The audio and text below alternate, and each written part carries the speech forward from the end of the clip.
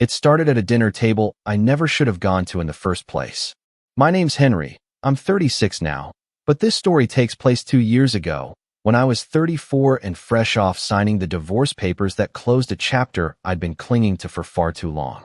I was exhausted, emotionally hollowed out, and still doing that thing where you try to smile and pretend like everything's under control, like your life hasn't just been burned down to the foundation. I hadn't told my family yet. Not officially. They'd suspected something was up, sure. I'd stopped showing up to Sunday brunch. I wasn't wearing my wedding ring anymore, and I'd been dodging questions about where Amanda was for months. But this dinner was going to be the moment. I thought, maybe foolishly, that they'd show a little support, that they'd notice I looked thinner than usual, or that my hands shook when I reached for my water. I thought maybe someone would ask if I was okay. But this is my family we're talking about. My dad, Richard, is the kind of man who thinks emotion is a weakness you should beat out of yourself by age 10. He's old school in all the worst ways. Pull yourself up by your bootstraps despite being born into a trust fund. Men don't cry, unless it's at a football game. And your wife leaves, you must have done something to deserve it. My mom, Carol, is a professional enabler. She's never disagreed with my father out loud in her life, but she's mastered the art of passive-aggressive silence. And then there are my sisters, Emily and Tara, older than me by a few years, and always the golden girls. Straight-A students, married doctors, one house in the suburbs each, and matching labradoodles. They speak in tandem, like twins in a horror movie, even though they're 3 years apart. And me? I'm the youngest, the creative one, the dreamer, which was their polite way of saying I never did what they expected. I chose film over finance, started my own production company, and married Amanda, a woman they never really accepted because she had a tattoo and worked as a sculptor. It wasn't subtle either. Carol once pulled me aside during a Christmas party and asked if I was sure Amanda wasn't just with me for stability. I laughed at the time, brushed it off. But that comment stuck. Anyway, this dinner. It was a casual thing, just family, just catching up. Or so I thought. I hadn't planned to break the news until dessert, maybe over coffee, maybe when the table had relaxed a bit. But the moment I sat down, I knew something was off. Emily looked smug. Tara looked nosy. And my dad had that gleam in his eye he gets when he's gearing up for a lecture. So, he said, halfway through his steak, not even looking up from the plate. Where's Amanda?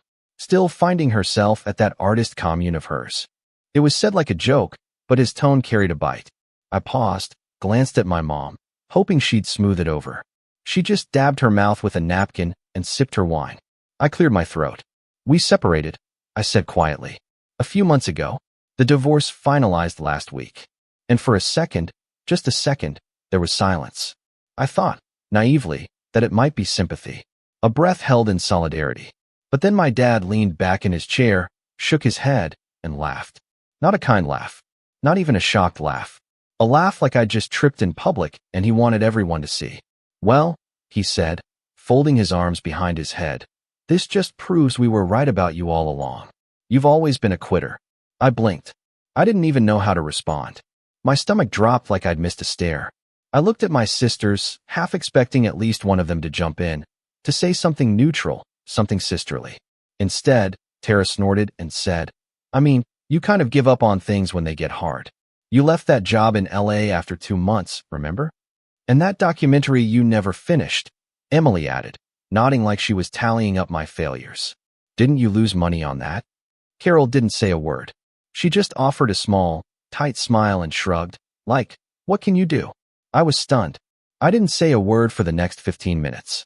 I just sat there, picking at my food, replaying the moment over and over again in my head like it might sound different if I heard it a second time. But it didn't. They really thought that. They thought I was a joke, a screw-up, the kind of person who brings their own misery and then complains about it when it inevitably falls apart. And here's the thing. Amanda and I didn't break up because I gave up. We fought hard. For years. We did therapy. We tried space. We tried reconnection retreats and marriage workshops and books and weekends away. But love isn't always enough, and sometimes people just grow in different directions. She wanted a simpler life. No more city, no more late-night shoots, no more unpredictable schedules. And I couldn't give her that without killing the part of me that makes me feel alive. It wasn't a failure. It was survival. But try explaining that to a table full of people who've decided they already know who you are. By the end of dinner, my appetite was gone. I pushed my chair back without saying goodbye. Just stood up and walked out the front door while they kept talking like nothing happened. No one followed me. No one called. Not that night. Not the next day. It was like my pain was an inconvenience they were grateful to be rid of. That was the night I cut them all off. No big announcement. No dramatic confrontation. I just stopped answering texts. Stopped returning calls. Removed myself from the family group chat. Birthdays came and went. Holidays passed. I didn't show up. Didn't explain. If they wanted to treat me like I didn't matter, I figured I'd give them the courtesy of disappearing. But life has a way of moving on without permission. And sometimes it gets better. And sometimes it gets so much better, it scares them. I didn't expect silence to be so loud. After that dinner, I thought someone, anyone, might reach out. Not even to apologize, but to at least check in. To pretend they cared. But days turned into weeks, and not a single message came through. The family group chat kept buzzing with their usual nonsense. Emily sharing pictures of her daughter's piano recital, Tara gushing about some new yoga instructor, Dad ranting about the price of gas like it was a personal attack. But I stayed quiet. And no one seemed to notice I was gone. I didn't block them. I wanted to see. I wanted to witness just how little I mattered to them when I stopped putting in effort. I had always been the one chasing connection. I was the one who called first, who sent birthday gifts early, who remembered anniversaries, who drove 3 hours for Christmas even when Amanda and I were in the middle of a fight. I kept trying to prove I belonged in a family that never really opened the door. But after that dinner, I stopped trying. The first holiday after the fallout was Easter. Carol always hosted, and for years she'd guilt me into coming with the line, "It's not really about religion, Henry, it's about family." I didn't respond to the invite, not even with a no. I just ghosted it. And when I saw the photos later, everyone lined up in pastel colors, holding matching wine glasses in the backyard, I wasn't surprised to see my absence didn't even earn a mention. What did surprise me was the voicemail from my dad 3 days later. Not an apology. Not even a hello. Just this gruff, clipped message. "You missed Easter. Again. Don't know what point you're trying to make, but it's childish. Family shows up. Grow up." Click. I remember listening to that on my morning walk, just laughing. I laughed out loud, standing alone at the edge of a pond, because he had the nerve to call me childish after that dinner. After everything. That laugh turned into something darker though. Something tight in my chest. Something like rage. I saved the voicemail. I don't know why. Maybe for moments like this, when I start to doubt myself and need a reminder of why I walked away. Anyway, life moved on. Mine at least. I threw myself into work. I started shooting again. Not client projects, but personal stuff, documentaries, short films, experimental pieces. Things that made me feel like myself again. And somewhere in the middle of all that, I met Claire. Claire was nothing like Amanda. Where Amanda was soft-spoken and introspective, Claire was loud and funny and told stories with her whole body. She'd been through her own mess. A nasty engagement that ended with her ex draining their shared account and ghosting her 2 weeks before the wedding. So we bonded. Slowly. Carefully. We weren't looking to fix each other. We were just tired of pretending to be fine alone. I didn't tell my family about her. Not out of shame, just out of protection. I didn't want their opinions infecting something good. I'd made that mistake once. But word got out eventually. Emily ran into us at a local bookstore one afternoon. I was holding Claire's hand. We were laughing about something stupid, probably a dog in a sweater. And there Emily was, standing next to her husband, frozen like she'd just seen a ghost. She didn't say hello. She didn't wave. She just stared. And then, a week later, I got a text. From Mom. "Heard you're seeing someone new. Hope you're not making another impulsive decision. We only want what's best for you." I stared at that message for 10 minutes before deleting it. I didn't reply. What could I say? That Claire made me laugh in ways I hadn't in years. That she read my scripts and actually gave feedback. That she showed up at 2 a.m. with soup when I had the flu and stayed up all night watching bad horror movies with me.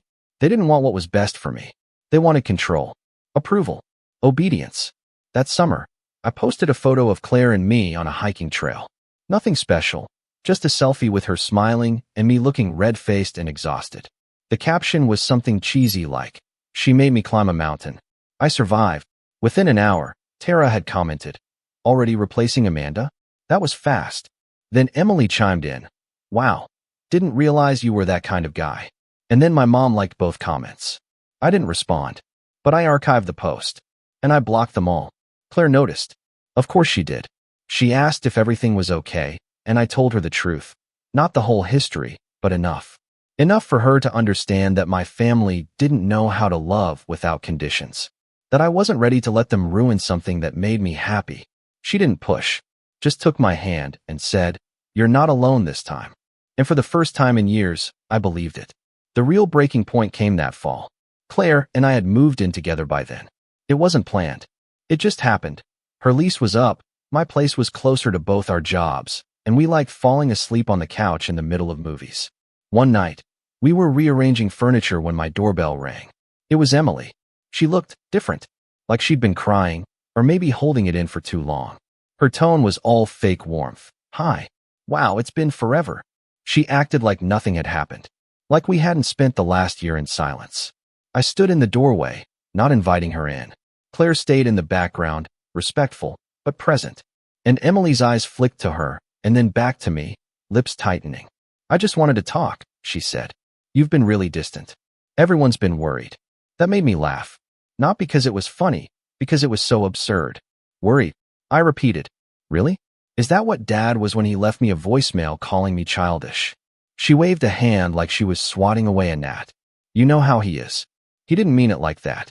"Oh no," I said. "What about you? Or Tara? Or Mom?" Emily had the audacity to look hurt. "We were just trying to help. You were making bad choices, Henry. We thought if we didn't say something, you'd end up alone again. And I guess that's what you wanted, right?" I said, my voice rising. "So you could sit around and say, 'See? Told you so.'" She blinked fast. "We're family. We love you." "No, you don't," I said, stepping back. "You love control. You love being right. You love each other. But me? You've never treated me like I belonged." Then I shut the door. She stood there for a full minute before I heard her footsteps retreat. I thought that would be the end of it. But 2 weeks later, I got a letter in the mail. From my parents. A formal invitation to a family reconciliation dinner. Handwritten. Stiff. Like a ceasefire proposal in a war no one admitted they started. And at the bottom, in my mother's looping cursive, "We miss you. Let's move on from the past." I should have ignored it. But part of me, a small, stupid, stubborn part, thought maybe this was the moment. Maybe they realized what they'd done. Claire warned me. "Only go if you're sure it won't break you again." I told her I was fine. I wasn't. Because that night, everything finally snapped. And they crossed a line I could never forgive.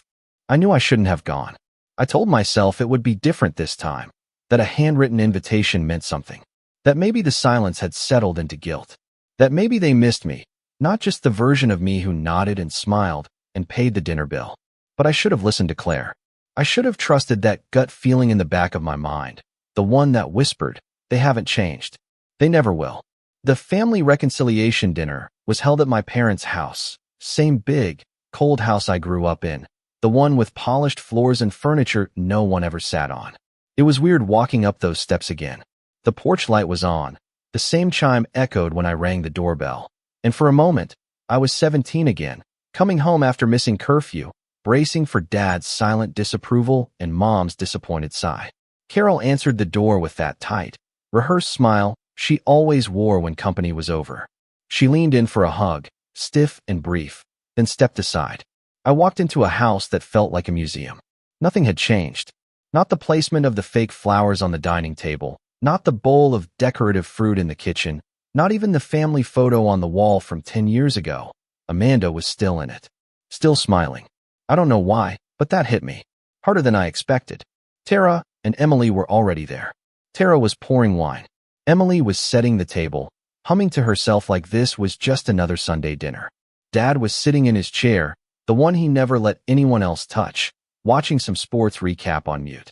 No one looked surprised to see me. No one looked relieved. We sat down to eat, and for a while, it was quiet. Forced small talk. Emily asked about work. Tara mentioned some new vacation home she and her husband had just bought as an investment. Mom passed around the roast chicken and asked if I was still with that girl Claire. That girl. I corrected her. Claire.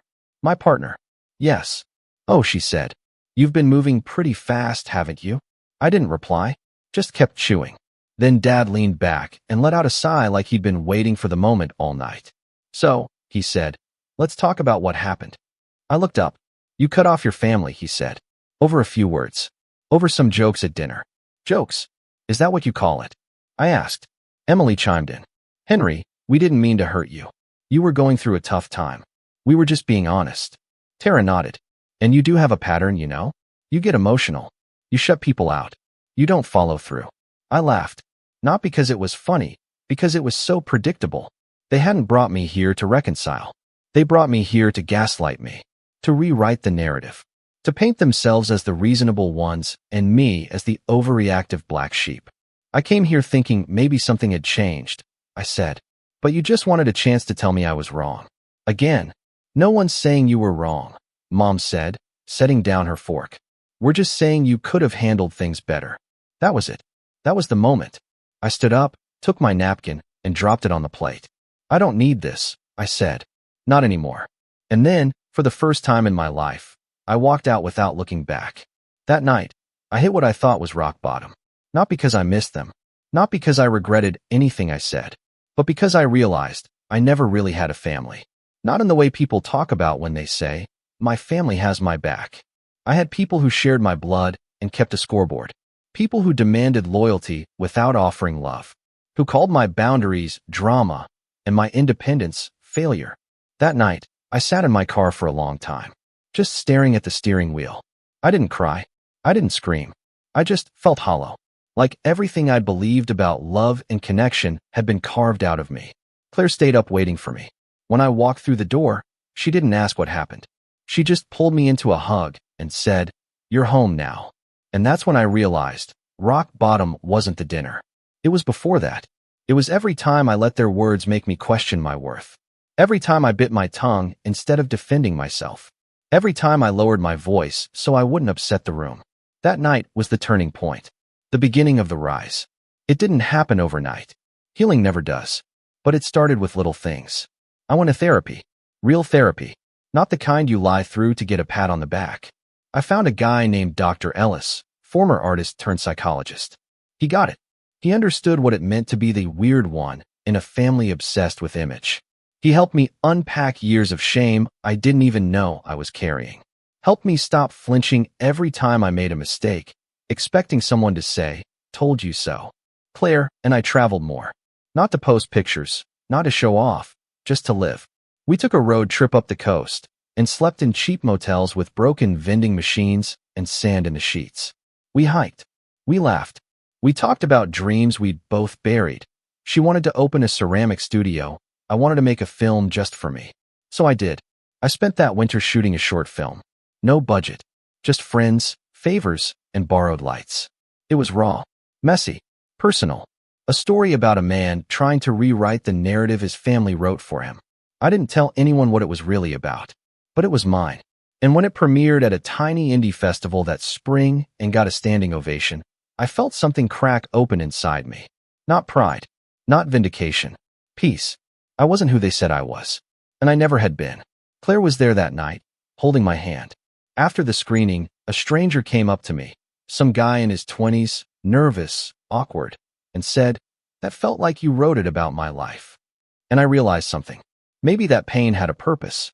Maybe walking away had made room for something real. Not just love, but meaning, freedom. I started turning down work that didn't excite me. Said no to projects that drained me. Started teaching workshops instead. Sharing what I'd learned.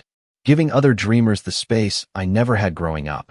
Meanwhile, the silence from my family turned into noise. Tara sent an email. Then another. Then a voice message saying how immature it was for me to keep ignoring them, especially with Dad getting older.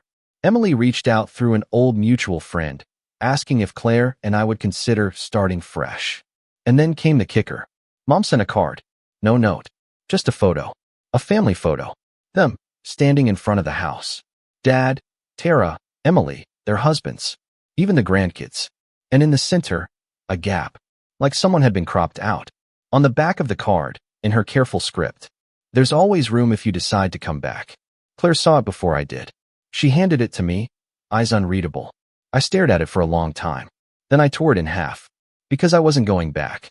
I wasn't shrinking myself to fit their table anymore. And yet, they weren't done. Because just as Claire and I were starting to talk about marriage, just as life was finally feeling mine, they pulled one last trick. Something so manipulative, so public, it could have unraveled everything I'd built if I hadn't been stronger. I didn't plan to get revenge, not at first. When I finally cut off contact, it wasn't some calculated move. It was survival. A line in the sand. I was done trying to belong somewhere I never fit. I was done bleeding myself dry so people who claimed to love me could stay comfortable in their version of the truth. And for a while, I really did try to move on, to let it go. But they didn't let me. They couldn't. See, people like my family don't just want you to fall in line, they need it. It keeps their fragile little ecosystem intact. Without the scapegoat, the black sheep, the emotional one, they're forced to look at themselves. And that's something they've spent their entire lives avoiding. It started with whispers. Claire heard from a mutual acquaintance, an old college friend of Tara's, that my name had come up at some brunch. Apparently, Emily had been saying I was spiraling, that Claire was a rebound, and that I was clearly still not over Amanda. Claire laughed it off at first, but when it happened again, this time with someone from the film festival circuit, it wasn't so funny anymore. One of the festival coordinators pulled me aside and asked, "Hey, man, everything okay with your family?" Emily said something about a breakdown. I stared at him. "What kind of breakdown?" I asked. He shrugged, clearly uncomfortable. "I don't know. Just, she said you've been kind of unstable since the divorce. That your last film was like a cry for help." I thanked him, excused myself, and went outside to breathe. Unstable.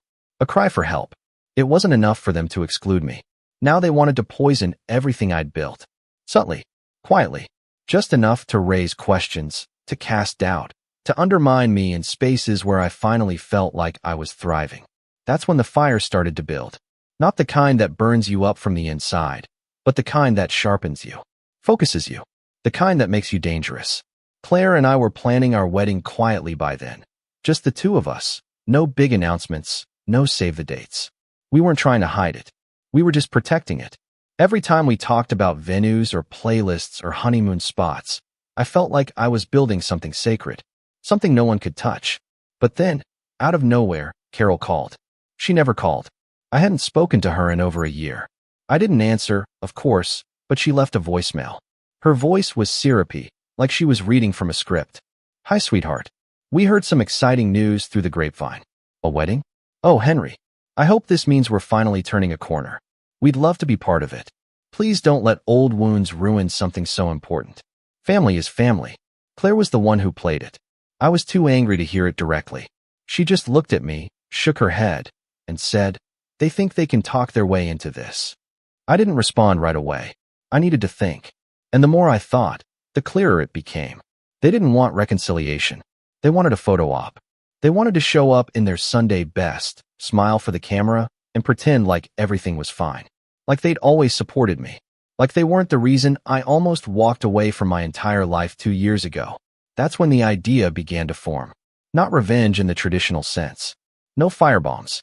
No dramatic scenes. Just the truth.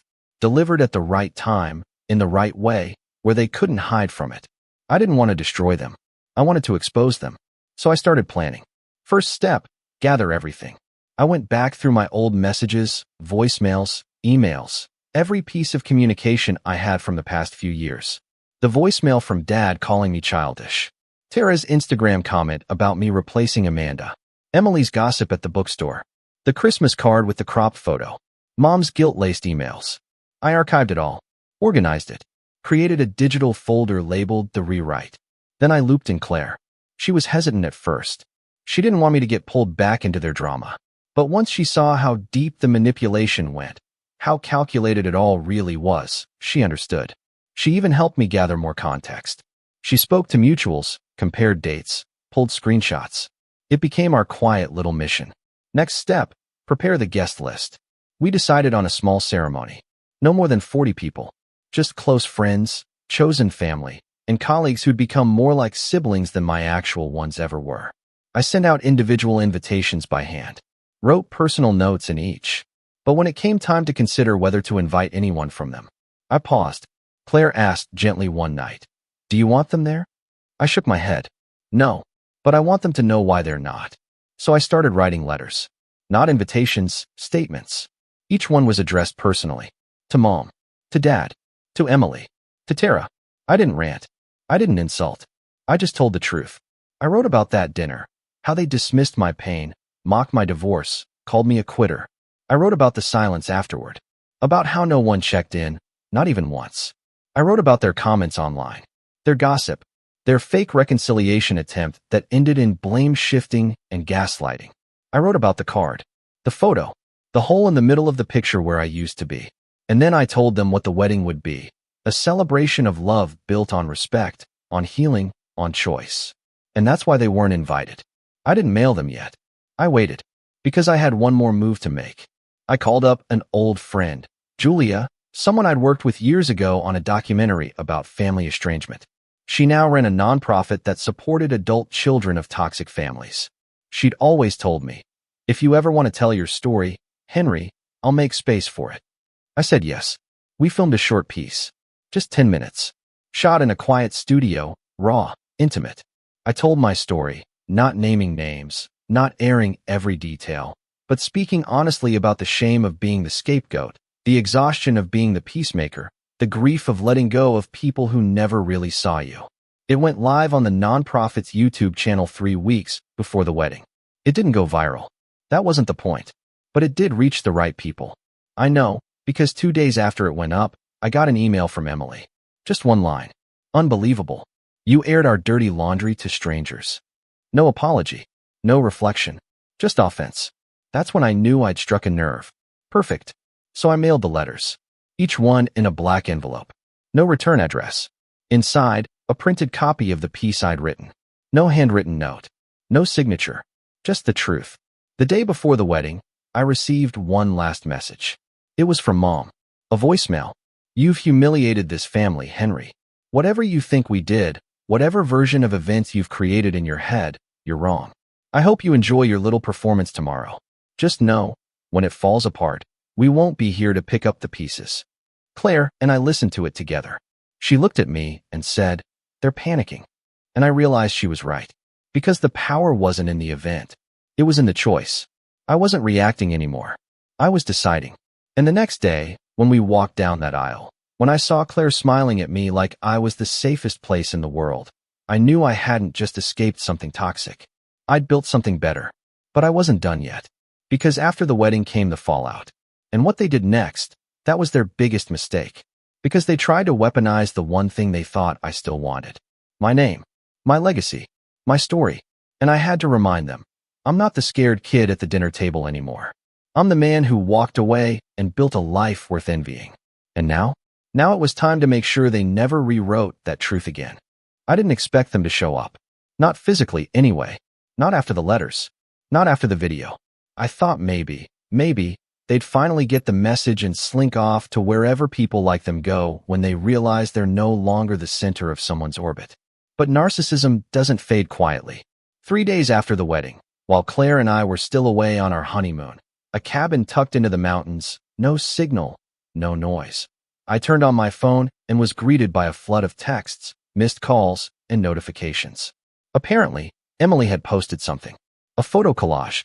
At first glance, it looked like a tribute. Pictures of us as kids, family vacations, awkward prom photos, even my graduation shot. Her caption read, "No matter how far you run, we'll always be family. Congratulations to my baby brother Henry on tying the knot. Even if we weren't invited, we're still proud of you. Hashtag family first, hashtag unconditional love." There were hundreds of comments. Most were generic well wishes from her friends. Some, however, were confused. A few asked why she hadn't been at the wedding. One even said, "Didn't Henry go no contact with you guys?" But the post wasn't the worst part. She tagged Claire. Claire, who had never interacted with Emily once online. Claire, who had already blocked my family on everything. Now she was being dragged into their web, with strangers commenting on her page, some praising her, others, clearly from my family's circle, subtly suggesting she'd isolated me from my roots. Claire showed me one of the comments. It's a red flag when someone cuts off their entire family just because their new partner doesn't fit in.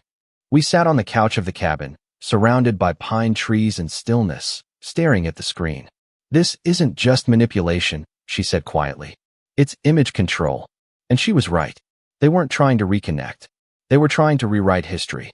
They wanted to frame it like they'd always supported me, that I was the unstable one, the bitter one, the emotionally fragile little brother who pushed everyone away.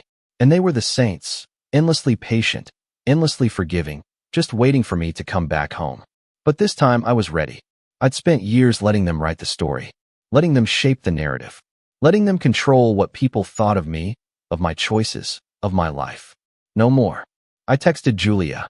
She answered immediately. "I was expecting this," she said. "You still have your account login?" I nodded. We got to work. The nonprofits page had grown since the first video. Their platform reached thousands now. People who had lived through similar stories, who recognized the patterns, the gaslighting, the emotional blackmail. Julia had always been clear. If I ever wanted to share more, they'd support it. So I wrote a follow-up. This time, I named them. Not with legal names. Not with photos. But with roles. The father who called me a quitter. The sister who called my healing a phase. The mother who cropped me out of the family. I told the full story, calmly, clearly, with timestamps and screenshots and direct quotes from the letters they'd sent me, the comments they'd made, the voicemails they'd left. I blurred out identifying info, anonymized faces, but I made sure every sentence was rooted in truth. And at the end of the video, I included a single line in white text on a black screen. They told me I was rewriting history. I'm just reading it out loud. The video dropped on a Wednesday morning. By Friday, it had 250,000 views. By Sunday, it had 500,000.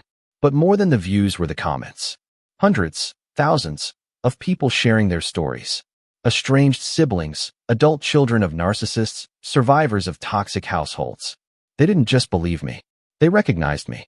The next week, I got an email from a journalist who ran a podcast about family estrangement. She wanted to feature the story.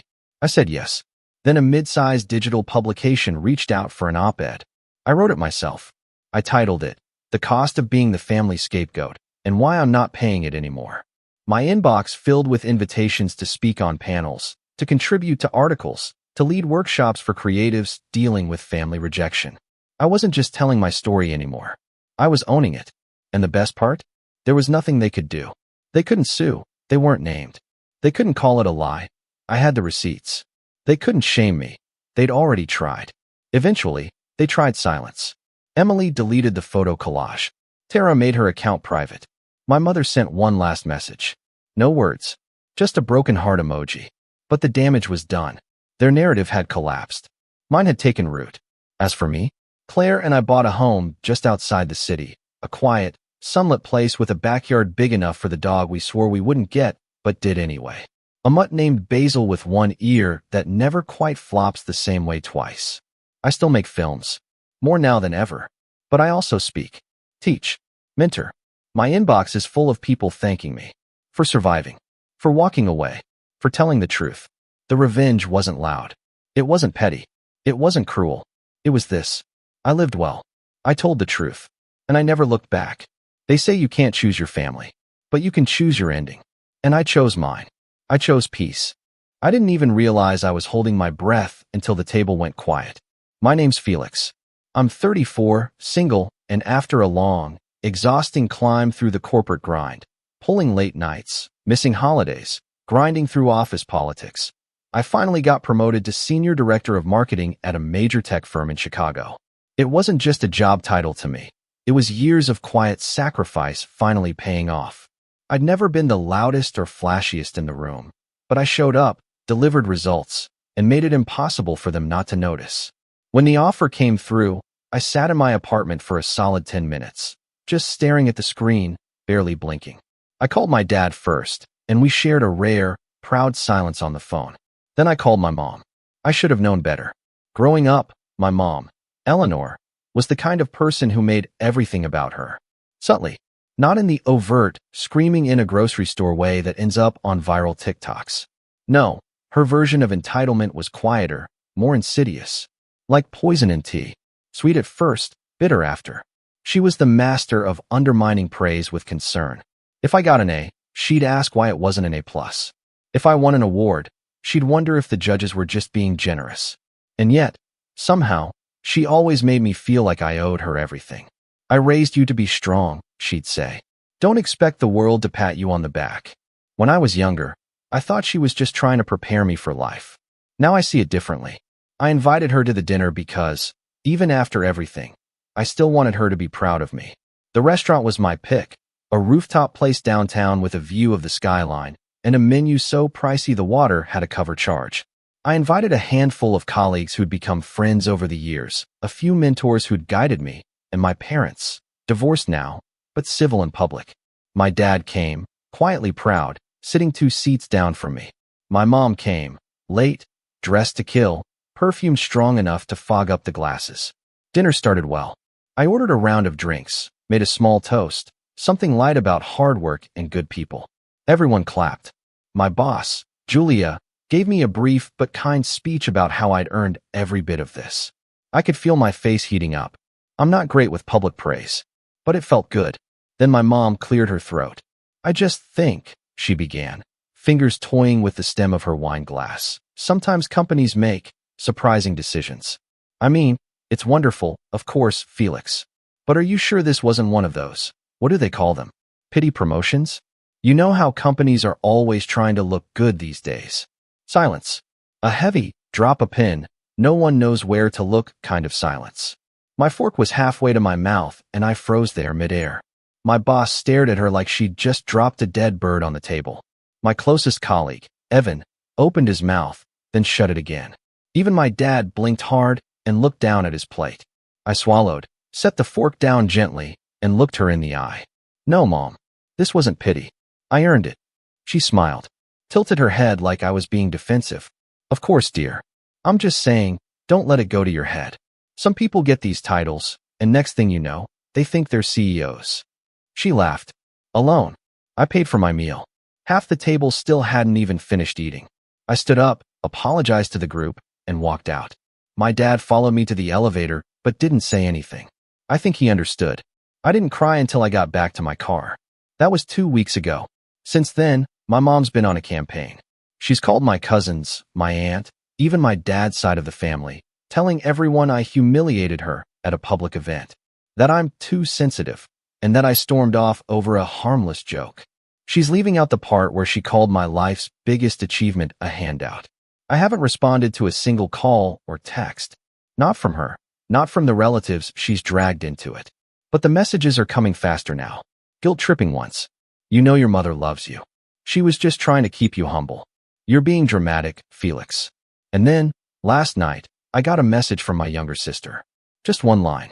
She's planning something for Thanksgiving. Just a heads up. I don't know what that means yet. But I have a feeling this isn't over. Not even close. I didn't respond to my sister's message right away. She's planning something for Thanksgiving, she'd said. I read it, reread it, and put my phone down like it was something that could burn me. The last thing I wanted was more drama. But the problem with people like my mom is they never let silence speak for itself. They fill it, twist it, weaponize it. By week 3, I'd officially gone no contact. It wasn't some grand declaration. No email, no text saying, I'm cutting you off. I just stopped replying. And the silence was loud. Louder than I expected. She didn't like that. Narcissists never do. It started with guilt. Voicemails that began warm. Felix, sweetie, I miss you. Then veered passive-aggressive by the second sentence. I know you're probably still sulking, but I wanted to tell you I found that old baby photo you loved. Remember the one where you're smiling? You should look in the mirror sometime and try it again.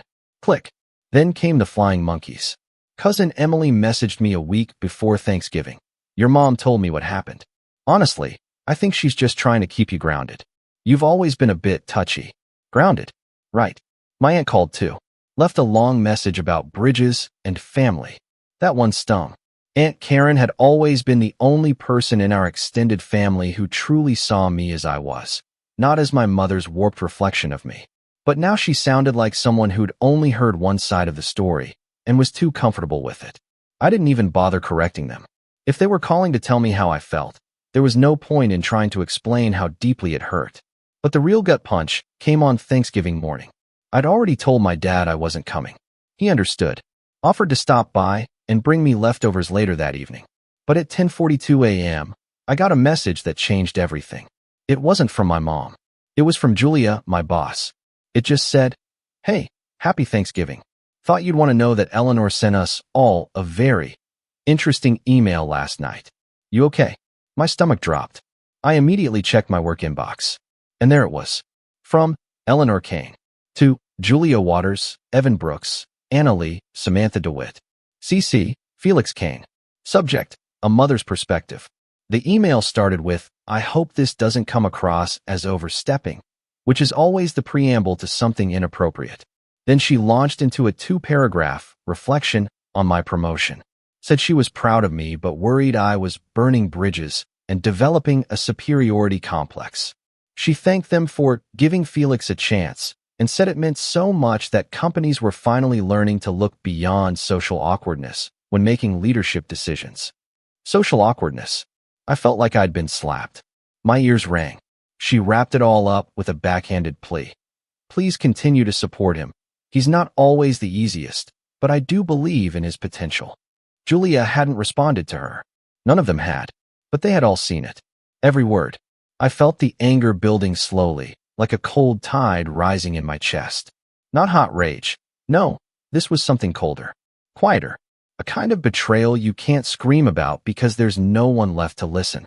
It's the betrayal that hits when you realize your own mother is actively sabotaging you in the one place you'd finally carved out your own peace.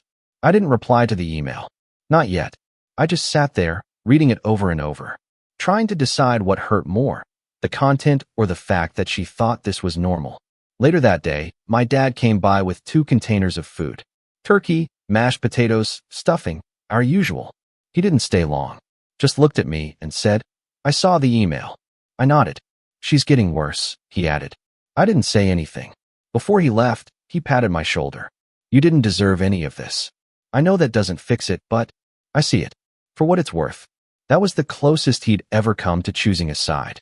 But the fallout was just beginning. The following Monday, I walked into work dreading the tension.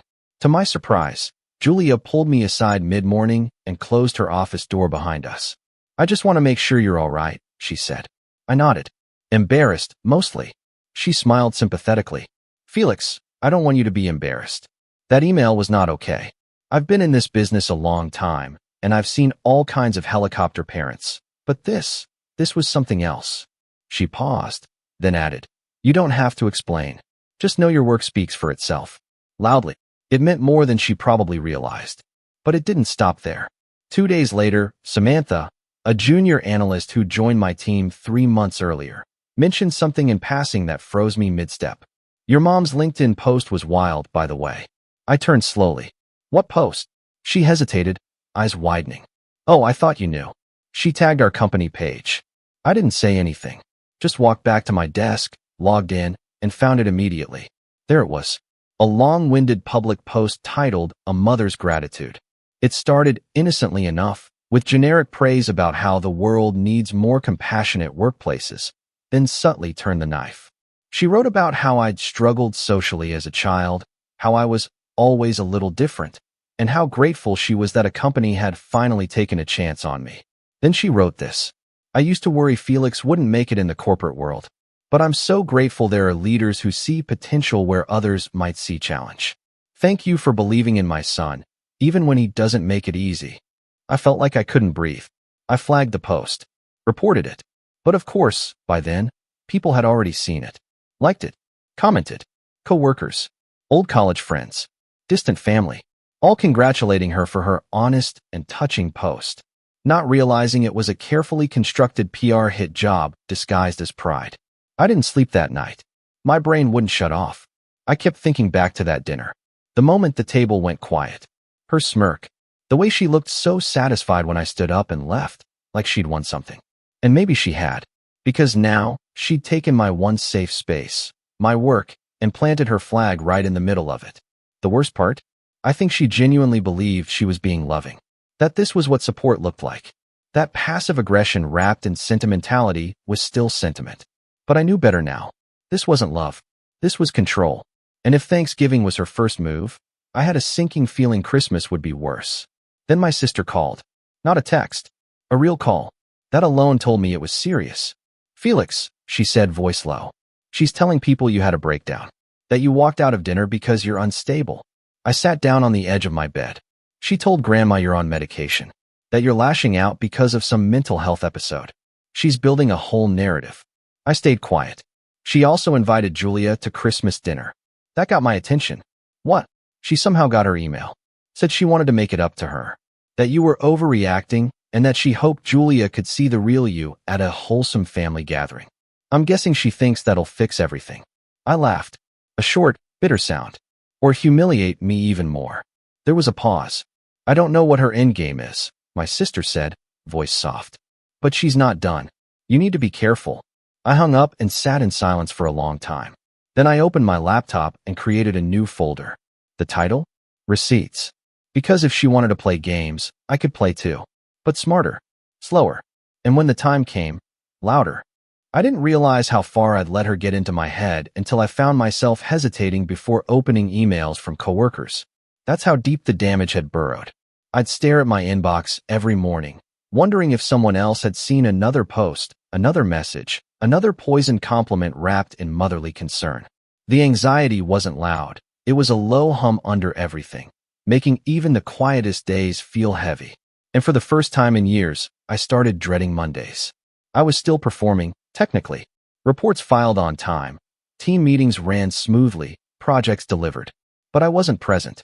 I was operating on autopilot, like I was waiting for something else to drop. Another message.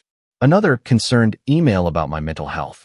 Another post framing me as the broken son her maternal patients had endured. I stopped going out with coworkers after work. I skipped the Thursday happy hour Julia organized, even though I'd helped set it up 2 months prior. I could feel my team pulling back, not because they didn't like me, but because I was pulling back first. That's how self-sabotage works when it's dressed like self-protection. One night, about a week before Christmas, I sat on the floor of my living room in sweatpants, staring at an untouched microwave dinner and half a bottle of wine I hadn't opened. The apartment was too clean, too quiet. And I realized something that made my throat tighten. She'd gotten to me. She hadn't just embarrassed me in front of my colleagues. She'd succeeded. I was shrinking, fading, doing the work for her by making myself smaller, quieter, more apologetic. I was letting her win.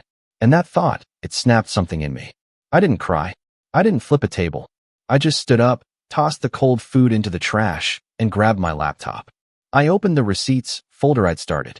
At the time, it was just screenshots, the email, the LinkedIn post, some texts my sister had forwarded. But that night, I decided to make it more than that. I created a document. I titled it, Pattern of Undermining Behavior, Eleanor Kane. I started writing.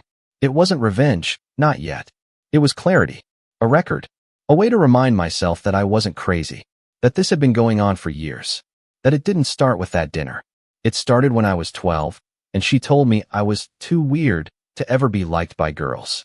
When I was 16 and got into the regional science fair, and she said, that's cute, but colleges don't care about that stuff. When I got into my safety school with a partial scholarship, and she said, don't act like you're better than the rest of us just because someone felt sorry for you. Each time, she'd say it with a smile, a tone like she was doing me a favor, like humility was a gift, and she was the only one honest enough to give it to me. I wrote for 3 hours straight, and when I was done, I didn't feel healed, but I felt awake. The next day, I went into the office early, sat down with Julia, told her the whole story, carefully, calmly. Not the gory emotional details, but the facts. The email, the post, the Christmas dinner invite. My concern that my personal life was bleeding into my professional reputation in ways I couldn't control. Julia listened the entire time without interrupting. When I was finished, she leaned forward. Felix, I appreciate you telling me. And I want you to hear this from me directly. We don't judge you based on anything your mother says or posts. You've earned your role here. Every single person on this team respects you because you've earned that respect. Not because we feel sorry for you. Not because someone told us to. I didn't realize how tightly I'd been holding my jaw until it loosened. She continued, but if you want to take time off around the holidays, I fully support that. You've been carrying a lot. You deserve a break. I thanked her, and I meant it, but I didn't take the time off. Not yet. Instead, I started rebuilding. I reached out to my team and invited them out for lunch, just a casual thing. I framed it as my treat for an amazing Q4, and they showed up. We laughed, swapped stories, and by the end, I felt something shift. They weren't walking on eggshells anymore. They were joking with me again. I wasn't just their cautious boss anymore. I was Felix again. I reconnected with Evan, the closest friend I had at the office. We got a drink after work that Friday. I told him everything over a shared plate of wings and the worst bar fries in Chicago. He listened, quiet but fierce, and when I was done, he just said, "You know she's threatened by you, right?" I blinked. "What?" "Your mom. She sees you becoming someone she can't control. So she's trying to drag you back down to the version she could control. The scared kid who asked if he was embarrassing in public. She doesn't know how to handle confident you." I hadn't thought about it that way, but it made sense. After that, things started to shift inside me. I started showing up a little earlier. Spoke with more certainty in meetings. Didn't second-guess my decisions as often. When a colleague made a snide remark in passing about needing help on the social side, I didn't laugh it off or take it personally. I just looked him in the eye and said, "Is that your way of asking for coaching?" He shut up real quick. At home, I added to the receipts folder every few nights.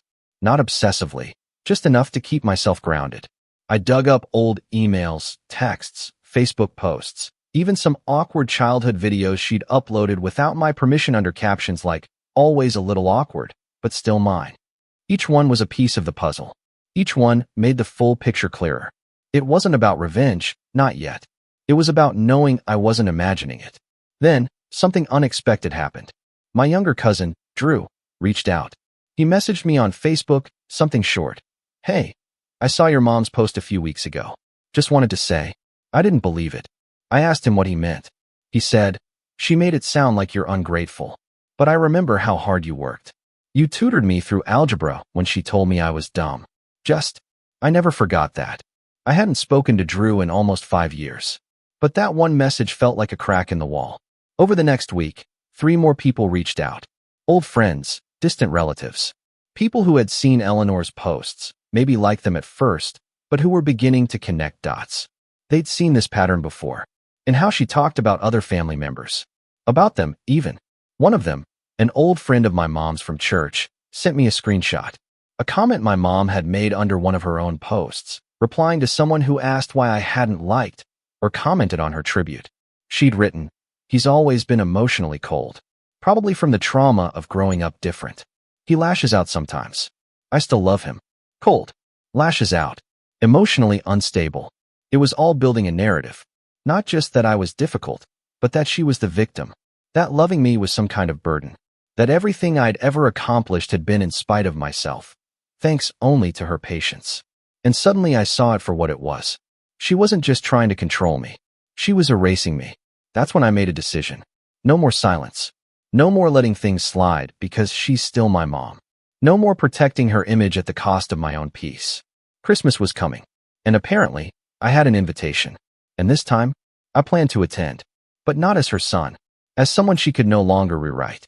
As someone who'd finally decided that survival wasn't enough. It was time to rise. The invitation came in the form of a group email. Subject line, "Christmas dinner. Family is everything." It was sent to 27 people. Extended relatives, family friends, neighbors who'd known us since I was in grade school. And me. Always me. Right in the middle of the list, like I was just another friendly face being welcomed home. Not the son she'd publicly humiliated in front of coworkers, gaslit through passive-aggressive social media posts, and framed as emotionally unstable to half the family tree. The body of the email was full of sugary sentiment. Classic Eleanor. A time for healing, she called it. Let's set aside pride and hurt feelings and come together for what really matters, family. A few passive phrases slipped in for flavor, like, "Life is too short to hold grudges," and "Let's all show Felix that love isn't conditional, even when things get tough." Conditional. The irony nearly made me laugh. She was painting herself as the bigger person, again, positioning this dinner as an olive branch, like she was welcoming me back into the fold. But it wasn't for me. I saw it clearly now. It was for the audience. For the image. She wanted to be seen forgiving me. Not privately. Publicly. To a room full of people who would take her side unless I gave them reason not to. So I replied. Short. Polite. Measured. "Thank you for the invitation. I'll be there. I didn't give her the satisfaction of a flourish.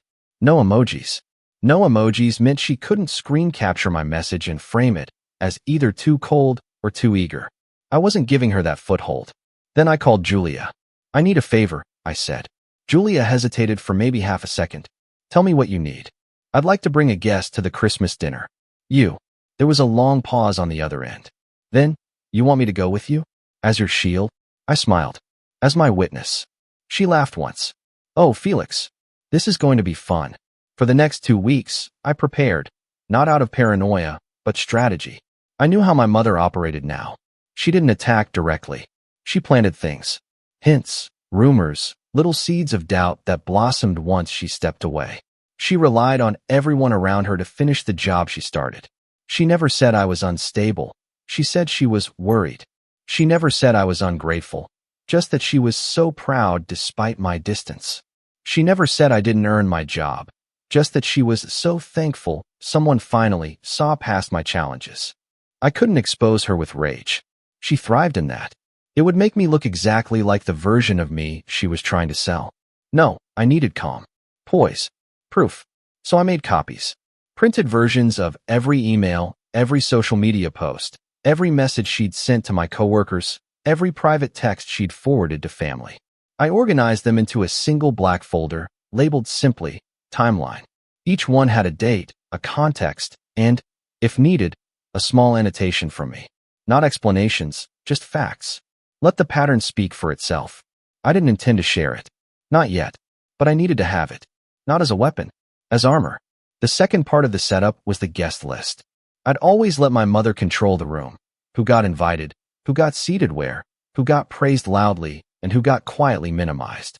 She liked to hold court, always placing herself at the center of every table. If I was going to make this dinner my turning point, I needed to disrupt the seating chart. I called my cousin Drew.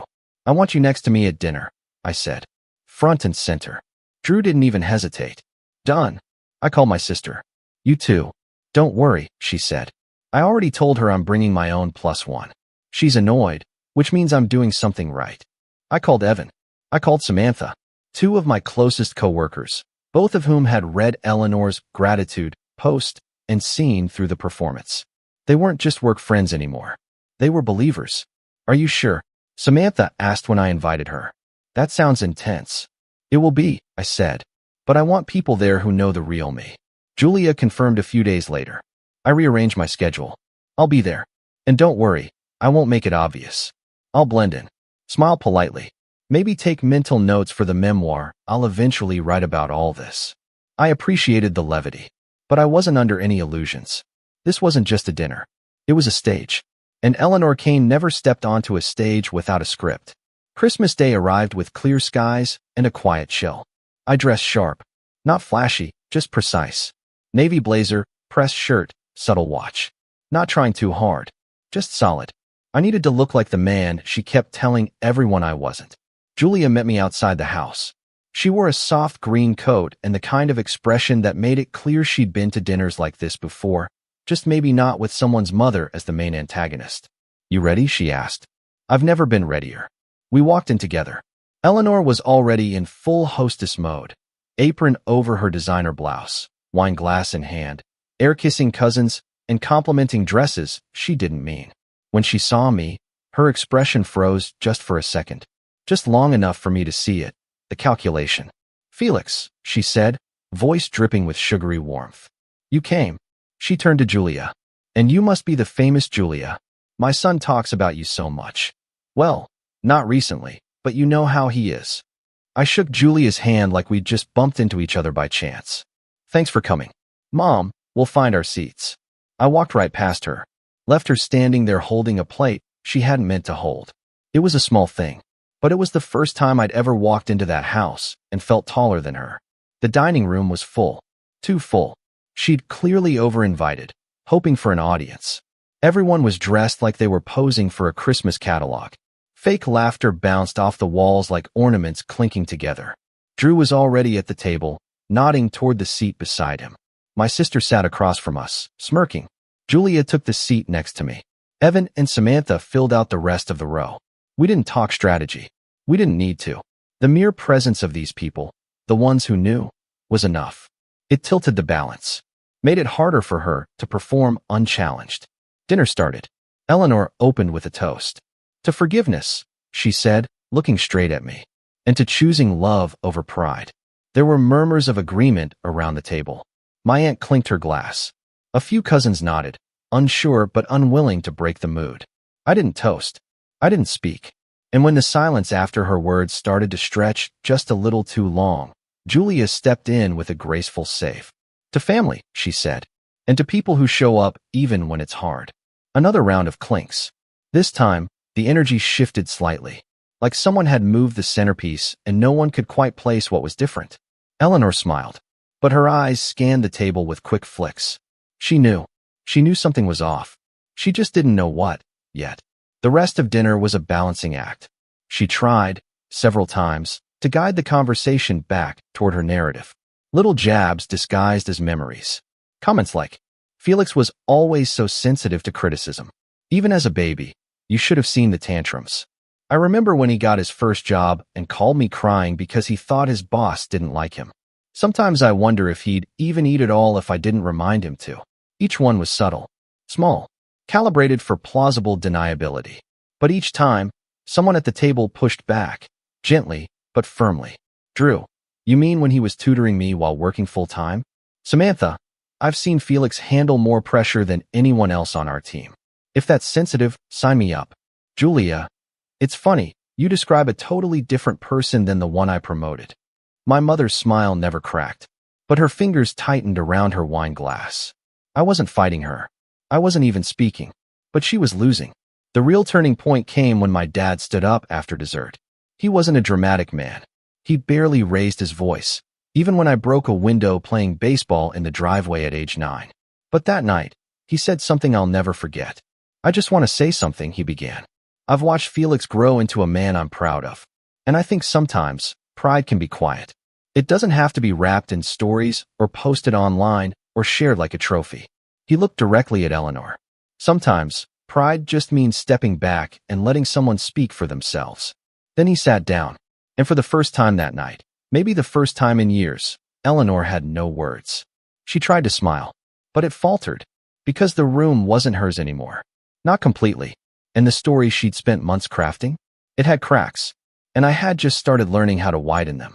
My mother didn't know it yet, but Christmas night was the last time she'd ever get to weaponize a holiday against me. After dinner, people shifted into the living room, plates of pie balanced on laps, wine glasses refilled, fireplace flickering in the background like a staged movie set. My mother had changed into softer lighting, lit a cinnamon-scented candle, and put on her favorite cozy but curated playlist. Everything was going according to her plan. It always did. Until it didn't. She made her move casually. We were mid-conversation with a few family friends, Julia, my dad, my sister, and a neighbor named Mrs. Alden, when Eleanor stood in front of the fireplace and tapped a spoon against her wine glass. If I could have everyone's attention just for a moment, she said, smiling. I just want to say how proud I am to have my son here tonight. Felix has always been special. There was a light chuckle from somewhere in the room. She waited for it. Let it fill the space before continuing. Now, we've had our bumps this year, haven't we? She said, glancing at me like we were in on a private joke. But I want to acknowledge how hard Felix works, even if he doesn't always see how much he's loved. There it was. The setup. Make herself the gracious one. Frame me as distant. Wounded, but tolerated. And then she said it. I know it hasn't been easy for either of us. But sometimes, growth comes from being challenged. And I've always pushed Felix because I see his potential, even if he forgets where he came from. A few people murmured awkward affirmations. My aunt clapped once. A scattered chorus of hum, and that's true, echoed around the room like lazy echoes in a canyon. I waited for the silence. Then I stood up. Mom, I said, thank you for your kind words. And since we're having a moment of family reflection, I think it's a perfect time for a bit of truth. Some of you already know what I'm talking about. Others don't. But I've stayed quiet long enough. The room went still. I'm not going to raise my voice. I'm not here to ruin Christmas. But I am here to correct the narrative. I pulled the black folder from my bag, the one labeled Timeline, and held it in my hand, firm and calm. I didn't walk out of that dinner because I'm sensitive. I walked out because my mother publicly humiliated me during one of the most important nights of my career in front of the people I work with by asking, loudly, if I got my promotion out of pity. Gasps. Some of them real. She didn't stop there. She then sent an email to my boss and colleagues. I have the printouts right here. The message implied I was socially challenged and only successful because people were kind enough to overlook that. She then posted about it on LinkedIn, tagging my company's page, spinning a story about how she never thought I'd make it in the workplace but was grateful someone gave me a chance. I flipped open the folder. If anyone wants to read it, I'll leave it here. But I'm not here for a fight. I'm here for freedom. I turned to her. You don't get to rewrite my story anymore. Eleanor opened her mouth, closed it. The silence was thick. No one moved. For years, I've let you control the narrative. I continued. Let you frame me as the fragile one, the difficult one, the son who was always a little off. But I've had enough. This, I held up the folder. This is a record of a pattern. Years of small cuts disguised as love. Years of performance dressed up as concern.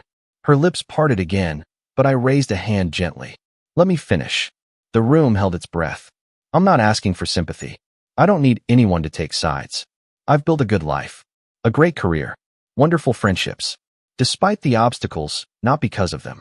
And the only reason I'm saying this now is because I will not let another year go by pretending everything is fine. It's not. I turned to Julia, who was watching with quiet pride.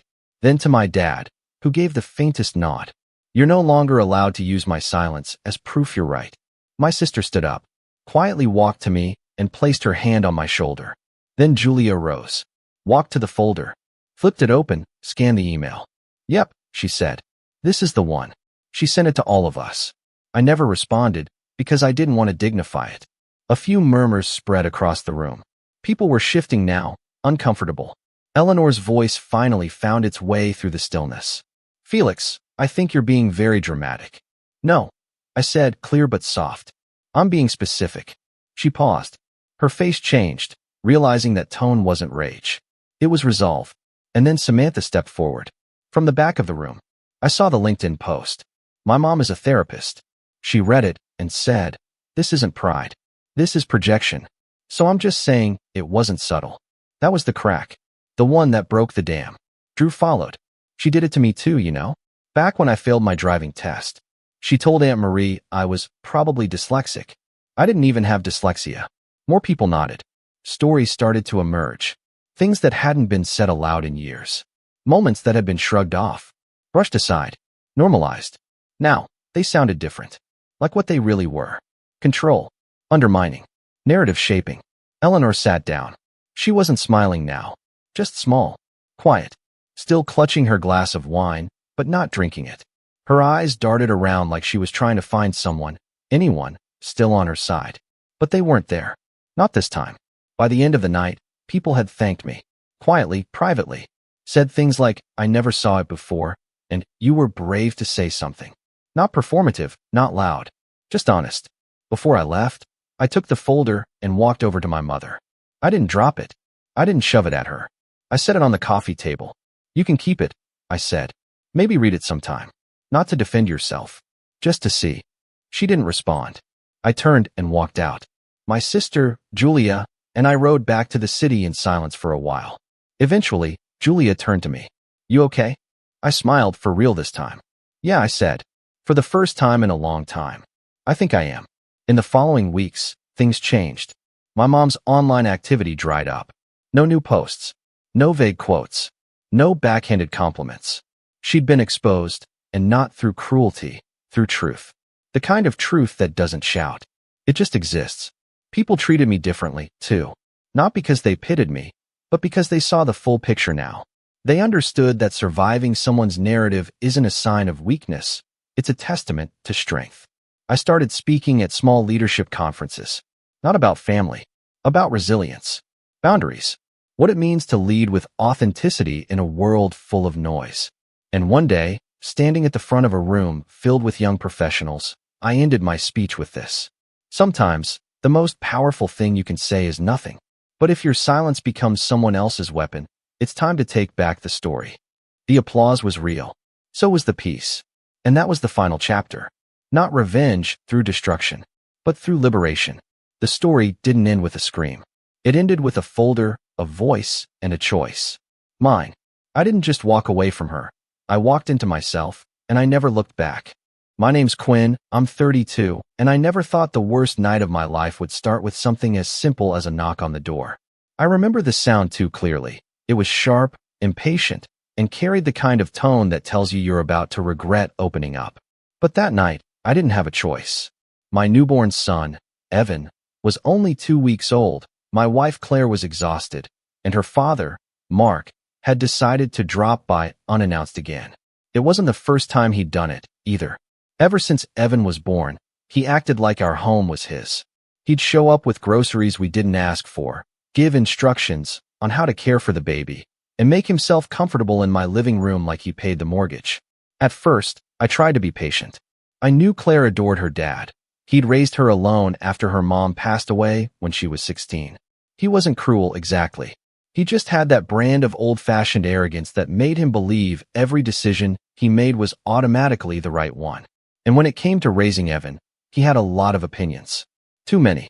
Every time I tried to make a choice, like whether to use formula or how to swaddle him, Mark would correct me.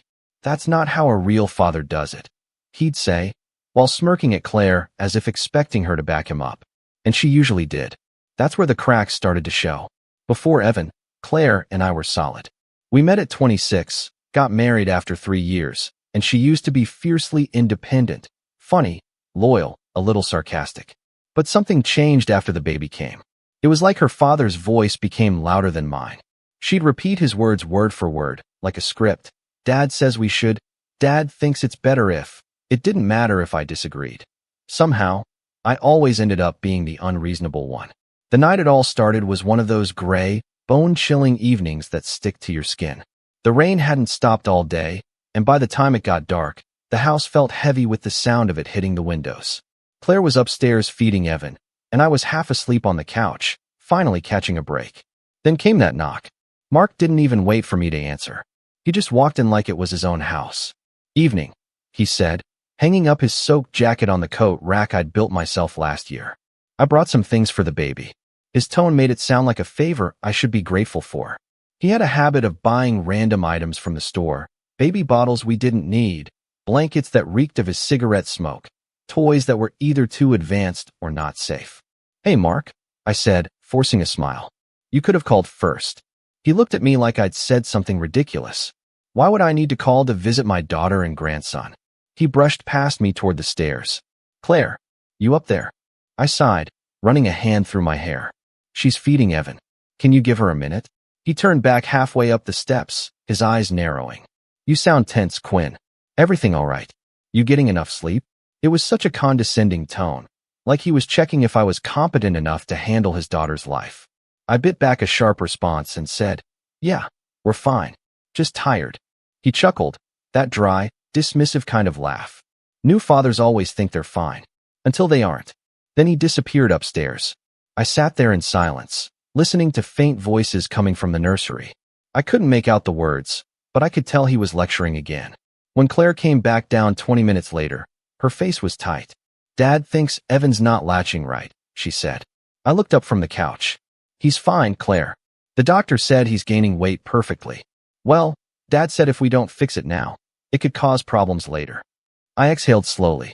"Claire, with all due respect, your dad raised you 30 years ago. Medicine's changed since then." Her eyes flashed.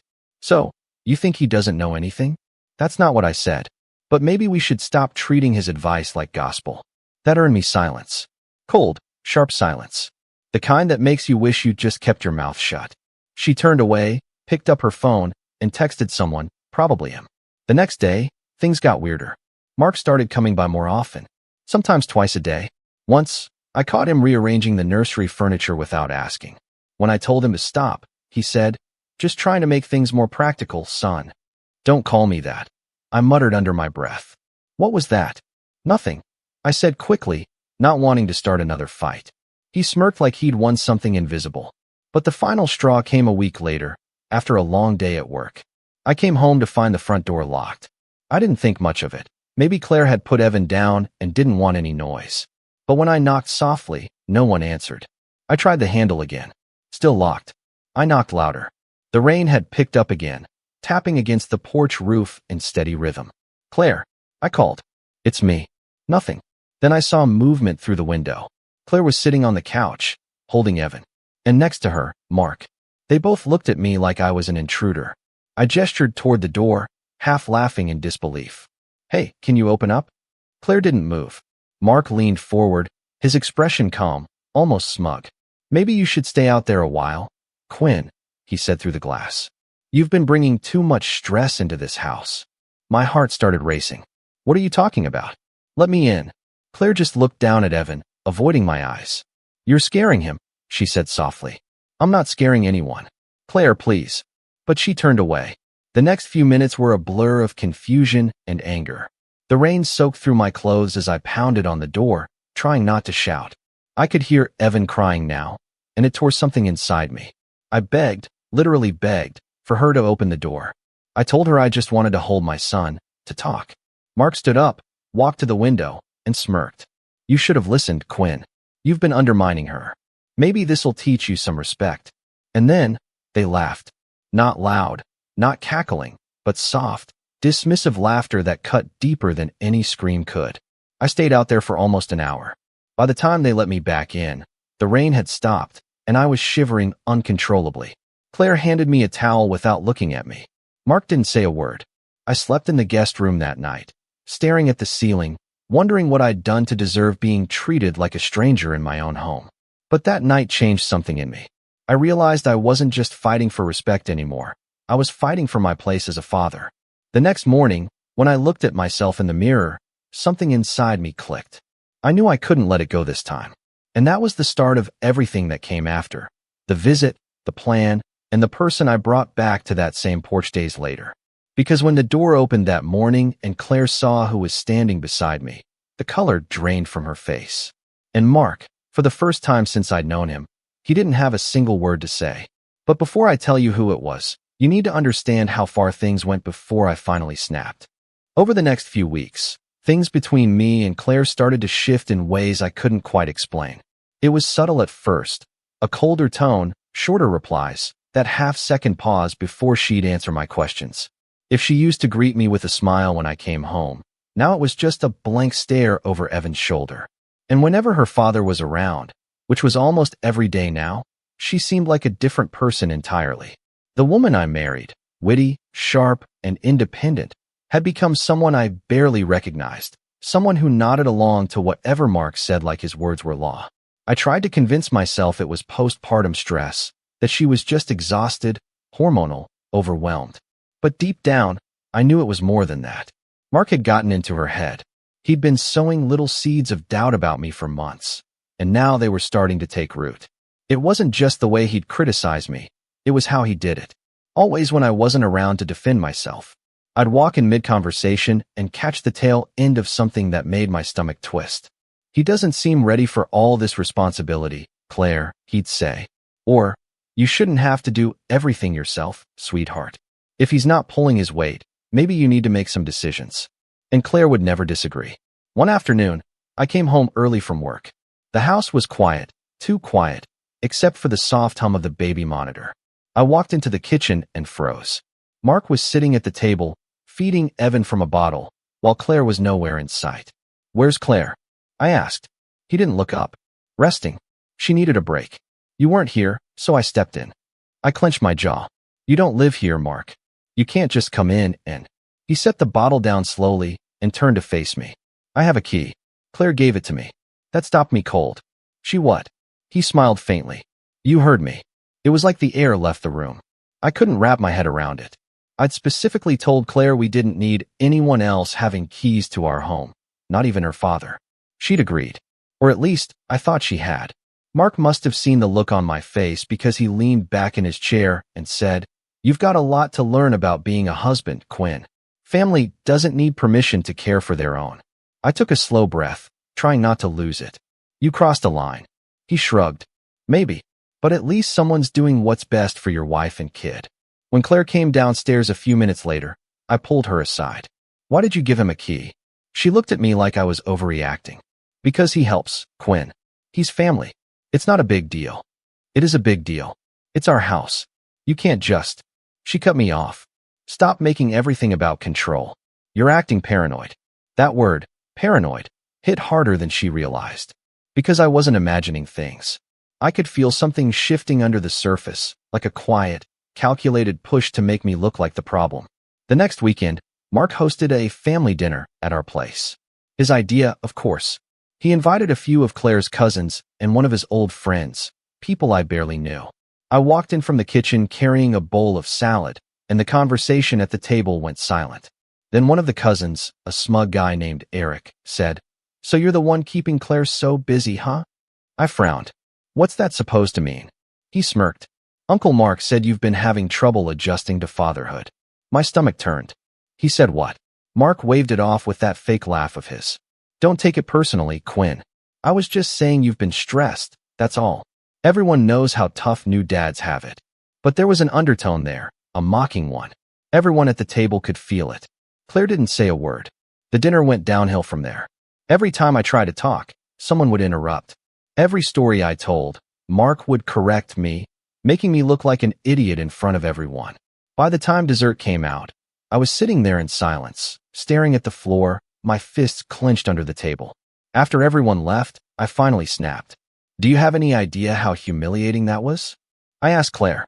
She looked at me like I was overreacting again. It was just dinner. You're too sensitive. No, Claire. It wasn't just dinner. He's turning everyone against me. She rolled her eyes. You always think everyone's out to get you. Maybe if you stop taking everything so personally. Claire, I said, cutting her off. He told your entire family that I'm not handling being a father. That's not a misunderstanding. That's manipulation. Her voice went quiet, but sharp. He's trying to help. I just stared at her for a moment. You really believe that? She didn't answer. From that night on, I started noticing more strange things. Little decisions being made without me. Evan's pediatrician appointment, rescheduled without telling me. The bank account we shared suddenly had a new automatic transfer I didn't authorize, paying for supplies that Mark had supposedly bought.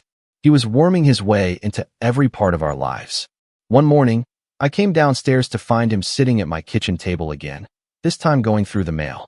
I nearly lost it. What are you doing? He looked up casually. You've got some bills here that need attention. You're opening my mail now. He didn't even blink. You should be thanking me. I'm trying to keep things running smoothly. Claire's been saying how overwhelmed she feels. Because you keep interfering. I shot back. He stood up slowly, stepping closer. Watch your tone, son.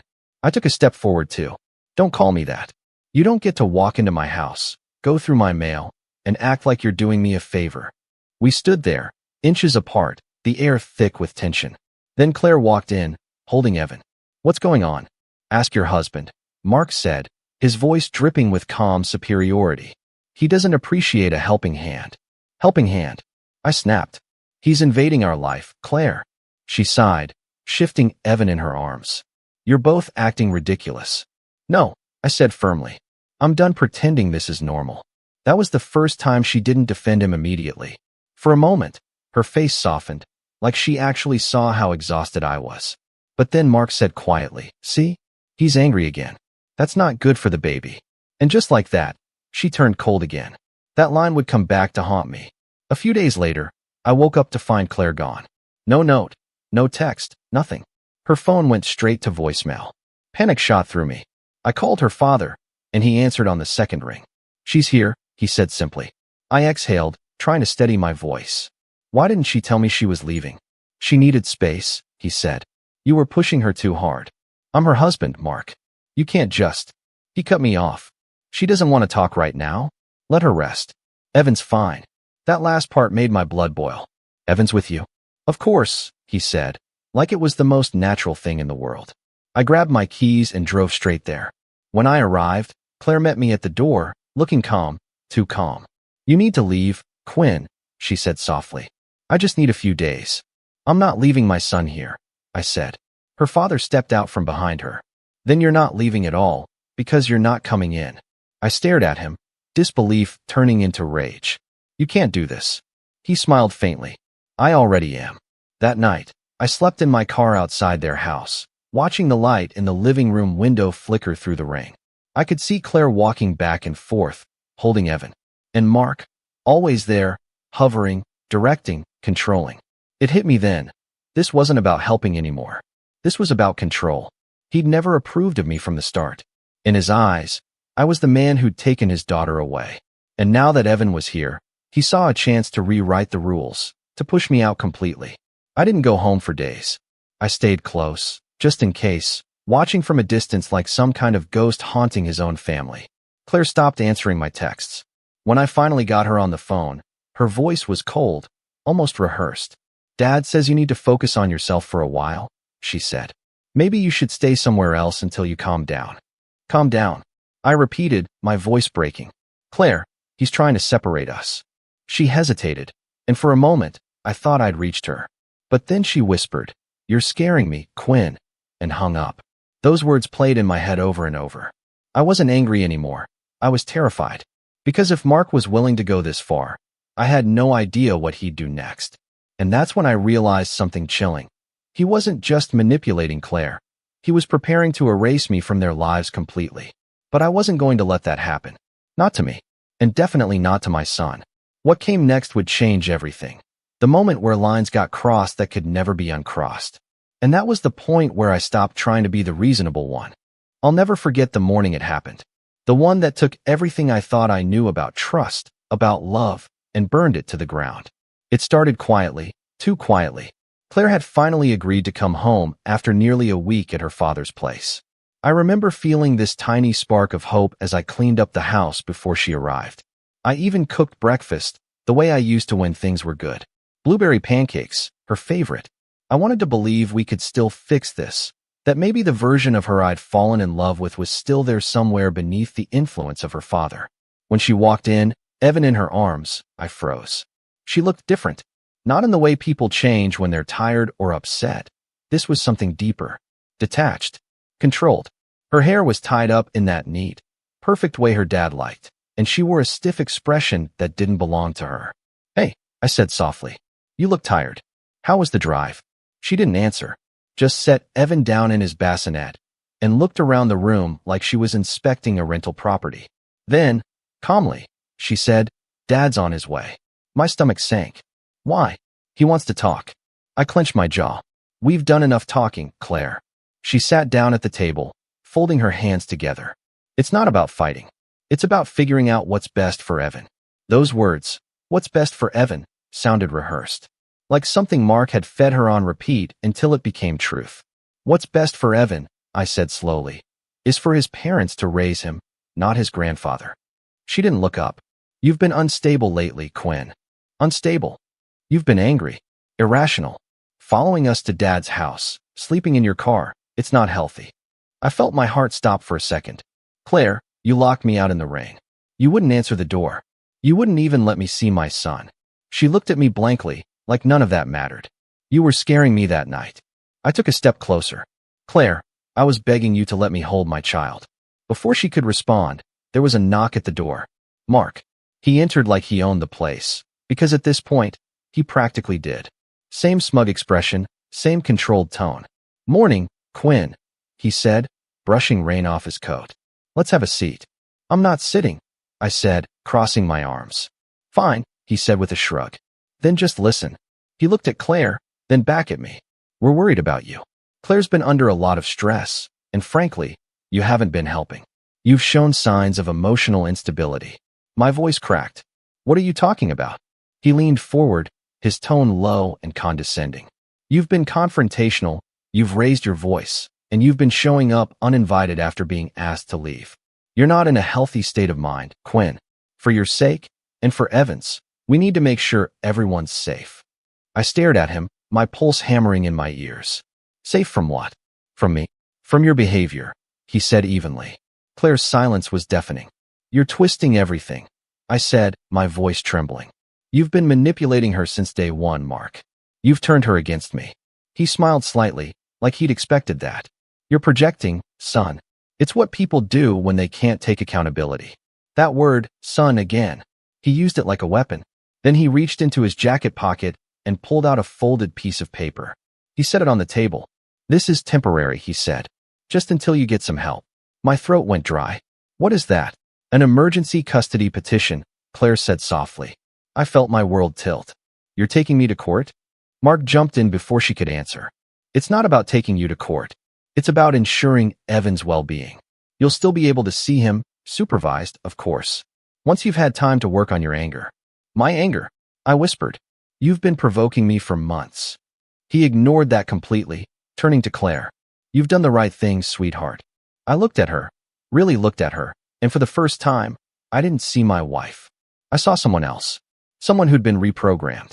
Her eyes didn't hold pain or doubt, just this cold conviction that terrified me. Claire, I said quietly, you can't seriously think I'd hurt you or Evan. She hesitated, her lip trembling for the briefest second before she looked down again. Dad's right. You need time to figure things out. That was it. No argument, no tears, no hesitation. Just finality. I felt everything inside me go numb. Get out, I said softly. Mark frowned. Excuse me. You heard me. Both of you. Get out of my house. Claire stood, picking up Evan with trembling hands. We'll be back when things calm down. No, I said, stepping between her and the door. You're not taking him. Mark immediately moved forward, his voice sharp. Step aside. Or what? I asked. His eyes darkened. You want to go down this road, Quinn? You think that'll look good when we file the report?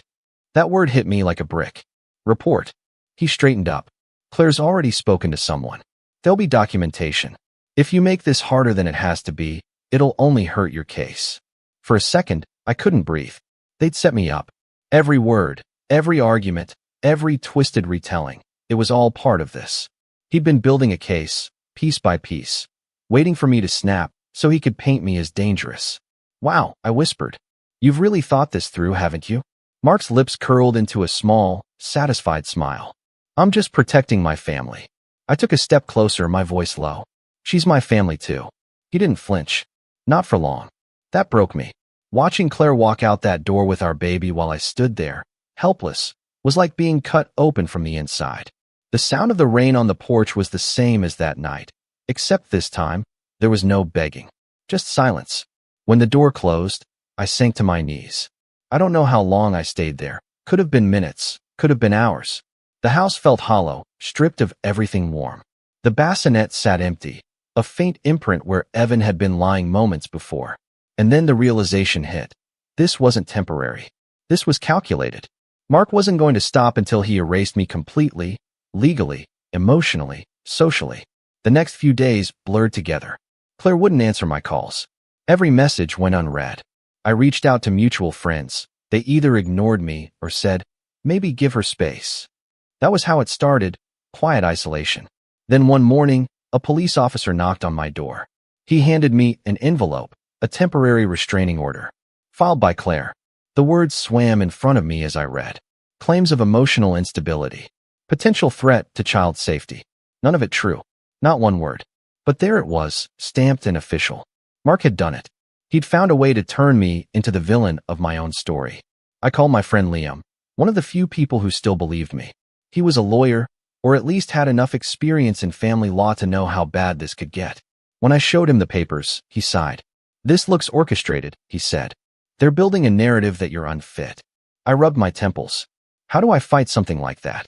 By documenting everything, he said. Dates, texts, witnesses, every little thing. You're not crazy, Quinn. You're being cornered. But as much as I wanted to fight, part of me was just broken. Because this wasn't just a legal battle, it was personal. My wife, the person I trusted most, had stood there and let her father take control of our lives. She didn't just believe him, she became him. I tried to see Evan once. Just once. I drove to Mark's house, parked across the street, and waited until I saw Claire through the window, holding our baby. I didn't approach. I just watched. But Mark must have seen me, because a few minutes later, the police pulled up. Mr. Lawson, one of them said, stepping out of the car. We got a call about a possible violation of a restraining order. I wasn't even on the property, I said quietly. Still, the officer replied, it's best if you leave. That was the moment it really hit me. They'd taken everything. My wife, my son, my reputation, my home. And now they were trying to take my dignity too. That night, I sat in my car again, staring at the house through the rain. And I promised myself something. I wouldn't fight them with anger. I'd fight them with truth. Because the one thing Mark didn't count on was that I wasn't alone anymore.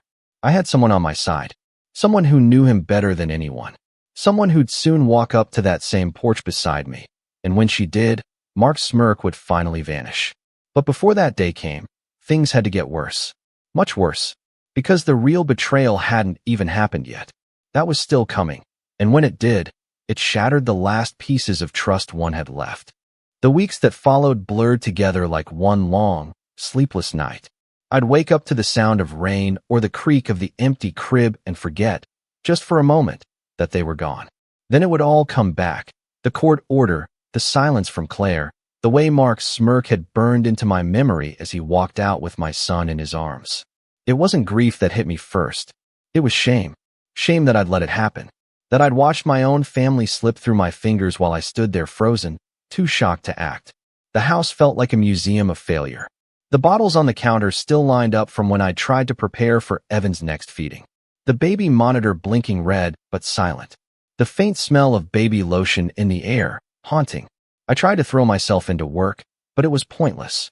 My focus was shot. I'd sit at my desk staring at the same email for an hour, the words blurring together. Every day felt the same. Wake up late, skip breakfast, pace the house, reread the court papers until I could quote them word for word. The language was so sterile, so clinical. Temporary order of protection, unfit environment, risk of emotional distress. Cold words that turned love and exhaustion into legal evidence. At first, I thought about fighting it immediately. But Liam, my lawyer friend, told me not to rush. They're expecting you to explode, he said over the phone. If you get angry or push too hard right now, you'll feed their narrative. You need to stay quiet, collect everything. Play the long game. The long game. It sounded logical, but living it was torture. Every instinct in me wanted to drive over there. To see Evan. To remind Claire who I was. But I knew what Mark would do. Call the police. Twist it into another incident. So I stayed away. I went silent. And that silence, I think, scared them more than any outburst could have. Still, the quiet had its own kind of poison. Nights were the worst. I'd lie awake replaying every moment, every word I could have said differently. The rain became my only company, tapping against the window like a cruel reminder of that night they'd locked me out. Sometimes I'd catch myself talking to the empty crib. I'd whisper things I never got to say. Hey, buddy, you smiled for the first time last week. I missed it, didn't I? Then I'd stop and stare at myself in disgust. I was losing my mind, talking to a ghost of a life that used to be mine. I stopped eating right. The neighbors started to notice. One morning, Mrs. Callahan from next door left a casserole on my porch with a note. You're not alone, Quinn. I didn't have the heart to tell her how wrong she was. Then came the worst part, the online smear campaign. Someone, I didn't have to guess who, had started quietly poisoning my reputation. Mutual friends began to unfollow me. People from work stopped inviting me to things. Then one afternoon, a coworker pulled me aside. Hey man, I heard some stuff about you. Is it true? What stuff? I asked. He hesitated. That you got violent? That you were seeing someone else during the pregnancy? I froze. What? No. Who told you that? He shrugged uncomfortably. I don't know. It's just been going around. People say Claire's been going through a lot. I knew immediately who was behind it. Mark wasn't content with just taking my family. He was trying to erase my character too. Make sure that when the custody hearing came, I'd look like a stranger, not a father.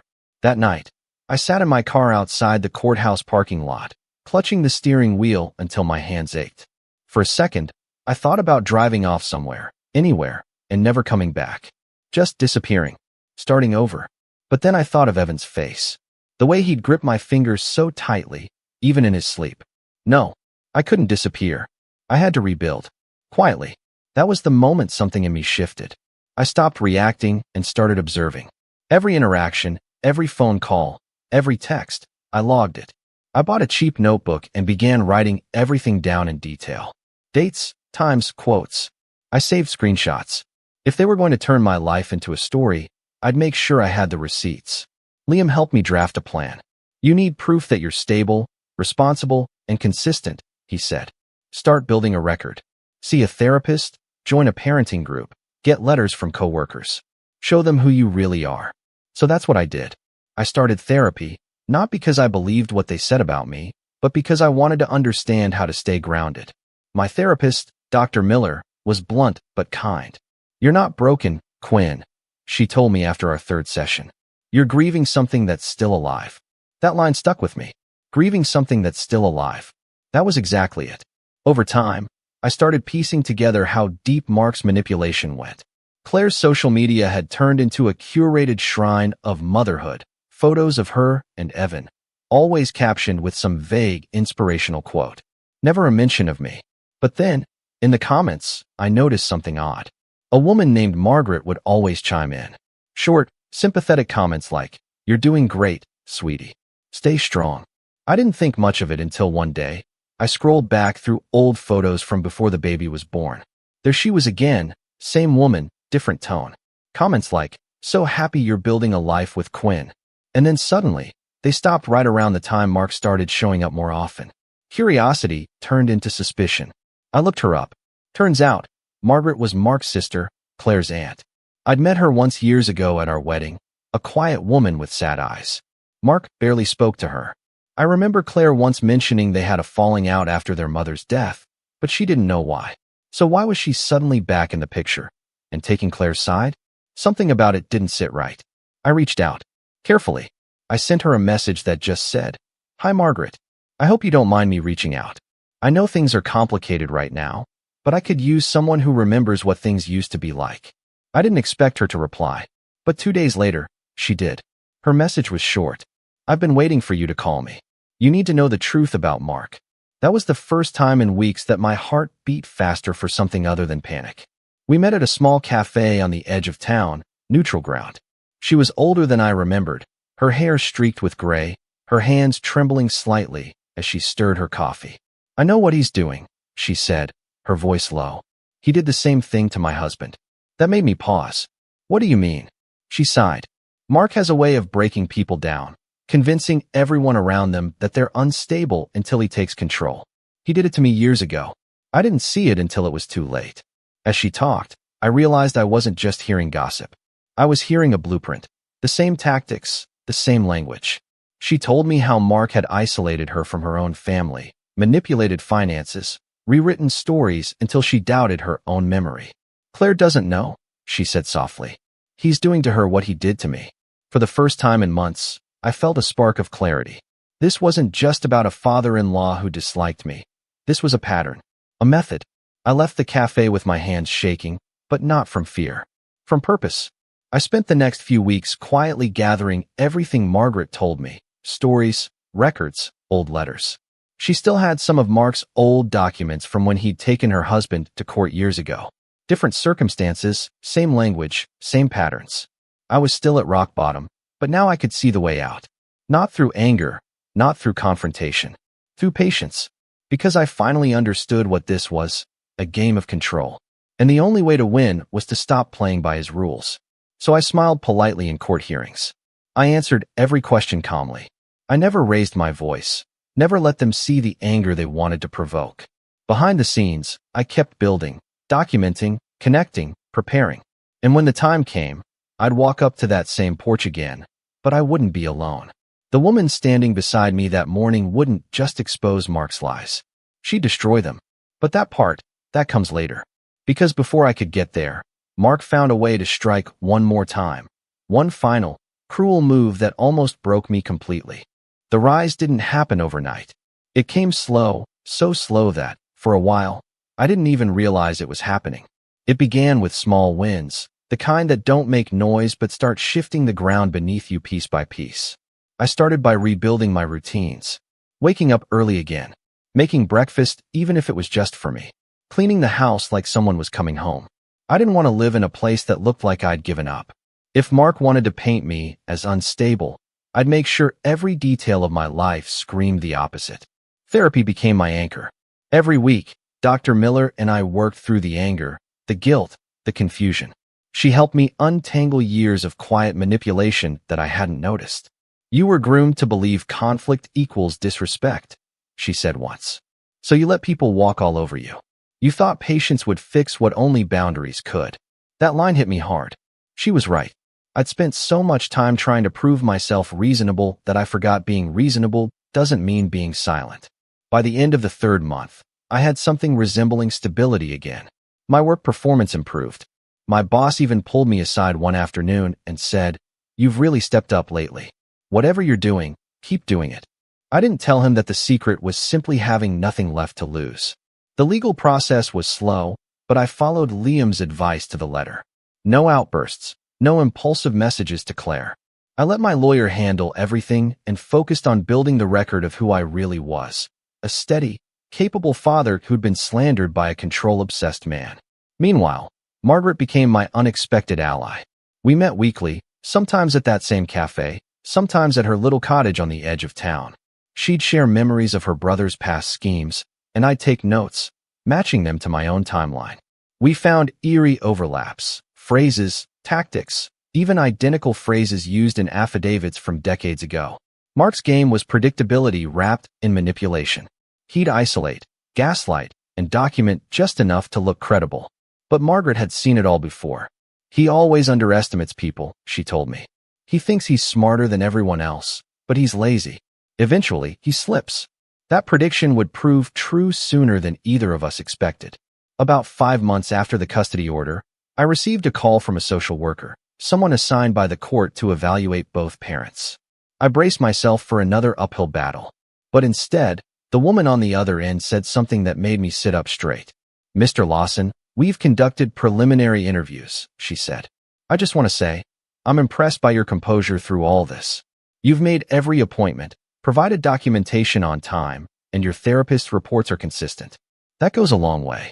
It was the first time in months anyone had told me I was doing something right. A week later, I had my first supervised visitation with Evan. I can still remember the moment they brought him in. He was bigger, rounder, his eyes brighter. My heart nearly stopped when he looked at me and tilted his head like he almost recognized me. When I picked him up, he touched my face, curious. It was such a small thing, but for me, it was the beginning of everything. After that visit, I sat in my car for an hour, crying quietly. Not from sadness this time, but from relief. For the first time since it all began, I believed I'd get him back. Maybe not today, maybe not next month, but eventually. Margaret kept feeding me information. Old letters, family court documents, even a few old audio recordings she'd found in a box labeled tax files. In one of them, Mark could be heard berating her husband over the phone, using the same tone, the same phrases he used with me. "You're not stable enough to raise her. You're lucky I'm not reporting you." Liam listened to those recordings and shook his head. This man's pattern is gold. It shows intent and repetition. Courts hate manipulators who recycle tactics. While we built the case quietly, I started building my life publicly. I began volunteering at a local youth center, a place for young dads trying to navigate fatherhood. It gave me purpose again, and it didn't go unnoticed. The center director wrote me a character reference letter that later became part of my custody file. Slowly, my reputation began to shift back. People who'd believed Mark's version started seeing the cracks. I posted a few photos, not defensive ones, just snapshots of my daily life. Cooking, hiking, volunteering. No long captions, no bitterness. Just quiet consistency. Claire's aunt told me once, "The best revenge against a liar is stability." And she was right. But the real turning point came the day I ran into Claire unexpectedly. It was in front of the courthouse, right before a case review. She was carrying Evan, bundled in a small blue blanket. For a second, she froze when she saw me. The wind tugged at her hair, and she looked smaller somehow, less sure of herself. I smiled gently. "Hey." She hesitated, then said, "Hi." It was the first word we'd exchanged without lawyers in the room. I nodded toward Evan. "He's getting big." Her lips trembled just slightly. "He loves music," she said. "Every time I play that lullaby you used to hum, he smiles." That tiny detail hit me harder than any legal win could, because it meant I wasn't erased from him. Not completely. Then, before I could say anything else, Mark's car pulled up to the curb. He stepped out, instantly tense when he saw me. His usual smirk flickered for a second, just enough to reveal a crack. "Claire," he said sharply, "let's go. You're late." She flinched. That reaction didn't escape me, or the social worker standing nearby who saw the whole exchange. For the first time, Mark didn't look untouchable. He looked rattled. After that, The court hearings started shifting tone. My lawyer began introducing evidence that made Mark squirm. The recordings, the old letters, character witnesses who'd known both him and Margaret back in the day. Each piece chipped away at the mask he'd spent decades wearing. Meanwhile, Claire started changing too. Slowly, subtly. She'd stop looking at him for validation during court. She'd glance my way more often, as if trying to read the truth for herself. I never spoke out of turn, never accused, never raised my voice. I just showed up calm, prepared, and unshakable. Dr. Miller once said, "Power doesn't come from controlling others. It comes from no longer being controlled." I finally understood that. 6 months in, the custody evaluator submitted her final report. It wasn't perfect. It still recommended shared custody for now. But her conclusion made my lawyer smile. "Both parents are capable caregivers," she wrote. "However, there are concerning signs of external influence on the mother's decision-making. Further observation recommended." That single sentence was a crack in Mark's fortress. I could tell it terrified him. A week later, I got a call from an unfamiliar number. When I answered, the voice on the other end was shaky. "Quinn, it's Claire." It was the first time she'd called me since the day she walked out. She didn't sound angry, just tired. "Dad's been different lately," she said. "He's been trying to control where I go, who I talk to. I don't even know who to trust anymore." I took a deep breath. "Claire, you don't have to explain. Just make sure you and Evan are safe. That's all I care about." She was silent for a long moment. Then she whispered, "I don't think I ever realized how much he's been controlling both of us." That was when I knew the tide had turned. From there, everything started accelerating. The court began reviewing the new evidence. My visitation expanded. Claire agreed to meet with me privately once, without her father knowing. It was awkward, tense, but human. She cried halfway through and admitted, "He made me believe you were dangerous. That's how he gets control, by making everyone scared." I didn't say I told you so. I just nodded. "Claire," I said quietly, "the only way this ends is if we stop letting him choose what happens next." She nodded, wiping her eyes. "I know." The next morning, Liam called with news that made my stomach flip. "We've got a new hearing date," he said. "And Margaret's agreed to testify." That was the moment I realized the rise wasn't about revenge anymore. It was about freedom, for me, for Evan, and even for Claire. I wasn't the man begging in the rain anymore. I wasn't the one locked out while they laughed. Now I was the one standing tall, steady, with truth on my side and time working in my favor. And when I walked up to that same porch again, I wouldn't be alone. The woman standing beside me would finally make Mark face the truth he'd buried for decades. But before that day came, he made one last desperate move. One that nearly destroyed everything I'd built. It all started to come together the day Margaret and I sat down at her kitchen table with a dusty box of old papers and cassette tapes. The room smelled faintly of lavender and old wood polish. She poured us tea without saying much, her hands trembling slightly as she lifted the lid off the box. Inside were decades worth of documents, letters, bank statements, family photos, even legal notices. Some were yellowed with age, others more recent. But what tied them all together was the same handwriting scrawled in the margins, Mark H. "Everything he ever touched," she said quietly. "Every lie he built his life on." I spent hours going through them.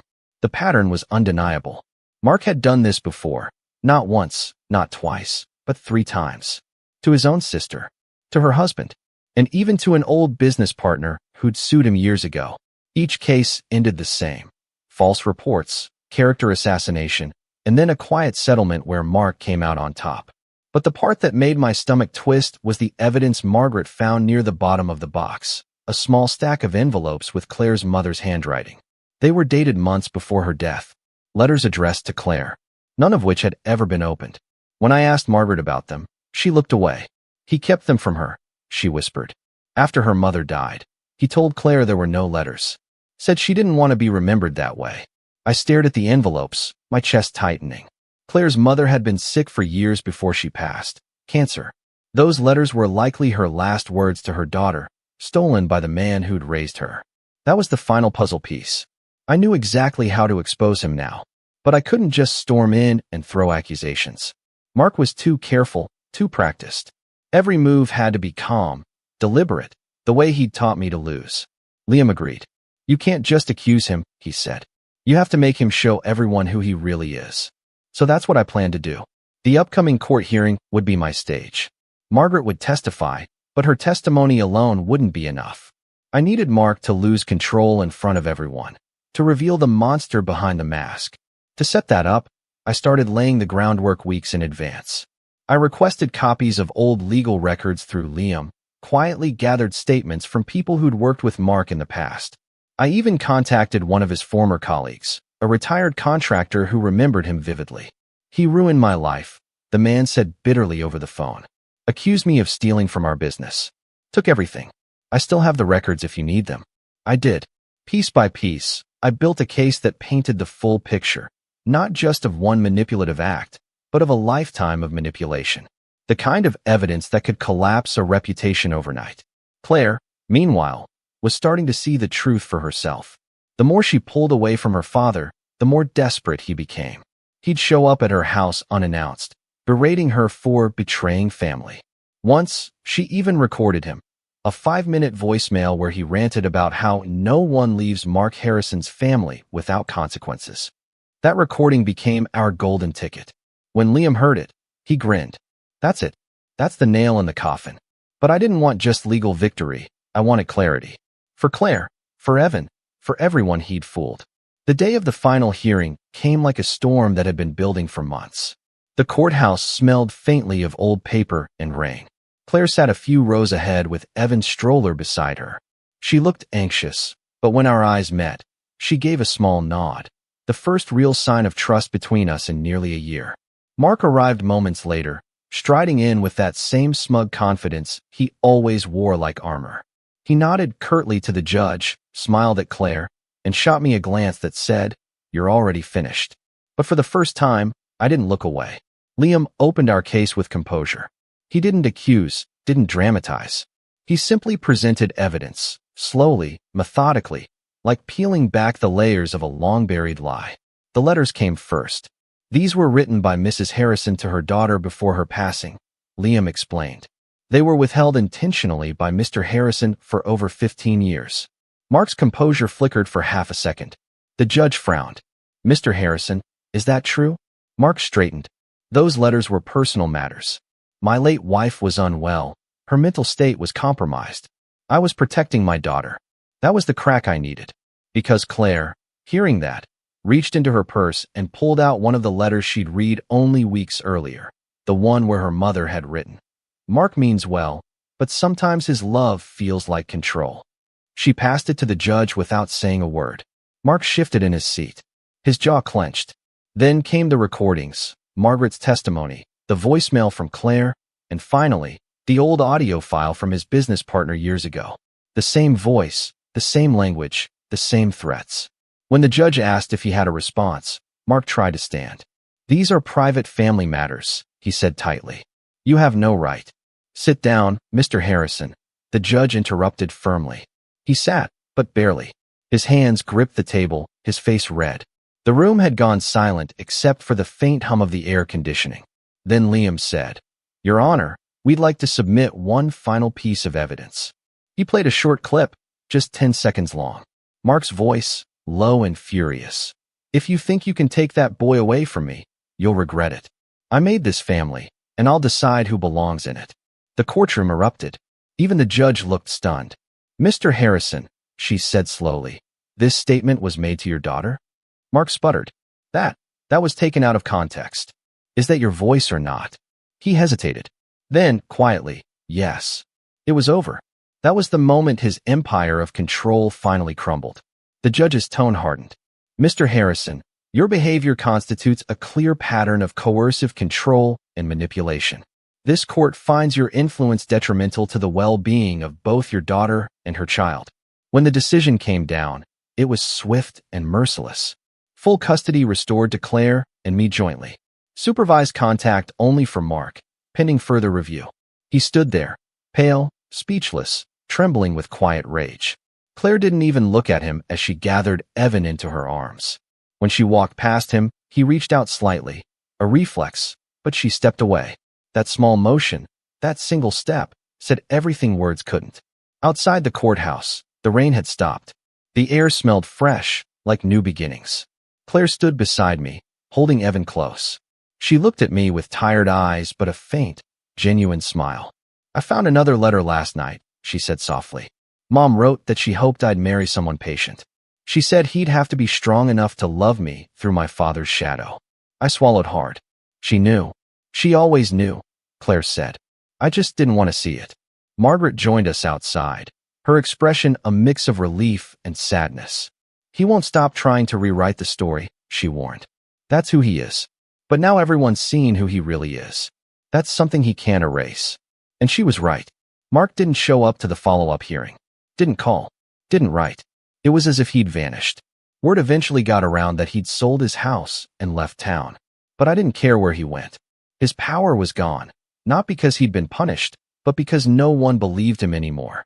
The real revenge wasn't the court ruling. It wasn't the evidence, or even the humiliation.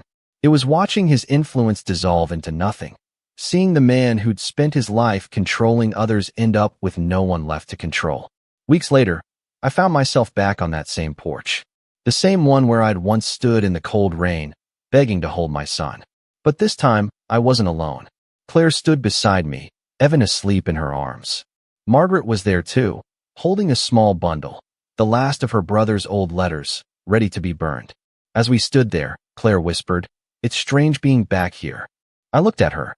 "It's not the same place anymore." She nodded, tears glinting in her eyes. "You're right." And for a long moment, none of us spoke. The wind rustled the trees, the rain clouds cleared, and the morning light broke through, quiet, steady, almost forgiving. That's when I realized revenge wasn't about making them hurt the way you did. It was about reclaiming what they thought they'd taken forever: your peace, your name, your power. Mark had stolen all three once. But now, I had them back. And as I looked down at my son, sleeping peacefully in Claire's arms, I knew one thing for sure. That porch, the one where I'd once been locked out, would never hold that kind of darkness again. But little did I know, the story wasn't over. Because a few months later, a letter arrived in the mail. No return address, just my name scrawled in that familiar, sharp handwriting. And when I opened it, my blood ran cold. The letter was thin, one sheet of paper, folded twice. The handwriting was unmistakable, sharp, deliberate, the kind of penmanship that looked like it had been carved, not written. My chest tightened as I opened it, half expecting another threat, another attempt to reclaim control. But what I found was something else entirely. "Quinn," it began, "you think you've won. But one day, you'll understand why I did what I did. I built a world where Claire would never have to feel weak, where she'd never depend on anyone. You destroyed that. You turned her against me. But remember this. You wouldn't be the man you are if I hadn't made you fight for it. I made you strong. You should thank me. No apology. No remorse. Just delusion, repackaged as legacy." The final words hit harder than I'd expected, not because they hurt, but because they revealed the truth. He'd never change. Mark would die believing he was the hero of his own story. I folded the letter, placed it back in the envelope, and set it down beside the fireplace. For a moment, I watched the flames flicker and reflect off the paper. Then I tossed it in. The edges curled and blackened, and within seconds, the last thing he ever wrote to me was nothing but ash. After that day, life didn't immediately become perfect. It just became real again. There were no dramatic closures, no cinematic music swelling in the background. Just quiet mornings, gentle laughter, and the steady hum of normal life returning piece by piece. Claire and I started rebuilding slowly, cautiously. Therapy helped, for both of us. She had her own mountain of guilt to climb, and I never pushed her to move faster than she could. Some days were still hard. There were moments when she'd flinch at small arguments, expecting the kind of explosion Mark would have had. I'd pause, breathe, and remind her, I'm not him. Over time, that reminder turned into trust. We sold the old house, the one where everything fell apart. Neither of us could stand the echo of those walls anymore. We found a small place closer to the lake, a single-story home with big windows and a creaky porch. The kind of place where silence didn't feel like punishment. Evan grew fast. He had Claire's smile, her eyes, but when he laughed, really laughed, it sounded like mine. I still remember the first time he called me Dad again. It was at the park, chasing him through the grass, his tiny legs pumping as he shouted, "Dad, come get me." And I froze, because it was the first time in over a year that word didn't feel heavy. It just felt right. Mark didn't vanish completely. He tried, for a while, to file an appeal, something about unfair bias, character defamation, the usual nonsense. But the court dismissed it before it ever reached a hearing. His influence was gone, and so was his credibility. Margaret told me later that he'd moved 2 towns over, into a small apartment above a hardware store. Alone. It's strange how karma works. You spend months dreaming about revenge, imagining them suffering the same pain they gave you. But when it finally happens, when you see the fall, it doesn't feel triumphant. It just feels quiet, emptier than you expect. Margaret kept in touch with him at first, out of a sense of family duty. But after one too many manipulative phone calls, she stopped. He's the same, she told me one afternoon over tea. Still rewriting history in his head. He tells people you stole Claire from him. It's almost sad, really. I didn't need to hear more. By then, I'd learned something important. Peace isn't found in making them pay. It's found in walking away when they can't follow. Still, fate has a way of delivering the last act whether you ask for it or not. It was nearly a year after the final hearing when I got the call. Claire was in the kitchen making breakfast, Evan babbling to himself in his high chair. The number was unfamiliar. When I answered, a calm female voice said, "Mr. Lawson? This is Nurse Campbell from St. Luke's Hospital. I'm calling about a patient, Mark Harrison." For a long moment, I didn't say anything. Just the sound of the rain tapping against the window. Then quietly, "What happened?" She hesitated. "He's been admitted for heart failure. He asked for you." I almost laughed. Not out of cruelty, just disbelief. After everything he'd done, after the lies, the betrayal, the humiliation, now he wanted me there. Claire overheard, her face pale. She didn't say anything, just nodded slowly. "Go," she whispered. "You need to." The hospital was quiet when I arrived. The smell of antiseptic hung in the air, sharp and cold. When I stepped into his room, I barely recognized him. The man who once filled every room with authority now looked small, frail, a shadow of himself. Tubes ran from his arms, his skin paper-thin. His eyes opened when he heard me. For a moment, neither of us spoke. Then he gave a weak chuckle. "You came." "I wasn't sure I should," I said. "You shouldn't have," he muttered. "But you did. That's what makes you different." I stood there, unsure what to feel. There was no satisfaction, no closure, just a strange kind of pity. He turned his head slightly, his voice rough. "I thought if I controlled everything, no one would leave. But they all do, eventually. Even Claire." I said nothing. He exhaled, a long, shaky breath. "You were right about me. You always were." When he reached for my hand, I almost pulled away. But I didn't. Maybe I was just tired. Maybe I wanted to know that this cycle ended with me, not with more hatred. His grip was weak, trembling. "Take care of her," he whispered. Better than I did. And then, like someone closing a door gently, he let go. I left the hospital without looking back. Outside, the sky was clearing, sunlight breaking through gray clouds. The rain had stopped. Again. That night, Claire and I sat on the porch. Our new porch, not the old one. She held Evan on her lap while I told her what had happened. She didn't cry, just nodded slowly, her eyes distant. "He always thought love meant control," she said quietly. "I think that's why he never really had either." We stayed there until the stars came out. The air was cool, the lake still. I remember thinking how strange it was, how after all the noise and chaos and anger, the end came in silence. No shouting, no revenge speeches, no dramatic showdown. Just the sound of the wind and peace. Margaret came by a few days later. She didn't mourn her brother, not really. She brought a small box with her, a few photos, some documents. "His lawyer called me," she said. "There's something you should see." Inside was a will. Not much in it. His debts outweighed what little he owned. But one line stood out. "To my grandson, Evan Lawson, I leave my watch." It was my father's before me. May it remind him that time is the only thing you can't control. I stared at it for a long time. It was the first self-aware thing Mark had ever written. Claire and I decided to keep the watch, not as a memento of him, but as a reminder of what not to become. The following spring, Evan took his first steps on that same porch. The boards creaked under his tiny feet as he wobbled toward me, his arms outstretched, eyes wide with joy. Claire laughed, a real, unguarded laugh I hadn't heard in years, and in that moment, I realized the full weight of everything we'd survived. All the pain, the manipulation, the loss, it led us here. To this small, imperfect, beautiful life where we were finally free. People say revenge is sweet.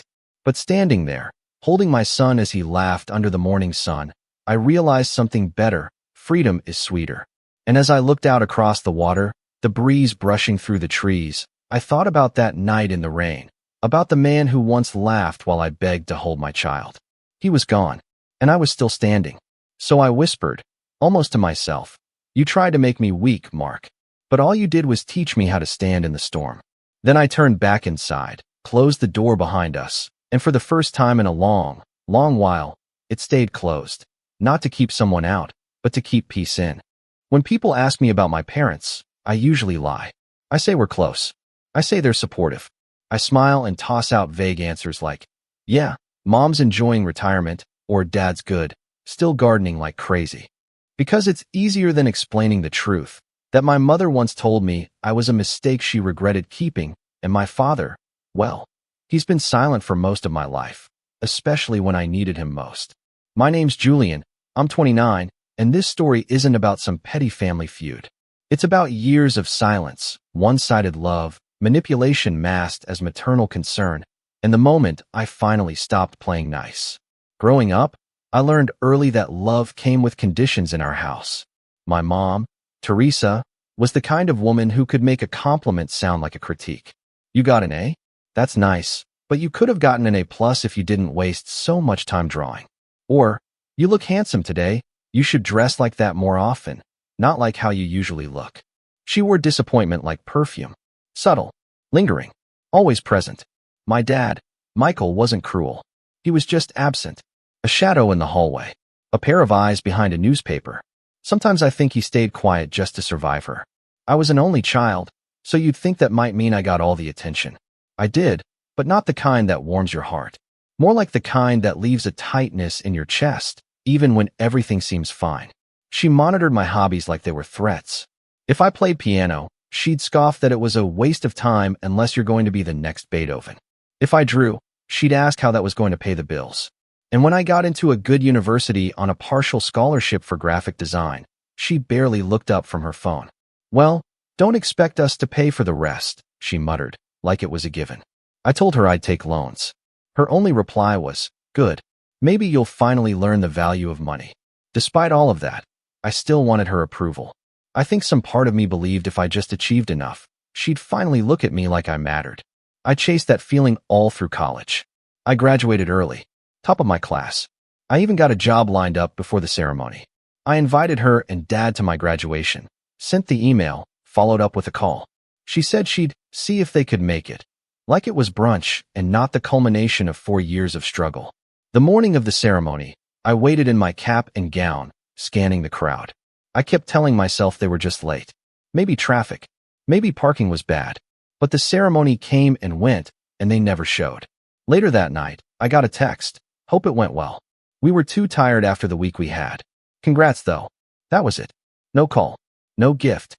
Not even a photo like the ones I saw my classmates posting, smiling with their parents, arms around each other, framed diplomas in hand. I had a friend snap a photo of me alone, holding the diploma in one hand and a coffee in the other, trying not to look like I was waiting for someone who never came. I kept that photo, printed it, framed it. I don't know why. Maybe to remind myself that I made it anyway. After graduation, I kept my distance. I got an apartment in the city, threw myself into work. I stopped calling unless I had to. They didn't notice. Birthdays became text messages. Holidays became, "Sorry, we're traveling this year." They retired early, both of them, thanks to some smart investments and a hefty inheritance from my mom's parents. They bought a lake house 2 hours north and started posting photos of wine tastings and sailing trips like they were influencers. Suddenly they were that couple, coordinated outfits, smiling at sunset, captioning everything with cringy hashtags like #BlessLife and #EmptyNestGoals. It was surreal. So when I got the invitation to my mom's retirement party, I honestly thought it was a mistake. It came in the mail, gold foil lettering and everything. "You're invited to celebrate Teresa's incredible journey." It read, with RSVP details and a note that said, "Dress to impress, speech is welcome." At first, I considered ignoring it. I hadn't seen them in over a year, but something in me itched. Maybe it was the part that still wanted a real goodbye. Maybe it was the years of swallowed words and fake smiles finally bubbling up. I told them I'd be there. My mom texted back with a thumbs up emoji. That was it. No, can't wait to see you. No, glad you're coming. Just a reaction, like she was RSVPing to her own son's presence. I almost didn't go. I spent the week leading up to it debating. But 2 nights before the party, I got a call from my cousin Erin, one of the few family members who actually treated me like I mattered. She sounded weirdly nervous. Hey, Julian. I was cleaning out Grandpa's old study with Aunt June, and we found something weird. It has your name on it. That got my attention. What do you mean? There's a file, legal documents. Looks like a trust or some kind of inheritance thing. Your name's listed as the original beneficiary. But there's a note added from your mom's lawyer. Dated 3 years ago. It's been changed. My stomach sank. Changed how? She paused. I think you need to come see for yourself. I'm not sure I should say more over the phone. I drove down the next morning, and what I found in that folder cracked everything open. There, in black and white, was the trust my grandfather had set up for me. A sizable amount. More than I'd ever known he had. He'd left me $250,000, a starter fund for a house or business, something to give me a leg up after college. But 3 years ago, right after my graduation, a new amendment had been added. The money was now being managed by my mother. And the distribution? Gone. Delayed indefinitely until deemed appropriate by guardian. I was 26 when she signed that. I asked Erin how she found it. She told me June had kept the originals when Grandpa passed, even though Teresa had insisted she handle the estate. The amended version was never discussed with the family. No wonder. I didn't sleep that night. I stared at the copy Erin made me. My hands were shaking. I kept thinking about all those years I scraped by, worked double shifts, skipped meals to make rent, while my mother sat in a lake house sipping imported wine, holding on to something my grandfather intended for me. And now she wanted a retirement party? Fine. She'd get one. A perfect, unforgettable one. I printed the documents. All of them. Highlighted the key changes. Tucked them into a leather folder. And then I dug through my old box of college stuff until I found that framed photo from graduation. The one I took alone, holding a coffee instead of my parents' hands. And I packed both. Because if she wanted a speech, she was about to get one. But nothing, and I mean nothing, could have prepared me for what she whispered in my ear the moment I handed her that photo in front of 80 people. I'll never forget it.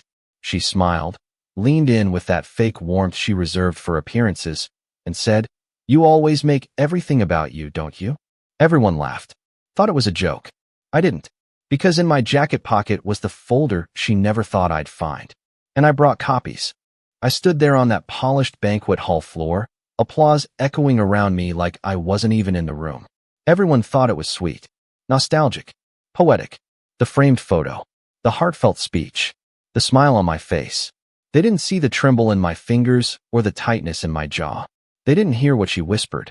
They didn't know that the very photo I gave her was proof of the thing she never wanted to talk about, that she wasn't there. You always make everything about you, don't you? Her voice was honey and venom, so soft only I could hear it. She smiled while she said it. Everyone laughed like it was a cute inside joke between mother and son. My father clapped. He clapped. I hadn't spoken to him in months, and he clapped like he was proud of me. Or maybe just proud of how well I played my role. I walked off the small stage, that fake smile stuck on my face like glue. My heart was hammering. I kept hearing her voice on a loop. That same passive-aggressive sneer I'd grown up with, but now magnified by years of distance. And for a second, I questioned myself. Maybe I was making too much of it. Maybe I should just let it go. It's a party. It's her day. Don't ruin it. Then I remembered the legal documents in my jacket pocket. The highlighter marks. The section with my name crossed out. The amendment signed in ink. Her signature right there, next to a line that essentially robbed me of what my grandfather wanted me to have. Not delayed, taken. That's when the guilt evaporated. The rest of the party blurred. Relatives I hadn't seen in years came up to me with champagne glasses and fake grins. You look so grown up.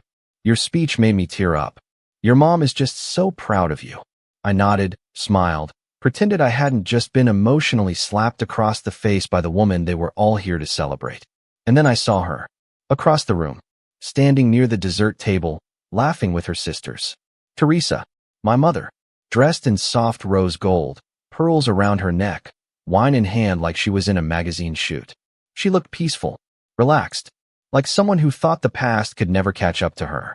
I didn't approach her then. I needed to breathe first. I stepped outside, past the clusters of smokers, and into the empty parking lot, where the cold night air hit me like a reset button. I pulled out the documents again. Read them one more time. Every line, every phrase. She hadn't even tried to cover it up. It was all legal, quietly signed, filed, and buried. I don't know how long I stood out there, just staring at the paper like it might rewrite itself. Eventually, Erin came out. She'd been watching me from the corner of the room the whole night, eyes flicking between me and my mom like she knew something was about to blow. "You okay?" she asked softly. "No," I said, "but I will be." She didn't ask more. She just stood beside me for a while, arms crossed against the cold. Finally, she said, "You know, you don't owe her your silence." That hit harder than I expected. I'd been carrying my silence like it was a family heirloom, something passed down. But it wasn't protection. It was a muzzle, and I was done wearing it. The breaking point didn't come in one big explosion. It came in pieces, little moments, piling up, until the weight crushed whatever was left of my patience. It started with the slideshow. Back inside, someone dimmed the lights, and a projector flickered on. A tribute to Teresa, it said in bold cursive. A slideshow of her life, her childhood, her graduation, her wedding, then baby photos of me, school portraits, family vacations. But something felt off. There were no photos of me past the age of 15. Nothing from high school. Nothing from college. No birthday photos, no graduation, no awards. It was like I stopped existing once I became old enough to form my own opinions. And then came the kicker. Near the end of the slideshow, one of the final photos was of a framed certificate. A donation in her name to a local children's charity. In the caption, it said, "In honor of my future grandchildren, may they always know they're wanted." I sat there frozen. There it was. The knife. Slipped in with a smile. She knew I didn't want kids. I'd told her, years ago, during one of the few conversations we'd had post-college. She brushed it off then, told me I'd change my mind, or meet the right woman. I told her I was dating a man. She didn't speak to me for 6 months. And now she was taking jabs in a slideshow? After the presentation, people started making their way to the dance floor. My dad gave a short, dry toast. To Teresa, for being the glue of our family. I nearly choked. Glue? If she was the glue, I was the piece that never quite stuck. Then came the final straw. It was subtle. It always was with her. I caught a conversation between her and Aunt June. I wasn't supposed to hear it, but I was close enough to the snack table when it happened. I was surprised Julian came, June said, sipping her drink. Teresa laughed lightly. "Oh, you know Julian. Always needing to make a scene. I'm sure he thinks this party is about him." June didn't reply. The silence lingered. "He's always been so dramatic," Teresa continued. "Honestly, sometimes I think he stayed away all these years just to punish me. That's how he works. Always trying to guilt people into giving him attention." June gave her a look. "Or maybe he stayed away because you never showed up for him." I'll give her credit. My mother didn't flinch. "Oh, please. He was always overly sensitive. You know how boys are these days. Can't even handle a little tough love." Tough love. That's what she called it. I walked away before I did something I'd regret. But inside, something broke. I'd been telling myself for years that maybe, just maybe, she didn't realize what she was doing. That maybe she didn't know how much it hurt. That if I just explained it the right way, she'd see it. She'd apologize. But now I knew. She saw everything. She remembered it all. And she didn't care. That was the night I stopped trying. I left the party early, but not before slipping a few copies of the legal documents into a padded envelope and tucking it into her coat pocket. I knew she'd find it when she got home. I wanted her to know I knew. No dramatic scene. No confrontation. Just quiet, cold proof. The next morning, I woke up to a missed call from my father and a text from my mom that read, "I don't know what you think you're trying to do, but you're not entitled to anything. Grandpa changed his mind, and that's final. If you needed money, you could have just asked." I stared at the message for a long time. She was lying. Grandpa hadn't changed anything. She had, and I had the paperwork to prove it. I didn't respond. Instead, I booked a meeting with an estate attorney, and I started making phone calls. Because if she wanted to play the victim, she was about to learn what it felt like when the mask came off. Rock bottom isn't always a dramatic event. Sometimes it's a slow realization, a quiet moment where everything just stops. For me, it came 2 days after the party, when I sat on the floor of my apartment, still in my clothes from the day before, phone turned face down on the coffee table, the envelope of legal documents beside me like a forgotten weapon. I wasn't crying. I wasn't angry. I just felt hollow, like someone had scooped out everything inside me and left only the shape of who I used to be. My mom's message still sat unread in my inbox, but her words were burned into my memory. You're not entitled to anything. It echoed in my head louder than the actual party music. I kept hearing her voice say it, with that same tone she used when I was 12 and asked for a bigger slice of cake, or 17 and wanted to skip Thanksgiving to work on a college portfolio. Like wanting anything at all, was a weakness. Like I was a burden for having expectations. Like I should be grateful for crumbs. But here's the thing, grief and anger aren't opposites. They dance together. And the deeper the grief, the hotter the anger when it finally ignites. The day after the party, I finally called the estate lawyer whose name was on the original trust document. His name was Clark, and he sounded older, with a slow, deliberate voice that gave everything weight. Julian, he said after I explained who I was and what I'd found. I remember your grandfather well. He spoke of you often. Are you telling me Teresa altered the distribution terms of the trust without notifying you? I told him yes. Sent him the documents. He asked if I could come in person. I did. Clark's office was in a red brick building downtown, tucked between a failing bookstore and a dry cleaner. His waiting room smelled like old paper and coffee, and he greeted me in a navy sweater and glasses that looked like they belonged to a detective in a 1970s cop show. This, he said, holding up the documents I'd handed him, is questionable at best. Your grandfather's original instructions were clear. The trust was to be dispersed to you upon graduation. There's no clause allowing your mother to delay or reassign those funds. But she filed an amendment, I said, already bracing for the worst. Isn't that legal? She filed an addendum through her own legal counsel, not through this office, and not with your consent, which makes it legally muddy. At best, it's a manipulation of her temporary executor role. At worst, it's fraud. The word hit me like a cold slap. Fraud. Can I do anything? I asked. He smiled, but it wasn't warm. It was the smile of a man who'd seen too many family knives and too many backs. Yes, but the question is, do you want to? I hesitated. Suing my mother wasn't something I'd ever imagined. But then I thought about my rent notices from last year. About skipping meals. About not going to the ER when I fractured my wrist because I didn't have insurance. About her smiling at that party like she was proud of what she'd done. Yes, I said. I do.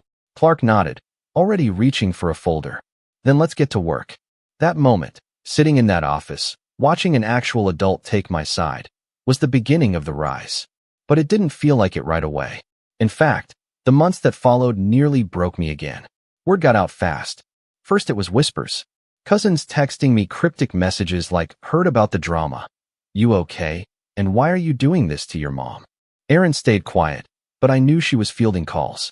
Then my dad reached out. Julian, he said over the phone, his voice tight. What are you doing? She stole from me. I replied flatly. It was for your own good. You weren't ready. Don't finish that sentence. There was a long pause. Then a sigh. You know how your mom is. She just wanted to protect the money. She thought you'd waste it. Protect it from who? I asked. Me? The person it was left to? She thought you'd spend it on something stupid. Art school. Or that apartment downtown. You're impulsive. I graduated early. I've never been in debt. I worked 2 jobs during college.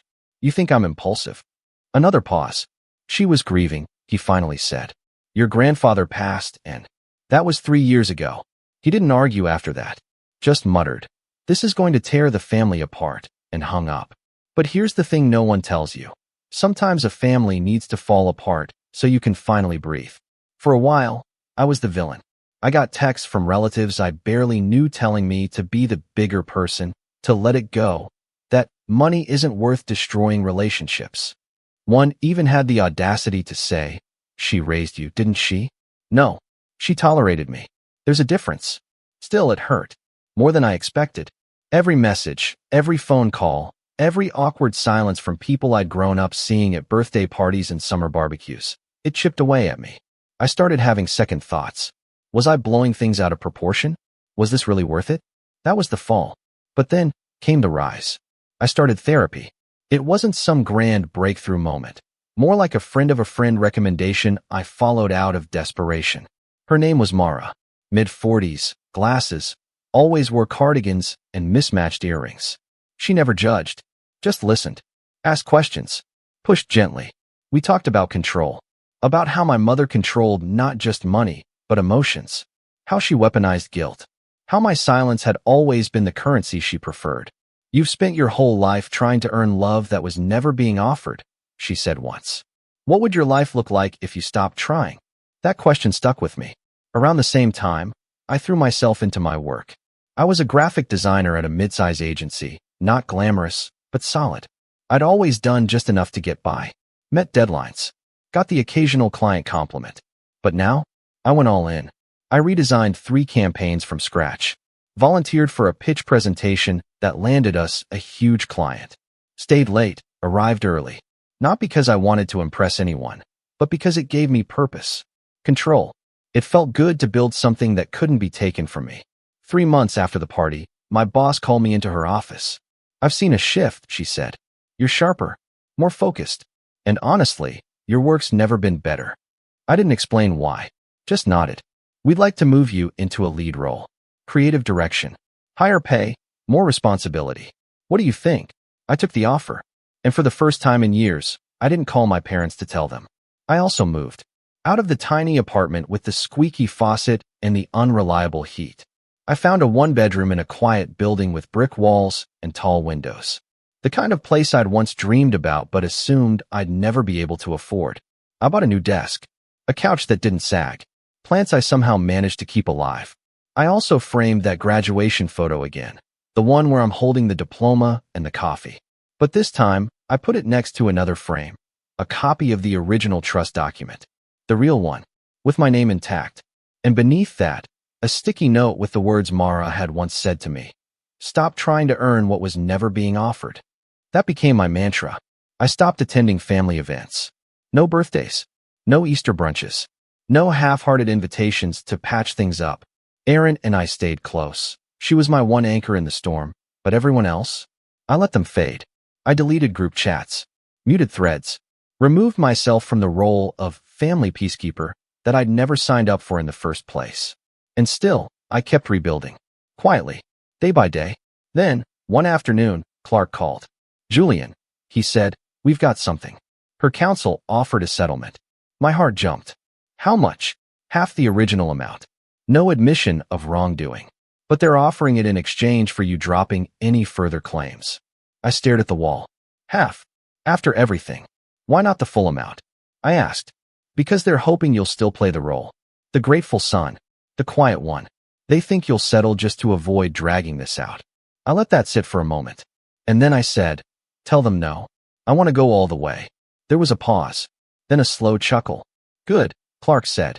Because I've already prepared the next motion. That was the day I stopped hoping for closure and started building consequences. It's a strange thing, preparing for revenge. It doesn't feel the way you think it will. There's no maniacal grin, no soundtracks swelling in the background. No single moment where you say, now it begins. It's slower, methodical, a quiet, deliberate stacking of dominoes. And you learn, very quickly, that true revenge doesn't come from rage. It comes from clarity. I had spent most of my life reacting, apologizing when I hadn't done anything wrong, shrinking to make others comfortable, staying silent so I wouldn't be labeled dramatic, ungrateful, difficult. But now, after everything, the trust documents, the gaslighting, the lies, I wasn't reacting anymore. I was planning, and I had time. Clark and I were deep in legal proceedings. Since my mother hadn't just delayed the trust, but had actively diverted the funds, we had a real case. But these things don't move quickly. There were hearings, discovery requests, financial disclosures. Every week brought another envelope in the mail, another email with subject lines like update, Teresa's response to interrogatories. It was like peeling back an onion made entirely of red flags. But while the legal wheels turned, I kept busy laying the rest of the groundwork. The first thing I did was upgrade my life, and not just physically. Yes, I had a better apartment, a new role at work, more confidence in my bank account. But what I really started upgrading was my circle. It started with Erin, who had been my quiet supporter through all of this. She was the one who found the documents, the one who didn't look away when the family started turning. One evening over coffee, I finally said what I'd been thinking for weeks. I want to make this public. Her eyebrows lifted. Like expose her? I nodded. Not just the trust. Everything. The favoritism. The lies. How she talks about me behind my back. How she plays the victim. People think she's this perfect matriarch. They need to know who she really is. Erin sipped her coffee. You'd be dragging the whole family into it. They already chose their side, I said. I'm done protecting their comfort. She looked at me for a long time, then said, okay, if you're serious, I'm in. That was the first ally. The second was Clark. I asked him one day if there was a way to make the court documents public, not just the filings, but the correspondence, the statements. He explained that in many states, civil court records are public unless sealed. Ours weren't. So technically, he said, adjusting his glasses, once the trial begins, anyone can read them, even journalists. That gave me an idea, a big one. I started documenting everything. I opened a new folder on my laptop called History. In it, I placed every relevant photo, email, text, and document. Screenshots of conversations. The graduation photo. Her texts. The video from the retirement party. Yes, someone recorded it. A copy of the trust. I even found a voicemail from a few years back where she berated me for not calling on her birthday, even though she hadn't called me in over 6 months. I began writing it all out. Not as a Reddit post. Not yet. As a timeline. A narrative. A map of everything I'd survived. Therapy helped with that. Mara encouraged me to process it, not just plot it. She knew what I was doing. She never called it revenge. She called it accountability. You're not punishing her, she said. You're just refusing to carry the silence anymore. That line stuck with me. Next, I started researching my mother's social life. It wasn't hard. She'd made herself a bit of a public figure in her community. After retiring from her accounting firm, she joined the local women's business league, started a wine tasting club, and even hosted quarterly charity brunches at the lake house. She was, in every sense, the face of graceful retirement. She also had a carefully curated Facebook page, full of inspirational quotes, humble brags, and photos of her latest charity work. I knew she loved that image. It was her shield, her mask, and I knew exactly how to dismantle it. But I wasn't reckless. This wasn't going to be a public tantrum. No angry posts, no shouting from rooftops. I wanted everything to be clean. I wanted the truth to speak louder than my anger. And that meant waiting for the right moment. That moment came sooner than I expected. 3 months after the party, I got a formal invitation in the mail, hand-lettered, cream cardstock, wax seal. It was for the Business League's Spring Gala, hosted at, where else, my parents' lake house. Black tie, formal dinner, silent auction, press coverage, honoring Teresa for her outstanding service to the community. I stared at the invitation for a long time. She had no idea it was coming full circle. I RSVP'd with a yes. In the weeks leading up to the gala, I met with Clark twice a week. We prepared summaries, visual aids, timelines. We gathered signed statements. Erin wrote a letter detailing how she found the documents. June, quietly and off the record, confirmed that my grandfather's original wishes had never included any amendments. She refused to get involved officially, said she was too old for war, but she said something that struck me. She's always needed to control the story, she said. But you're taking the pen back. That's what this was, a reclamation. Not just of money, or dignity, or justice. Of narrative. Around this time, I started quietly reaching out to journalists. I didn't pitch a scandal. I pitched a story. Son challenges estate fraud after discovering mother rerouted inheritance. I kept it anonymous. Just initial inquiries. I didn't want to pull the trigger until I had everything lined up. But I kept the lines warm. Then I created a digital packet. A private website, password protected. It contained the timeline, the documents, the proof. A section called Before with photos of me as a kid, and a section called After with emails and texts that showed how things changed. I sent the link to Clark, to Erin, to Mara. All of them said the same thing. It's undeniable. Still, I waited. The night before the gala, I got a call from my dad. He hadn't spoken to me in weeks. I heard you're coming tomorrow, he said, voice cautious. I am. There was a pause. She's nervous. I didn't reply. She's been different since the party. I still didn't speak. She's your mother, he finally said. No matter what happened. No, I said quietly. She's not. She's the woman who raised me. That's not the same thing. He didn't argue. Just said, see you tomorrow, and hung up. The day of the gala, I dressed carefully. Black suit, clean shave, calm expression. I arrived just as the sun was setting over the lake, casting everything in that golden hour glow my mom loved for her photos. Guests were already mingling in the garden, sipping champagne, laughing under string lights. It was picturesque and fake. I walked through the crowd with practiced ease, smiling, nodding, accepting compliments. People asked what I'd been up to. I told them I'd been rebuilding. No one asked what that meant. When I finally saw her, she was at the center of it all, standing under a white arch covered in ivy, posing for photos with some local councilwoman. She looked radiant, polished, unshaken. But then she saw me, and for the first time in years, she flinched. I gave her a slight nod and kept walking. Later that evening, during the dinner, there was a program. Speeches, awards, applause, and then the host stepped up to the mic. And now, a very special surprise for our guest of honor.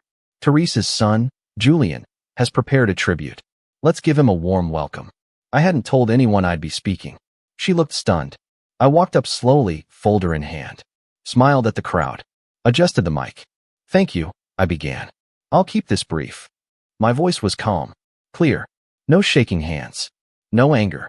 My mother has always been good at curating moments. Photos, events, appearances. Tonight is one of them.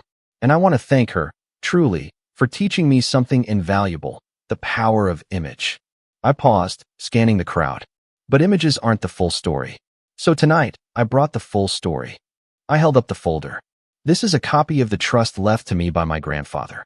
It was intended to be distributed to me upon graduation. It was legally binding, witnessed, and notarized. But 3 years ago, it was altered, without my consent, and rerouted. A quiet rustle swept through the room. My mother's face went pale. I won't bore you with legal jargon. You'll be able to read it all yourselves. I've made copies. They're available at the check-in table as you leave. A few gasps. A couple people shifting uncomfortably. And if you'd like to read the full timeline, texts, emails, legal filings, they're available at this link. I gave the link out loud, slowly, clearly, because stories like these, about control and silence and manipulation, they don't just happen behind closed doors. They happen in front of string lights and photo booths. They happen with a smile. I turned to her, then, looked her in the eye. I'm done smiling. Then I stepped down. I didn't wait for applause. I didn't need it. The walk back to my seat felt like stepping through molasses. Every eye in the room was pinned to me, some wide with disbelief, others squinting with judgment, and a few watching with something that almost looked like admiration. I didn't make eye contact with anyone. Not my father, who was now hunched in his chair, gaze fixed on his water glass. Not my mother, who sat perfectly still at the head table, her wine untouched, her expression frozen in that delicate balance between outrage and panic. I slid back into my seat beside Erin, whose hand was gripping her clutch like it was the only thing tethering her to the earth. She whispered, "You actually did it," like she'd just watched someone climb Everest in flip-flops. I said I would. I whispered back. I didn't need a bite of the fancy dinner they served after. I didn't need to. The satisfaction simmering in my chest was more than enough to keep me full. There was no dramatic outburst from Teresa. No table flipping or shouting match. That wasn't her style. Her rage was a slow boil, internal, quiet, and designed to preserve her image. So instead, she smiled.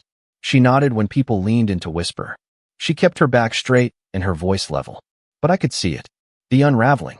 By the time dessert was served, guests were already on their phones. I caught one man, some real estate agent who'd once introduced her at a fundraiser, scrolling through the site I'd linked. His brows furrowed deeper with every swipe. Another woman near the back raised her hand and asked, too loudly, "Is this true?" As if she were asking about a canceled reservation, not a fraudulent diversion of a six-figure inheritance. Teresa stood slowly and gave a tight, practiced smile. "Julian has always been very imaginative," she said to the room. "He gets that from his grandfather." It was a feeble deflection. No one laughed. And then the questions began. She deflected. She redirected. She insisted it was a private family matter, that context was missing, that the legal process would clarify everything. But even the most well-groomed reputation can't withstand paper proof. And I'd brought receipts. All of them. The next morning, the link to the private website went viral in our town's social circles. Clark had timed it perfectly. A motion to publicly file the full case details was submitted that same morning, and I gave a single, anonymous interview to a small but credible local journalist. The headline was surgical. Retired accountant accused of estate manipulation by estranged son, public trial looms. They didn't need to name her. Everyone knew who it was. Within a week, the fallout had begun. The Women's Business League suspended her membership, pending internal review. The spring charity she helped co-chair removed her photo from their website and announced a change in leadership. Her wine club, which was more about status than Sauvignon Blanc, quietly canceled their next event. No one said it out loud, but her name had become a liability. She wasn't just a retired accountant anymore. She was a headline. I never heard from her directly. Not a text. Not an email. Not a voicemail.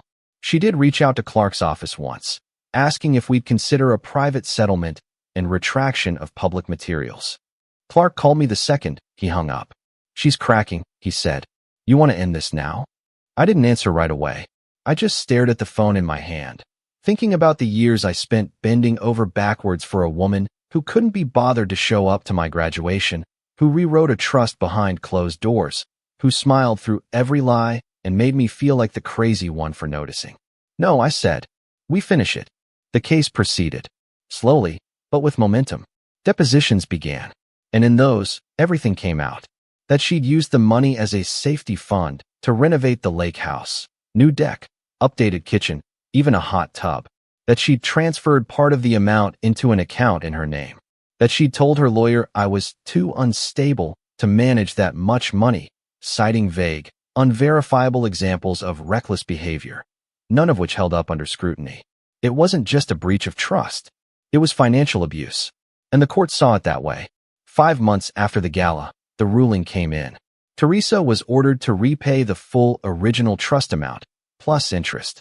She was also fined for misrepresentation and stripped of her authority as executor for any remaining family trusts. The judge's comments were damning. This court finds that Ms. Teresa Caldwell used her temporary position of authority not to honor the wishes of the deceased, but to control and manipulate the beneficiary, Julian Caldwell, for personal gain. It was everything I could have hoped for. But that wasn't the final blow. That came the next morning. Because while the legal process had done its job, the court of public opinion was still in session, and someone had leaked the full deposition transcript to the local media. It wasn't me, and I won't speculate who it was. But suddenly, quotes from Teresa's own mouth were splashed across news blogs and community forums. He was always too sensitive. I couldn't trust him with that kind of money. I did what I had to do. The backlash was swift. Former colleagues publicly distanced themselves. A women's networking group she once mentored issued a statement about taking allegations of financial misconduct seriously. Even her former accounting firm, which she hadn't worked at in years, issued a vague but brutal statement. The values described in recent reports do not reflect those of our organization. She was radioactive. My dad, meanwhile, sent a single text. I hope you're proud of yourself. I didn't respond. I didn't need to. Because for the first time in my life, I was. I used part of the court-awarded funds to pay off the last of my student loans.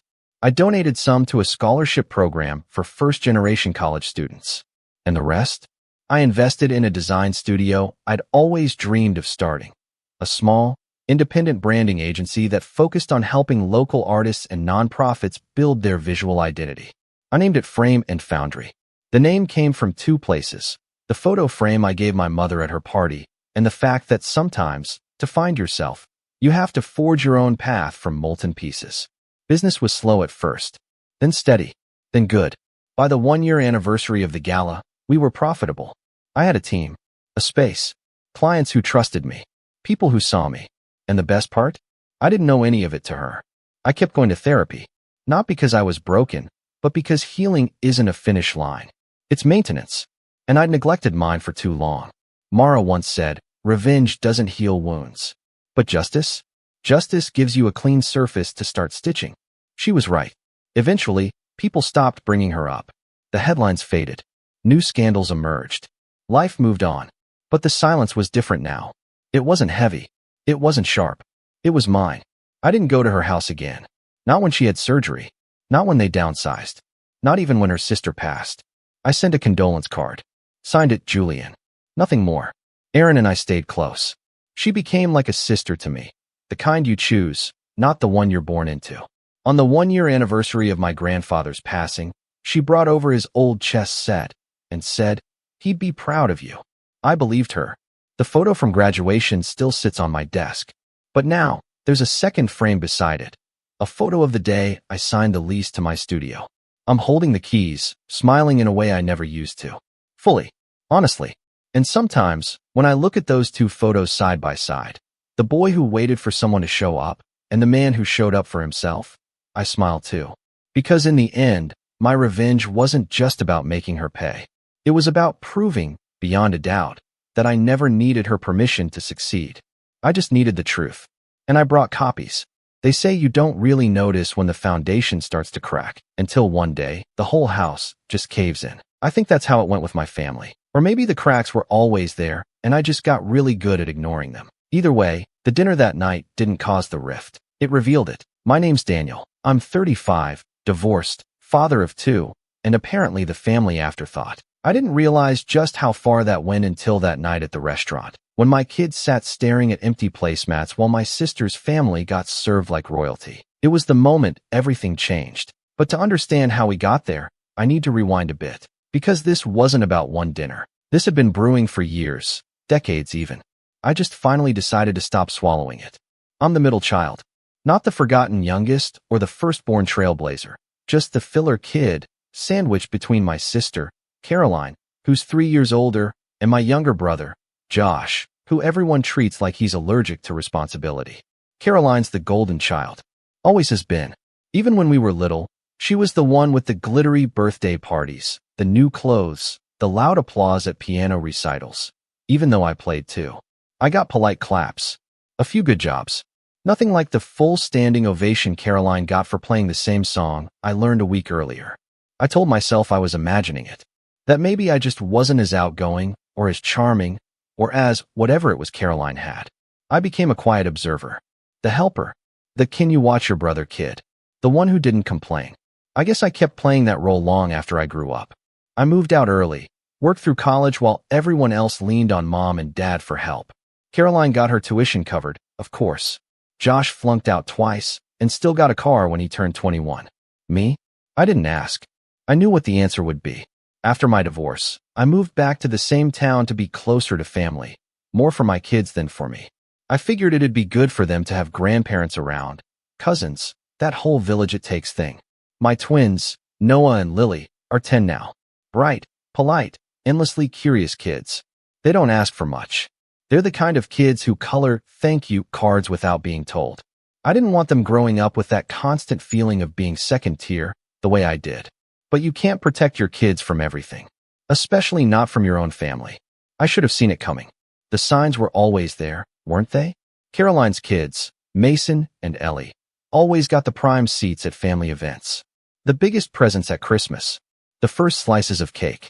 Caroline always had a way of taking up space, of making her kids seem just a bit more special. One Easter, she brought personalized baskets for her kids, filled with chocolate bunnies the size of a toddler. My kids got grocery store jelly beans from my mom. Nothing else. Lily smiled anyway, and said thank you. Noah just looked confused. I told myself it wasn't a big deal. It was just candy. But it kept happening. Small things. 1,000 little paper cuts that I brushed off because I didn't want to be the bitter one. Then came the birthday dinner. My mom's idea. Let's all go out, she said. My treat, she added, like she was doing us some huge favor. We ended up at this upscale Italian place Caroline liked. White tablecloths. Waiters who refilled your water before you noticed it was low. The kind of place where they call chicken nuggets pollo bites and still charge $18. I wasn't planning to come at first. I had the kids that weekend, and I knew the vibe wouldn't exactly scream kid-friendly. But Mom insisted. They'll have fun, she said. It'll be nice to have everyone together. So I dressed the kids up, iron shirts they'd grow out of in a month, and we showed up. Caroline was already there, of course, with her husband Ben and their 2 kids, all dressed like they were heading to a magazine shoot. Mom and Dad were seated at the head of the long table, Caroline's crew on one side, and 3 empty chairs on the other, for me, Noah, and Lily. We slid in quietly, and I felt that familiar tension, the one I always carried at family events. The kind that pressed on your chest, not quite panic, not quite pain, just pressure, like you're bracing for something and don't even know what. The waiter came over almost immediately and greeted Caroline by name. Of course, apparently she'd made the reservation. "We're doing the 3-course special for the table," she said cheerfully, without looking at me. "Hope that's okay, Daniel." I nodded, even though I hadn't seen the menu. Noah leaned over to me and whispered, "What's a course?" I smiled and whispered back, "It means you get more than one thing to eat." He lit up. "Like dessert." Exactly. The first course arrived pretty fast. Salads, a small antipasto spread, some fancy breadsticks. I saw Mason immediately hoard like it was a school cafeteria. The plates were set down in front of Caroline's family, my parents, and Josh, who'd just shown up. Then the waiter turned and began walking away. I cleared my throat. "Excuse me," I said politely. "We're missing a few here." The waiter paused. "Oh, I was told it was 8 for the set meal." I looked at Mom, confused. She didn't meet my eyes, just shrugged. "They've eaten before," she said flatly, then took a sip of her wine. Ben smirked like I'd asked for lobster flown in from France. "Next time, pack them snacks," he said, then turned back to his son, handing him an extra plate of something with prosciutto. Noah blinked. Lily sat still, her small hands folded on her lap. I felt something in me twist. The kind of twist that doesn't untwist after a deep breath.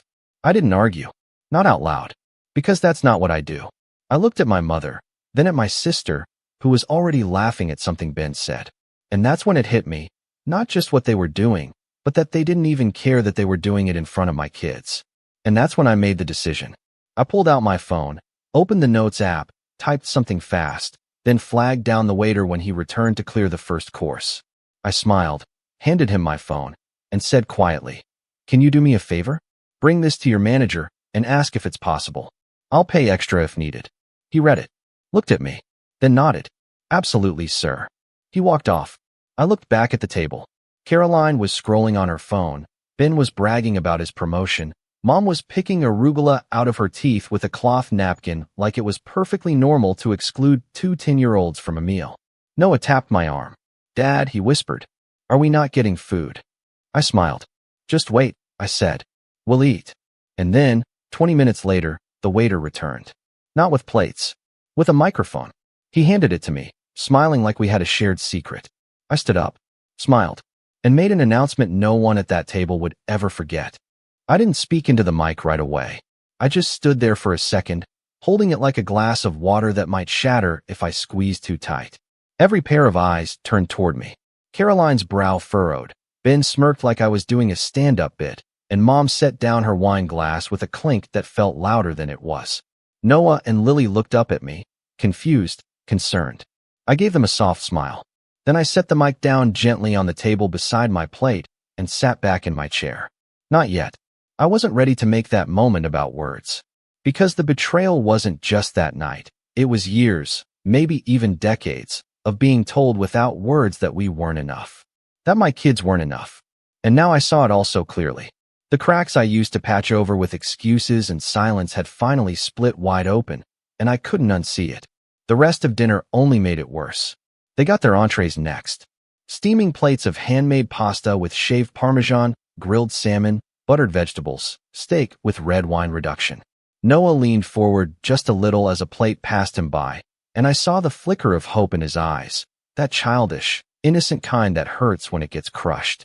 But the waiter never stopped in front of us. He moved on like we weren't even there. I clenched my jaw and said nothing. Lily was quieter than usual.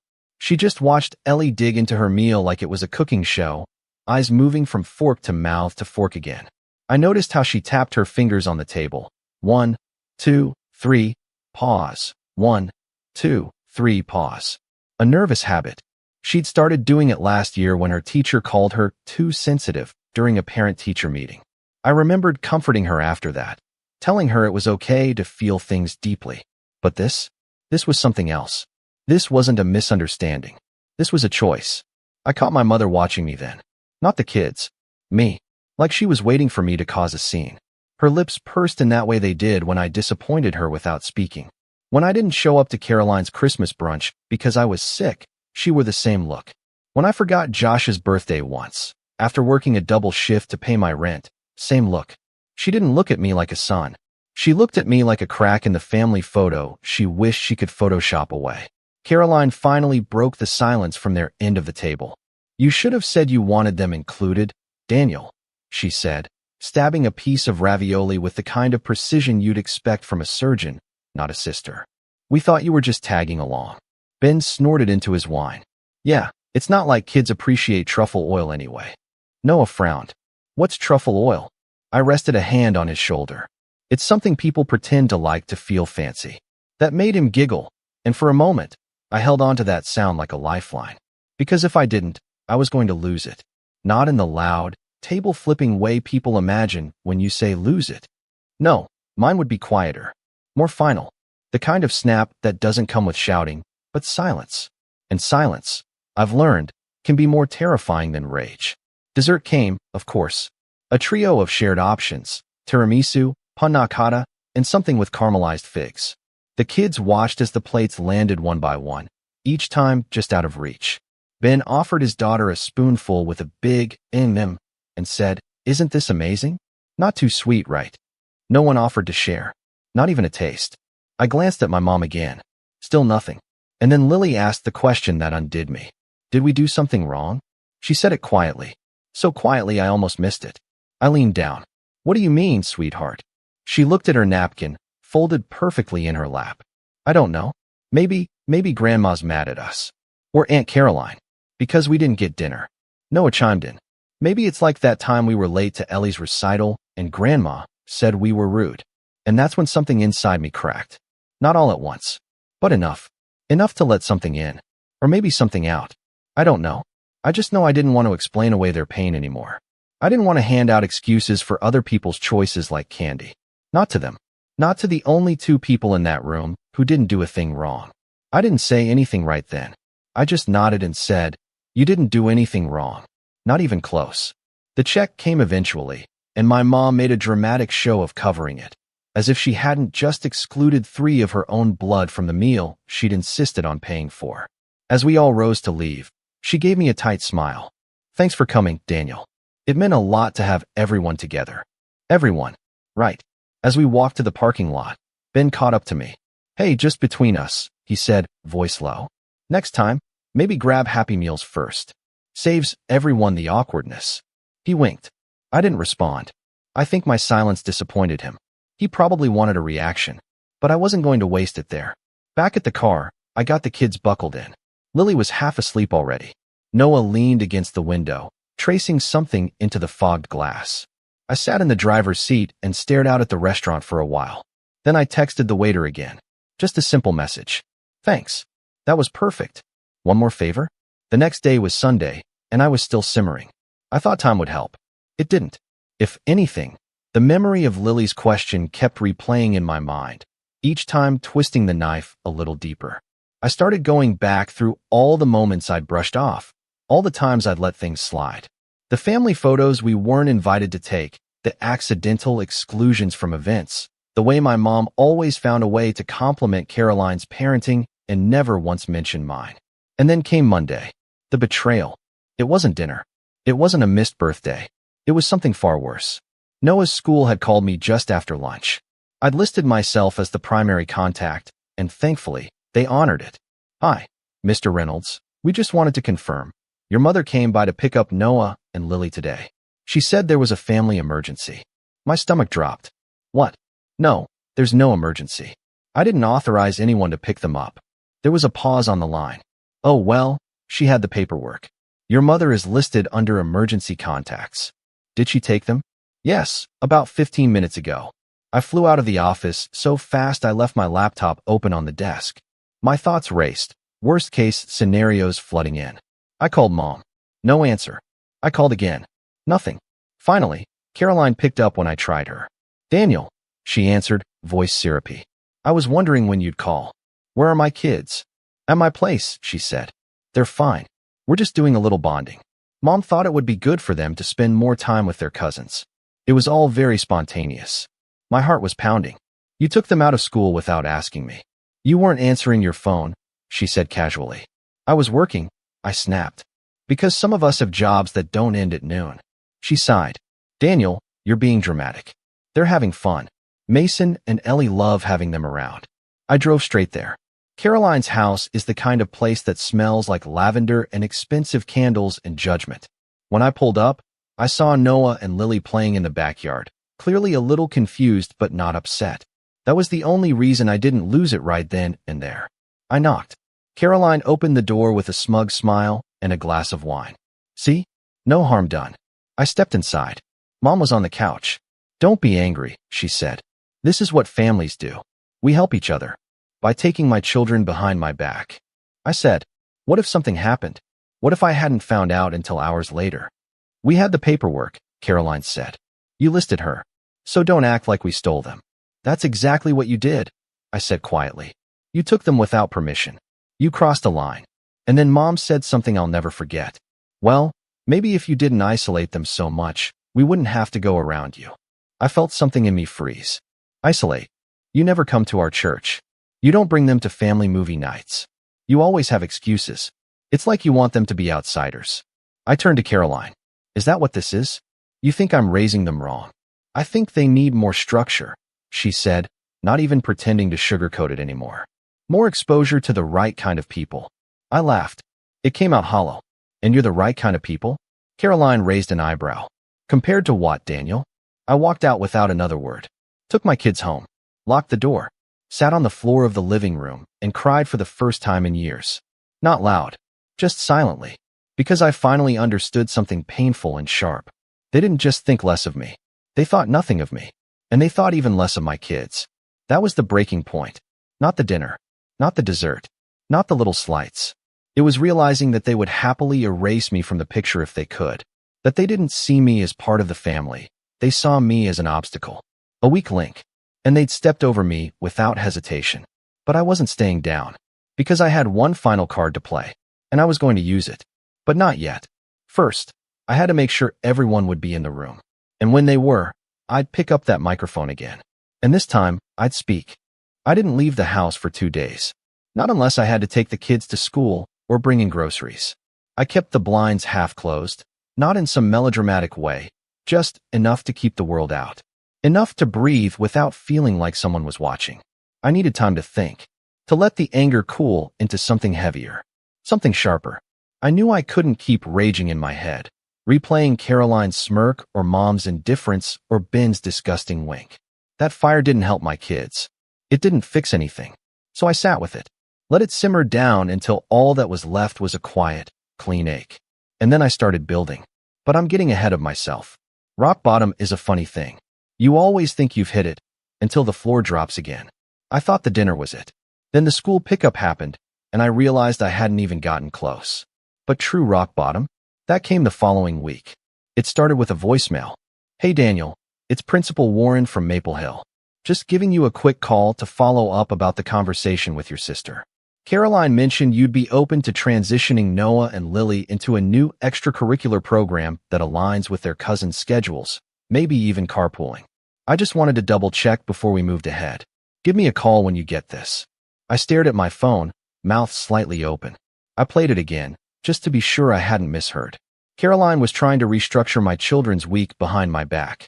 Like she was rewriting my role as a father and slotting herself in where I used to be. And worse, she wasn't even doing it in secret anymore. She didn't have to, because they all assumed I'd roll over. I always had before.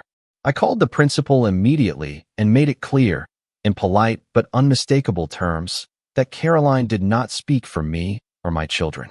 Then I hung up and paced the living room until I had worn a groove in the rug. I felt powerless. I hated that feeling more than anything. That creeping sense that no matter what I did, someone else was going to walk into my life and rearrange the furniture. Later that evening, I got another text from Mom. Family barbecue at our place this Saturday. Everyone's invited. Don't forget to bring drinks. No apology. No explanation.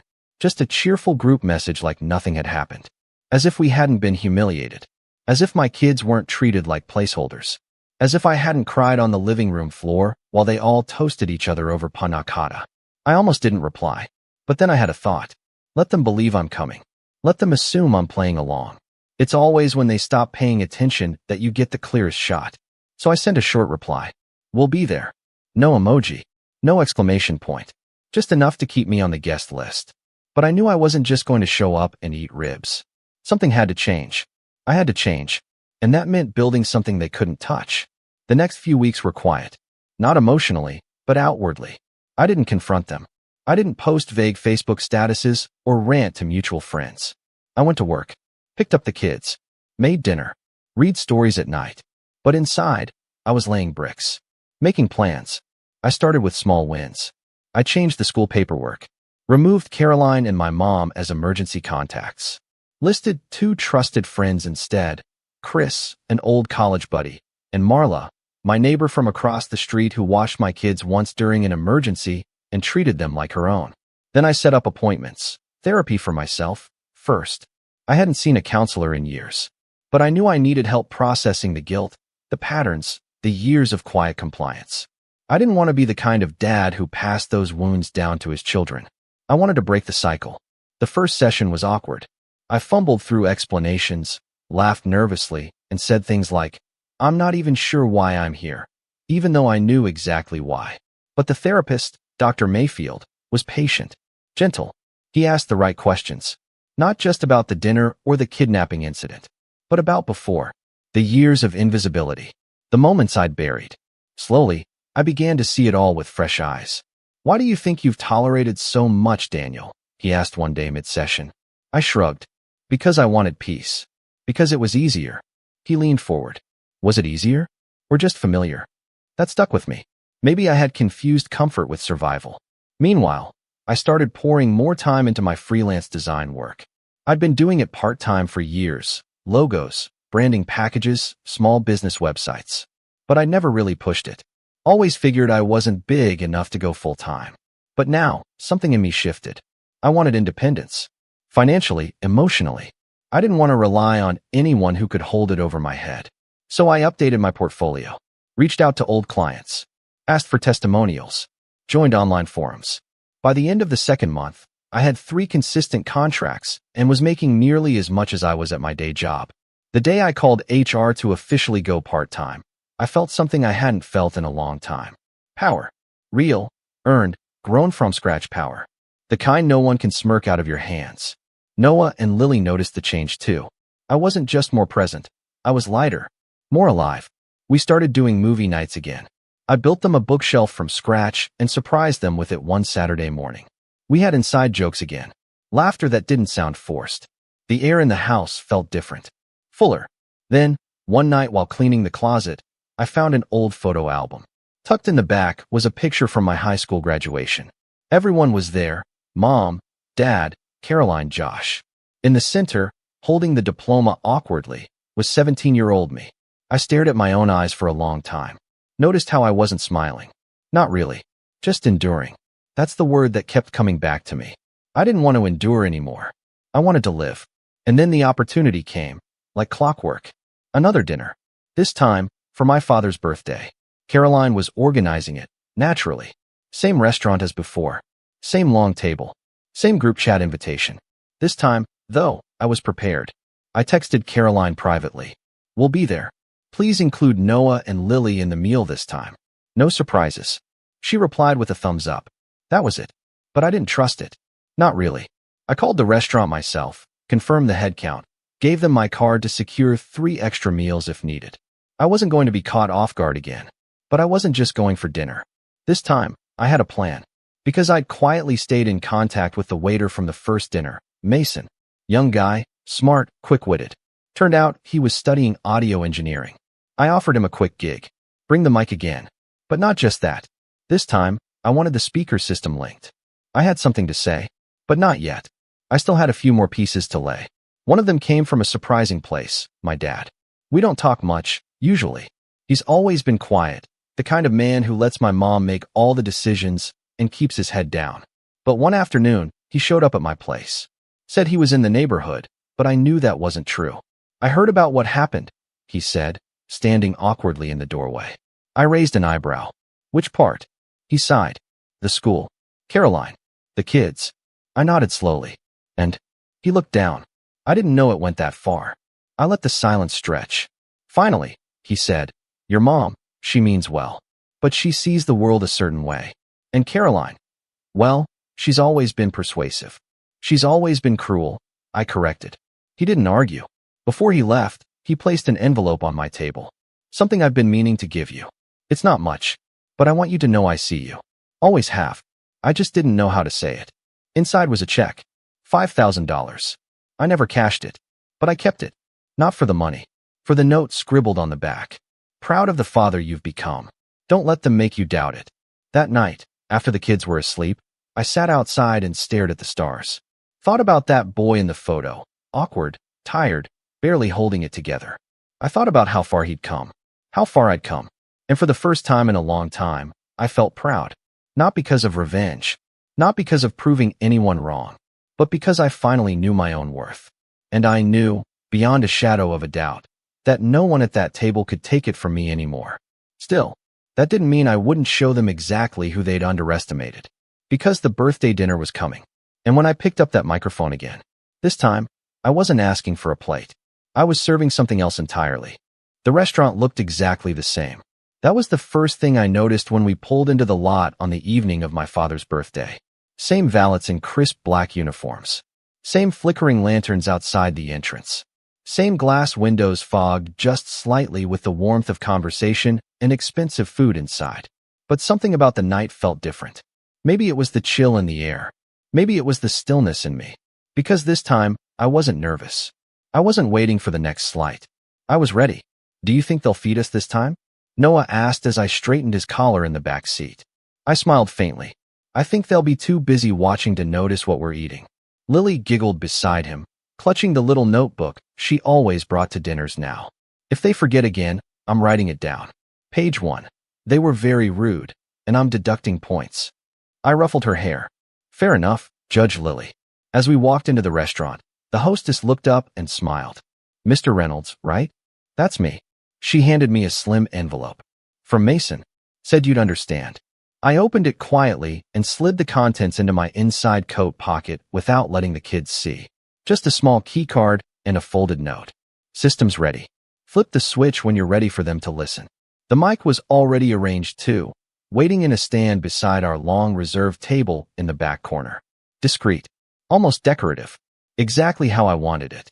Caroline hadn't arrived yet, of course. She loved being fashionably late to her own show. Her family made an entrance 20 minutes later, all bright colors and loud greetings and kisses that landed just a little too close to the camera lens someone had brought to document the birthday for memories.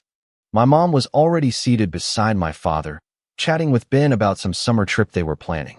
She barely acknowledged me. Just a nod. A smile that didn't reach her eyes. I didn't mind.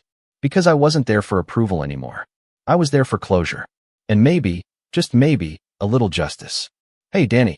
Caroline beamed, like we were old college friends meeting after a decade instead of siblings carrying an unspoken war between them. So glad you could make it. Oh, and you brought the little ones. How fun. I ignored the infantilizing tone. They wouldn't miss Grandpa's birthday. Ben reached out for a handshake, all teeth and smug familiarity. You look good, man. Finally got some sleep. I've been sleeping great, I said with a half smile. Thanks for your concern. Caroline squinted, sensing something beneath the surface. But she let it go. She always did, right up until she couldn't. Everyone sat. The kids took their seats beside me this time, not shoved to the far end like we were waiting for scraps. Mason wasn't our waiter tonight, but he walked by, offered a subtle nod, then vanished into the kitchen. I knew he'd be listening from the booth, where he'd set up the mic system and connected the main speakers usually reserved for wedding parties and live music events.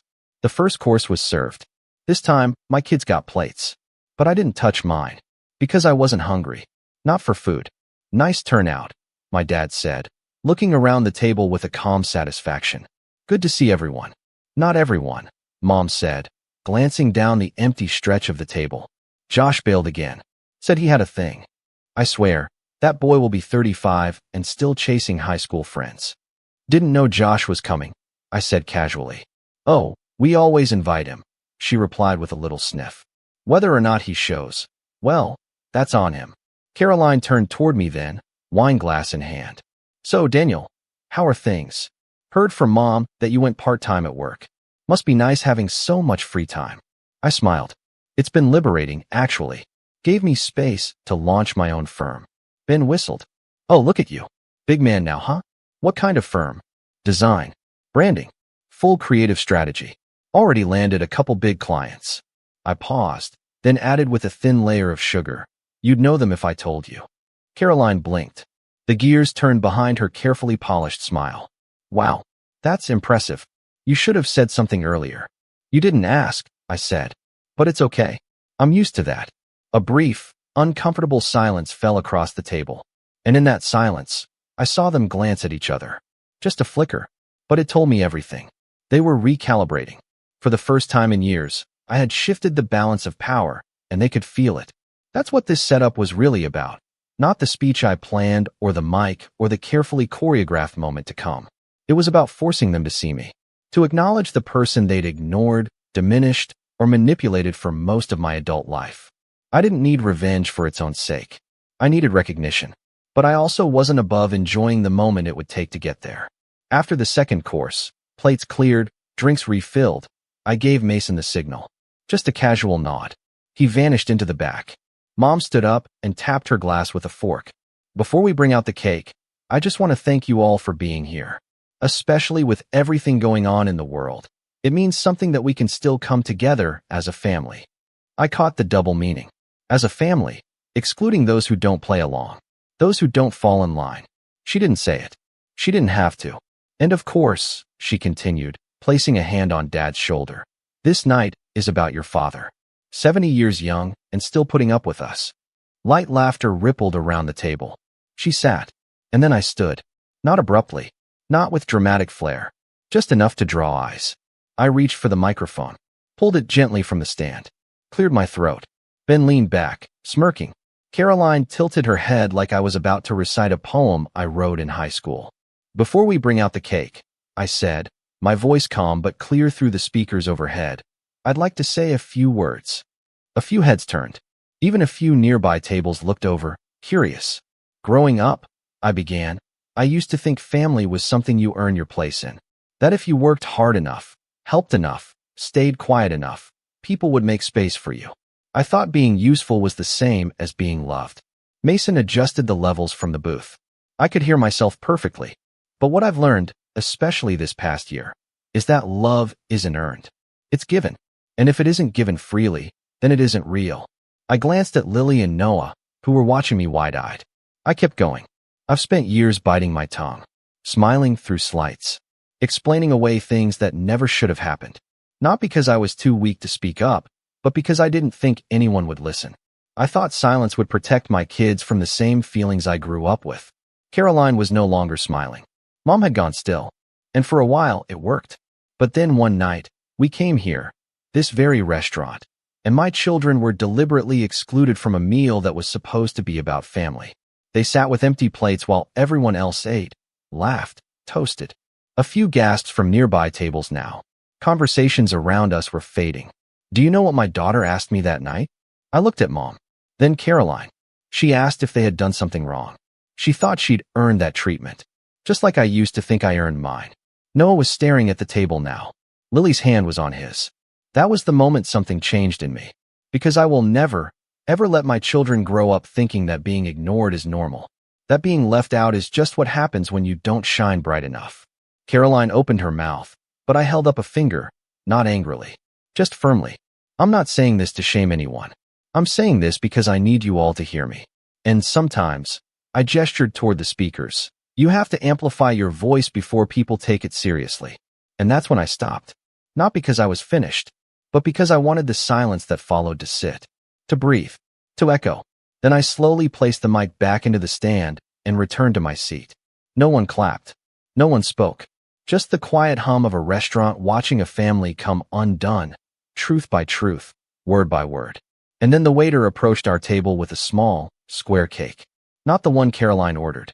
This one had 7 words written across the top in delicate, looping script.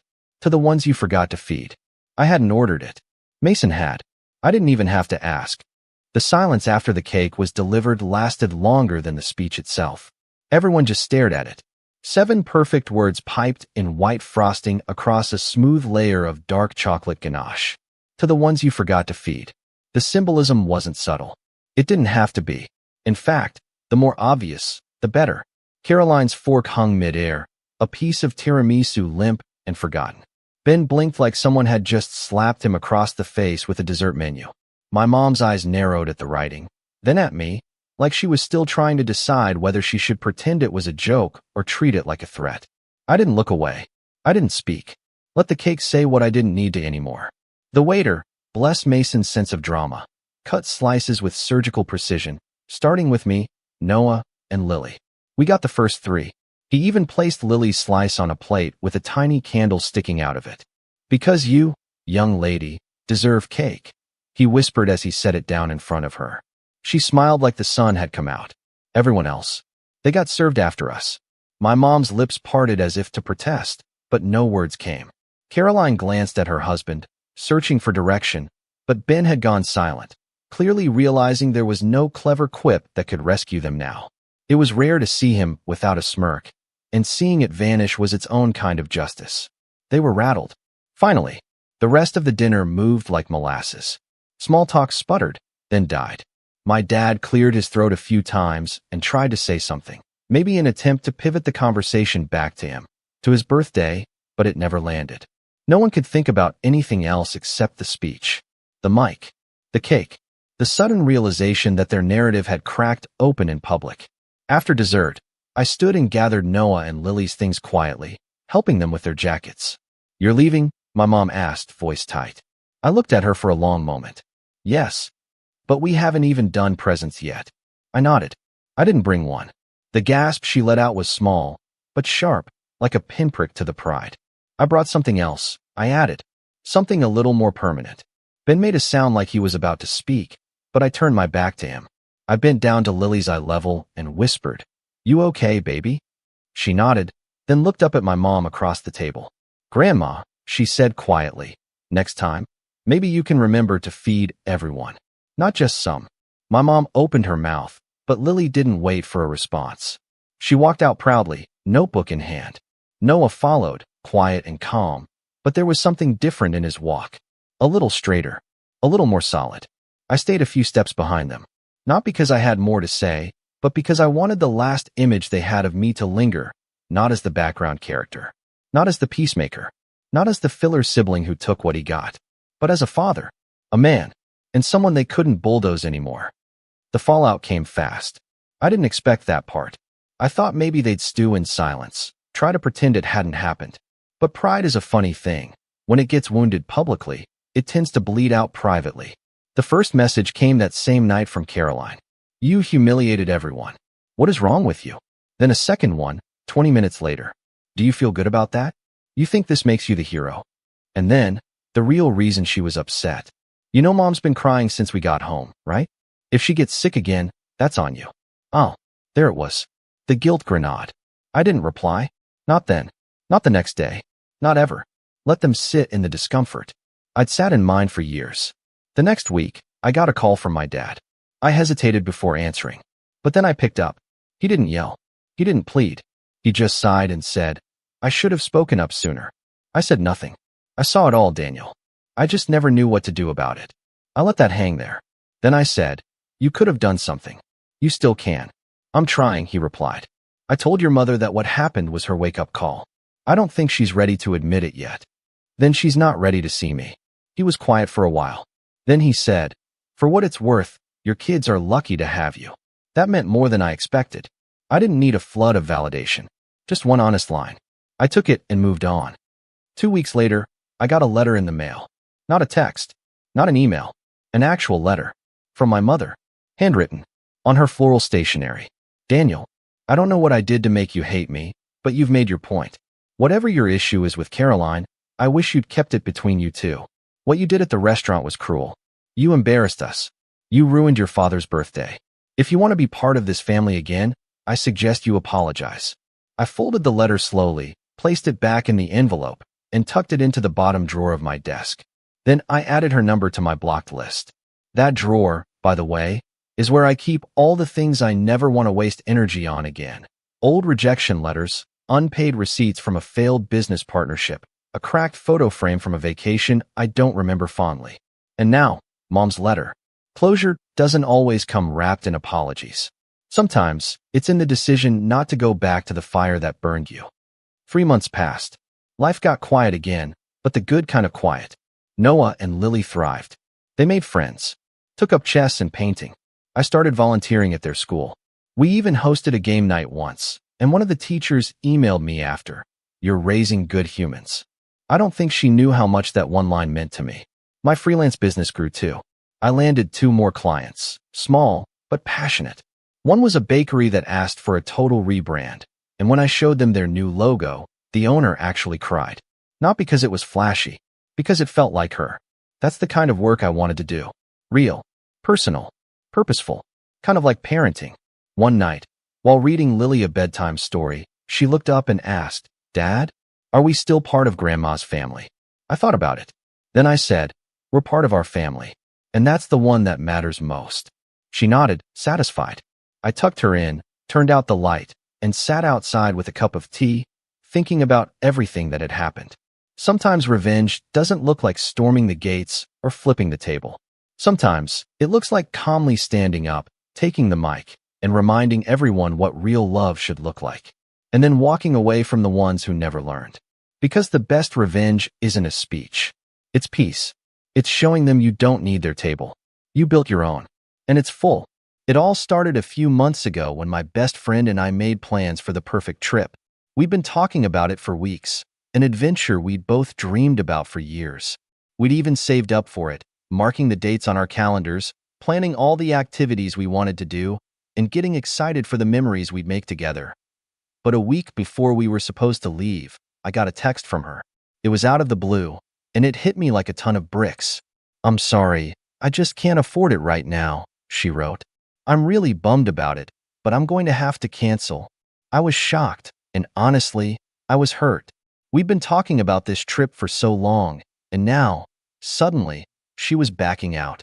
We had made so many plans together, and she had seemed just as excited as I was.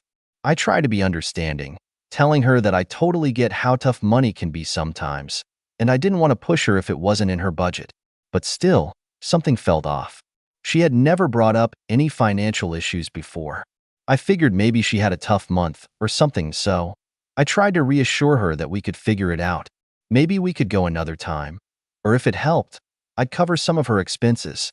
After all, we'd been friends for so long, and I really wanted us to go on this trip together. But when I offered, she insisted that she couldn't take me up on that.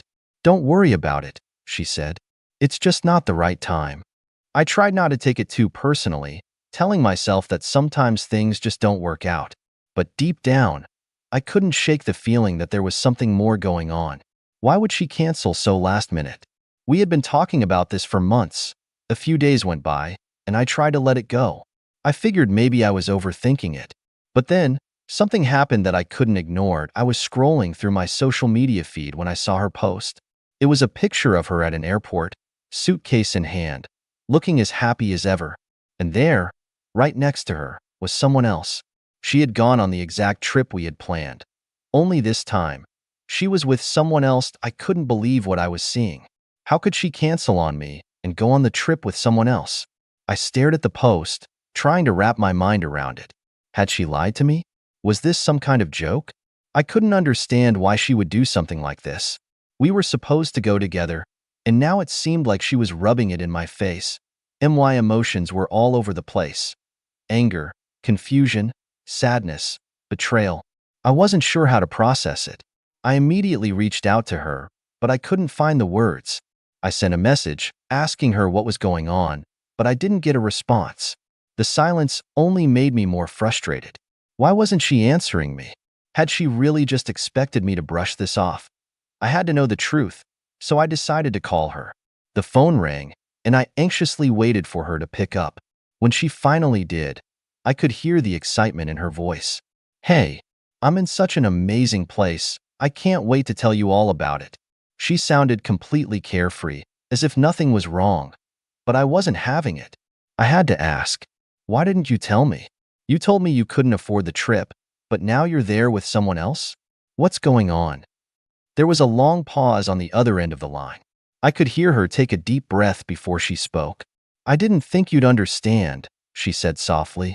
I didn't know how to tell you, but I've been planning this with someone else for a while now.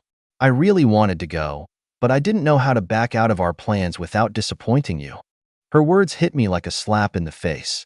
So, you just lied to me? You could have told me the truth, but instead, you let me believe you couldn't go and made me feel bad for even suggesting it? She was quiet for a moment, and then she sighed. I didn't want to hurt you, but I didn't want to cancel on the other person either. It wasn't easy, and I didn't know how to juggle both things. I didn't know what to say. I felt betrayed, and the way she was justifying her actions made me feel even worse. It was hard to imagine that she hadn't considered how hurt I would feel. I had always been there for her, and this was how she repaid me, by choosing someone else over me without a second thought. So, that's it? You just didn't think it was important enough to be honest with me? I asked, my voice shaking.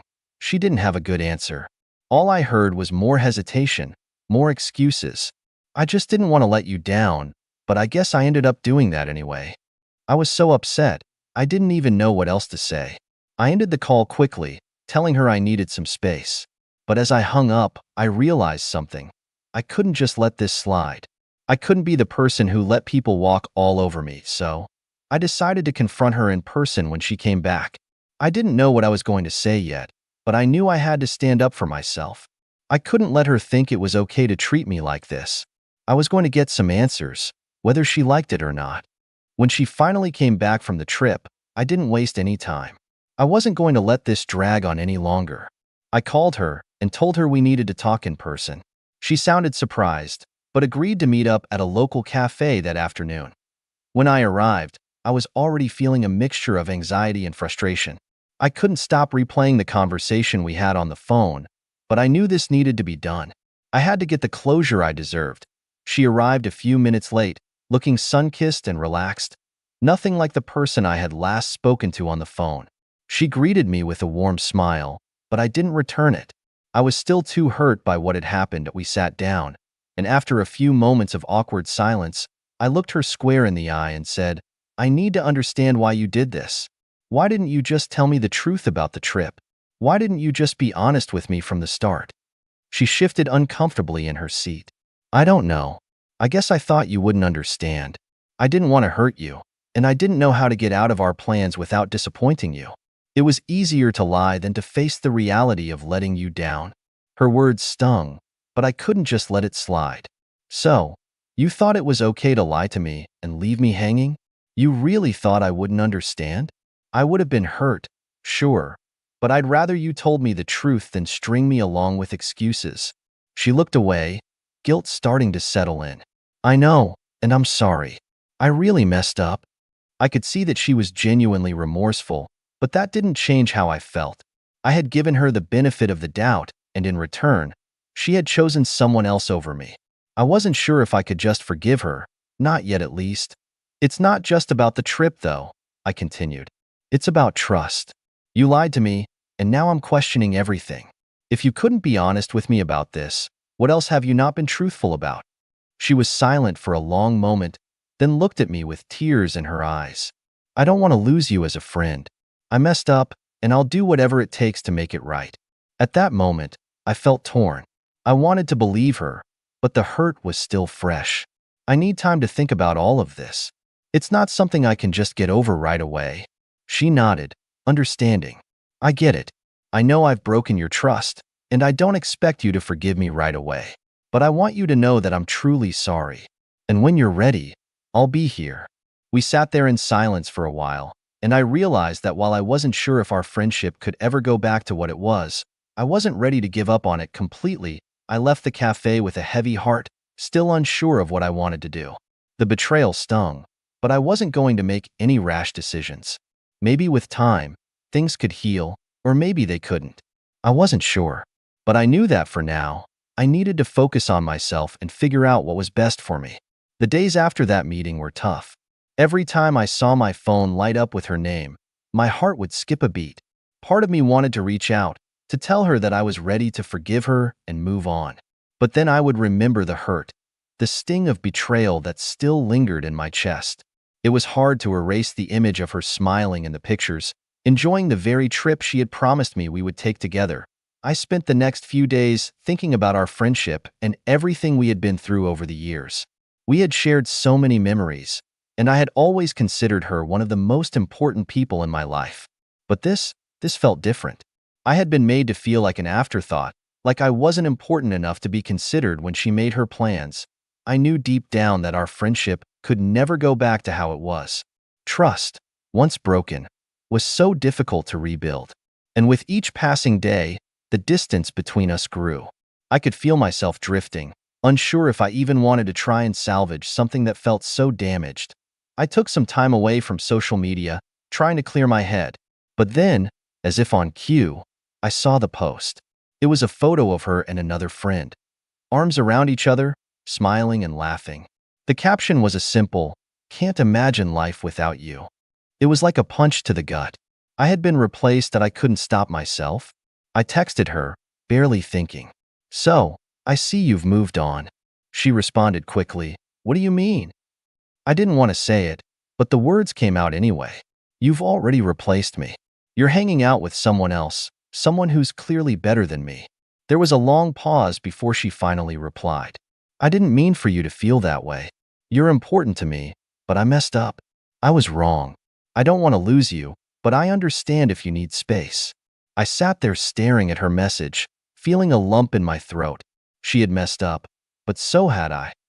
Part of me wanted to forgive her, to let it all go and pick up where we left off. But part of me was scared that it would happen again, that she would let me down when I least expected it. I spent the rest of the day in a haze, unsure of what to do. I knew I needed to make a decision, but I wasn't ready. And as much as I wanted to pretend that everything could go back to normal, I knew it would never be the same. The question lingered in my mind. Was it worth it? Was it worth trying to fix a friendship that had already shown cracks? As the days went by, I couldn't shake the feeling that something wasn't right. My mind kept replaying the events over and over, the canceled trip, the photos, the text messages, and her words. I found myself checking her social media more than I should have, trying to understand her actions, but it only made me feel worse. I started wondering if maybe I was being too sensitive or if I was overreacting. But every time I tried to brush it off, the hurt would resurface, deeper than before. One evening, as I was sitting on the couch, scrolling through my phone, I saw a message from her. She had sent a simple, "I miss you." For a moment, I just stared at the message, feeling torn. Did I want to open up that door again? Or should I just let it be, knowing that it might only lead to more disappointment? I decided to respond. "I miss you too, but I'm not sure how to move forward." Her reply came quickly, almost desperate. "I understand. I don't expect you to forgive me right away, but I want to make it right. I've messed up, and I'm sorry. I just don't want to lose you as a friend." Reading her words, I could feel the sincerity in them, but at the same time, I wasn't sure if I could trust it. How many times had she promised things and then turned around and broken them? How many times had I convinced myself that she'd change, only to be let down again? But something inside me, something deep down, told me that I wasn't ready to completely let go of her. We had shared too many memories, too much history, to throw it all away without trying to repair the damage, so I agreed to meet up with her again, this time at a park near my place. We agreed to talk face to face, no distractions, no excuses. I wasn't sure what I wanted from it, but I knew I had to hear her out. When I arrived, I saw her sitting on a bench, waiting for me. Her face lit up when she saw me, but I could tell she was nervous. I was nervous too. "I'm glad you came," she said quietly as I sat down beside her. There was a long silence between us before I spoke. "I've been thinking a lot about everything," I started, trying to keep my voice steady. "And I don't know if I can just forget what happened. You lied to me. You hurt me. And that's hard to get past." She nodded, her eyes filled with regret. "I know. And I don't expect you to just forgive me. I've made mistakes, and I don't want to make excuses for them. I just want a chance to show you that I can do better." There was a quiet pause, and I felt myself wavering. She sounded so genuine, but could I really trust her again? "I don't know if I can just pick up where we left off," I said softly, "but I'm willing to try. I just need to know that I'm not going to get hurt again." Her face softened, and I could see the emotion in her eyes. "I understand, and I'm willing to work for it. I'll prove to you that I'm not the person who let you down. I'll be there for you, no matter what." It was the reassurance I needed, even if it didn't completely erase the doubts in my mind. Maybe, just maybe, we could rebuild what we once had. But I knew it wouldn't be easy. It would take time, trust, and patience. But for the first time in days, I felt a glimmer of hope. After that conversation, things were different, but not exactly the way I had hoped. We tried. I'll give her that. We spent time together, laughed at old inside jokes, and even planned a new trip, this time one that we could both actually afford. But something felt off. The connection we had before, the one that made her the person I trusted most, wasn't there anymore. It wasn't like she was the same person, or like I was either. There was an awkwardness that lingered, a reminder of the betrayal I couldn't quite shake off. First, I thought maybe I was just being paranoid. Maybe I was overthinking it. Maybe it was just going to take time. But then came the day when she canceled plans with me again. This time, it wasn't even for a good reason. She told me she was too tired and needed to rest. I didn't say anything. I didn't even respond right away. I sat there, staring at my phone, remembering the last time she had canceled and then posted about being out with another friend. I couldn't help myself. I scrolled through her Instagram, and there it was. A picture of her at a coffee shop, laughing with someone else.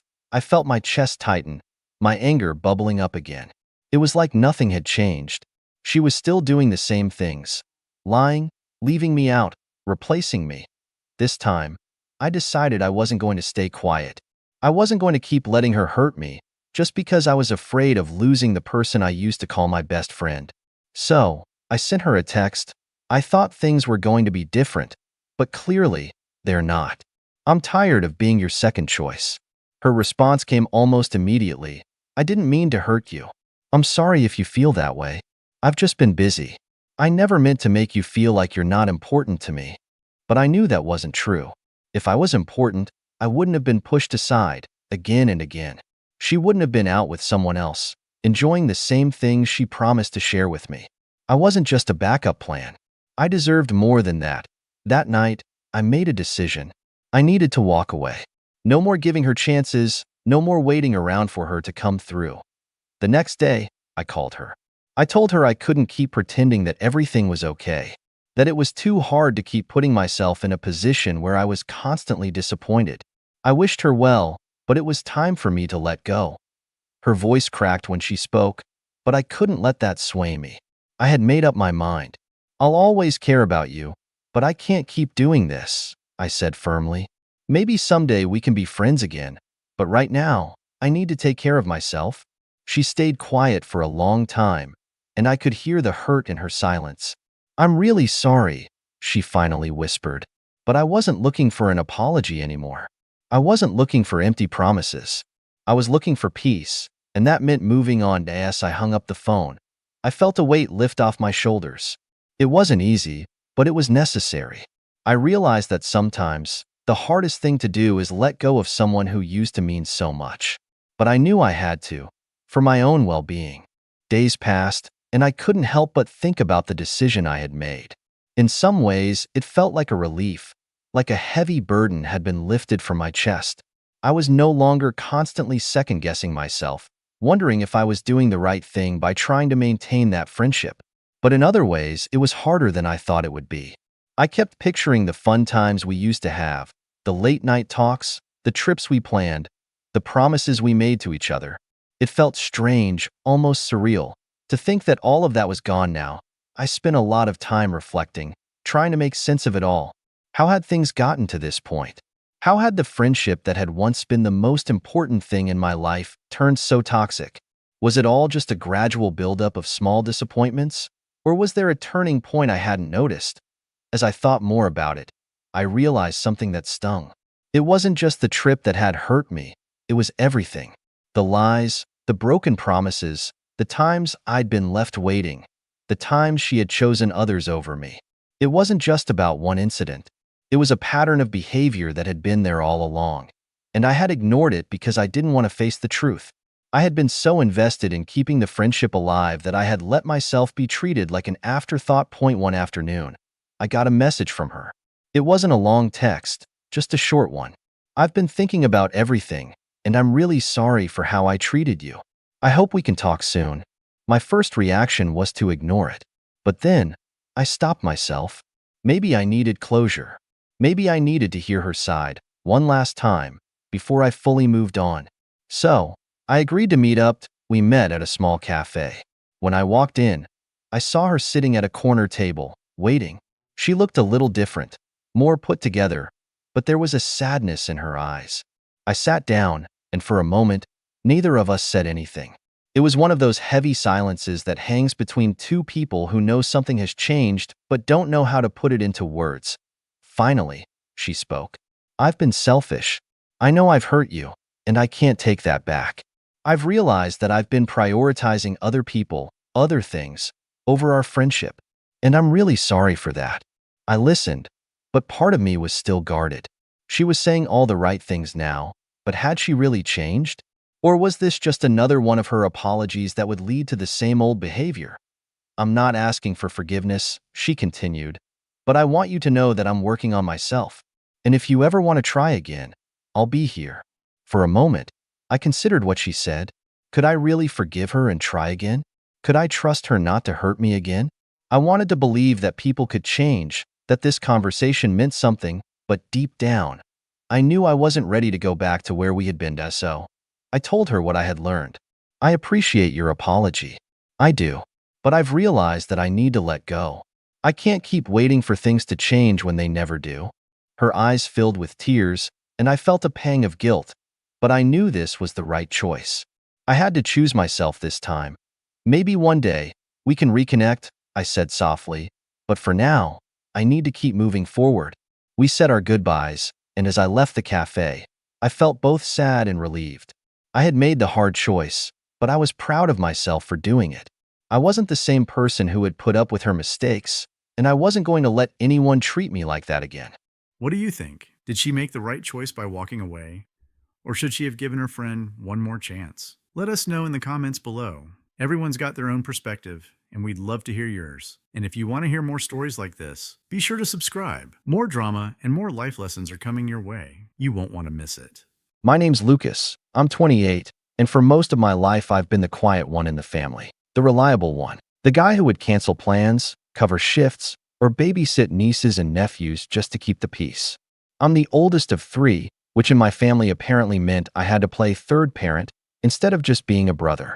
My dad works a demanding job, my mom loves to orchestrate family events like she's directing a Broadway play, and my siblings, both younger, have been spoiled since day one.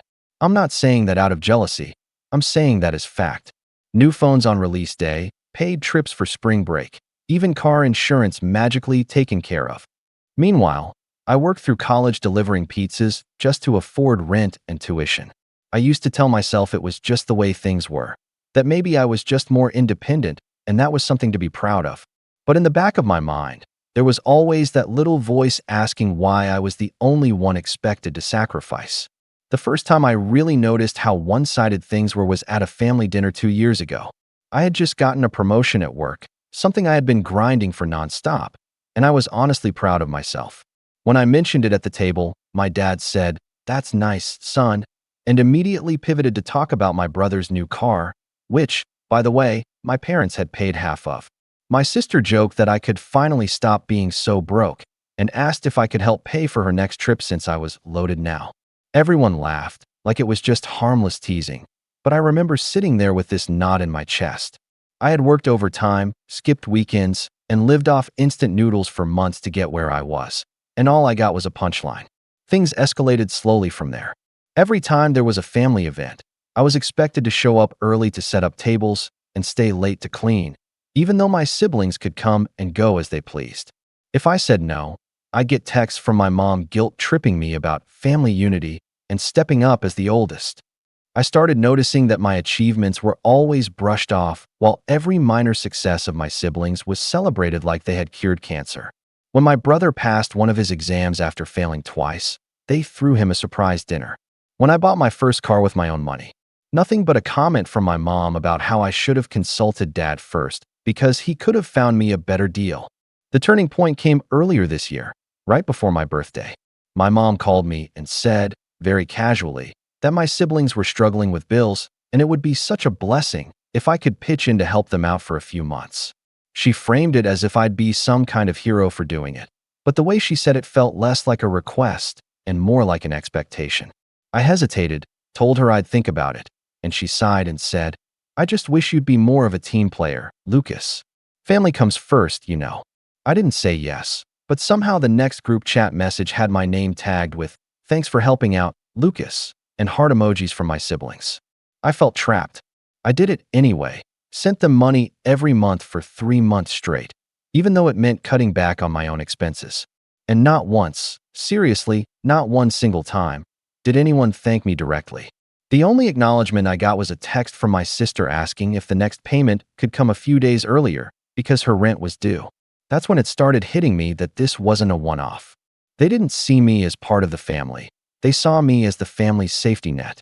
Then came the dinner that lit the fuse. We were all at my parents' house, sitting around the table like usual. My brother was bragging about some new gadget he bought, and my mom laughed and said, "Well, we wouldn't be able to keep this family afloat if it weren't for Lucas helping out, right?" I thought for a split second she was finally giving me some credit, but then she added, "That's what being the oldest is about, sacrificing so everyone else can thrive." My brother grinned and said, "Guess you're basically our sponsor now." They all laughed. I didn't. I went home that night and sat in my car for a long time just thinking about every time I'd been expected to step up, about every joke at my expense, about how my own birthday had been forgotten last year because everyone was busy planning my sister's engagement party. The more I thought about it, the angrier I got. Not loud, explosive anger, but that quiet, cold kind that just sits in your stomach. For the first time, I realized I didn't have to keep playing this role they'd written for me. I didn't have to keep being the one who bails everyone out. A few days later, my dad called me and told me that since I was doing so well now, they were thinking I should start contributing a set amount every month for household upkeep, since I still occasionally came over for dinners. He actually used the phrase, fair share. I couldn't believe it. I was already paying my own rent, my own utilities, and now they wanted me to pay for theirs too. Just because I was financially stable? That was the moment something in me snapped. I didn't yell, I didn't argue. I just said, "I'll think about it." And as soon as I hung up, I opened my laptop and stared at an email I had been sitting on for weeks. A job offer. One that would move me to another country. I hadn't accepted yet because I thought staying close to my family was the right thing to do. And that's when everything shifted. I didn't reply to the job offer right away. I told myself I'd give it a few days, maybe talk to my family one more time, see if we could find some middle ground. But the universe, or maybe my family's talent for proving me right, didn't give me much time to think. 2 days later, I got a message from my mom in the family group chat. "Hey Lucas, just a reminder we're having a little party for your sister this weekend. It's her 1-year engagement anniversary." I stared at my phone. 1-year engagement anniversary? Was that even a thing? It wasn't a wedding. It wasn't a baby shower. It wasn't anything except another excuse to celebrate my sister. The kicker was the follow-up text. "Can you come early to help set up? We're thinking of doing a backyard dinner. Oh, and could you bring some wine? Everyone liked the bottles you brought last time." There was no question mark at the end of that message. No, if you can. It was just assumed that I would. I should have said no right there. Instead, I agreed, because that's what I'd been conditioned to do. So Saturday rolls around. I show up early, and sure enough, I'm the one hauling chairs, setting up string lights, arranging food trays. My brother rolled in an hour later, plopped down on the couch with a drink, and said, "Good job. Man, this looks great." Not a finger lifted. During dinner, I tried to make conversation with my parents about my job. I hinted, just hinted, that I might have some exciting news soon. Before I could even explain, my mom cut me off to tell everyone how my sister might be getting a promotion at her job soon and how we should keep her in our thoughts. Everyone clapped. My news. Completely ignored. Then came the moment that really hit me in the chest. Toward the end of the night, my dad stood up with his glass and said, "Let's give a toast to your sister for making us all proud. She's going to do great things." He looked around the table and added, "And let's also thank Lucas for helping make tonight happen. Always putting family first, just like a good eldest should." He said it with a proud smile, like it was the highest compliment. I forced a smile back, but inside I was boiling. It wasn't gratitude, it was expectation, like they were reminding me of my job description. The next morning, I found out from my cousin, who was more like a friend to me, that my sister had been telling people I was basically a live-in bank, and that she didn't need to worry about saving because I'd never let them struggle. She said it like it was some running joke. My cousin even told me people were laughing about it at the party after I left. That was the first time I really felt humiliated. I wasn't just being taken advantage of quietly. They were openly making me the punchline. It didn't stop there. A few weeks later, I got another call from my mom. This time, it wasn't even a request, it was an announcement. "Lucas, we've decided it would be easier if you just send a set amount every month for your siblings' rent. That way we don't have to ask each time." I sat there in silence, stunned. My own rent had gone up recently, and my budget was tight. When I told her I wasn't sure I could do that anymore, she sighed dramatically and said, "You're being selfish. Your brother and sister are still finding their footing. You were supposed to lead by example." That phrase, "lead by example," rang in my head like a bell. I was done. I started pulling away little by little after that. I stopped answering texts right away. I skipped a family brunch or two, saying I was busy. And every time I did, I got guilt-tripping messages. "We missed you today. Your siblings asked why you weren't here. Family is everything, Lucas." Then, just when I thought maybe I was imagining things, came the final straw. My dad called me one night, casually, like we were just catching up. After some small talk, he said, "We were talking, and we think it's time you start paying rent here." I blinked. "What rent? I don't live there." He chuckled like it was no big deal. "You eat here a few nights a month.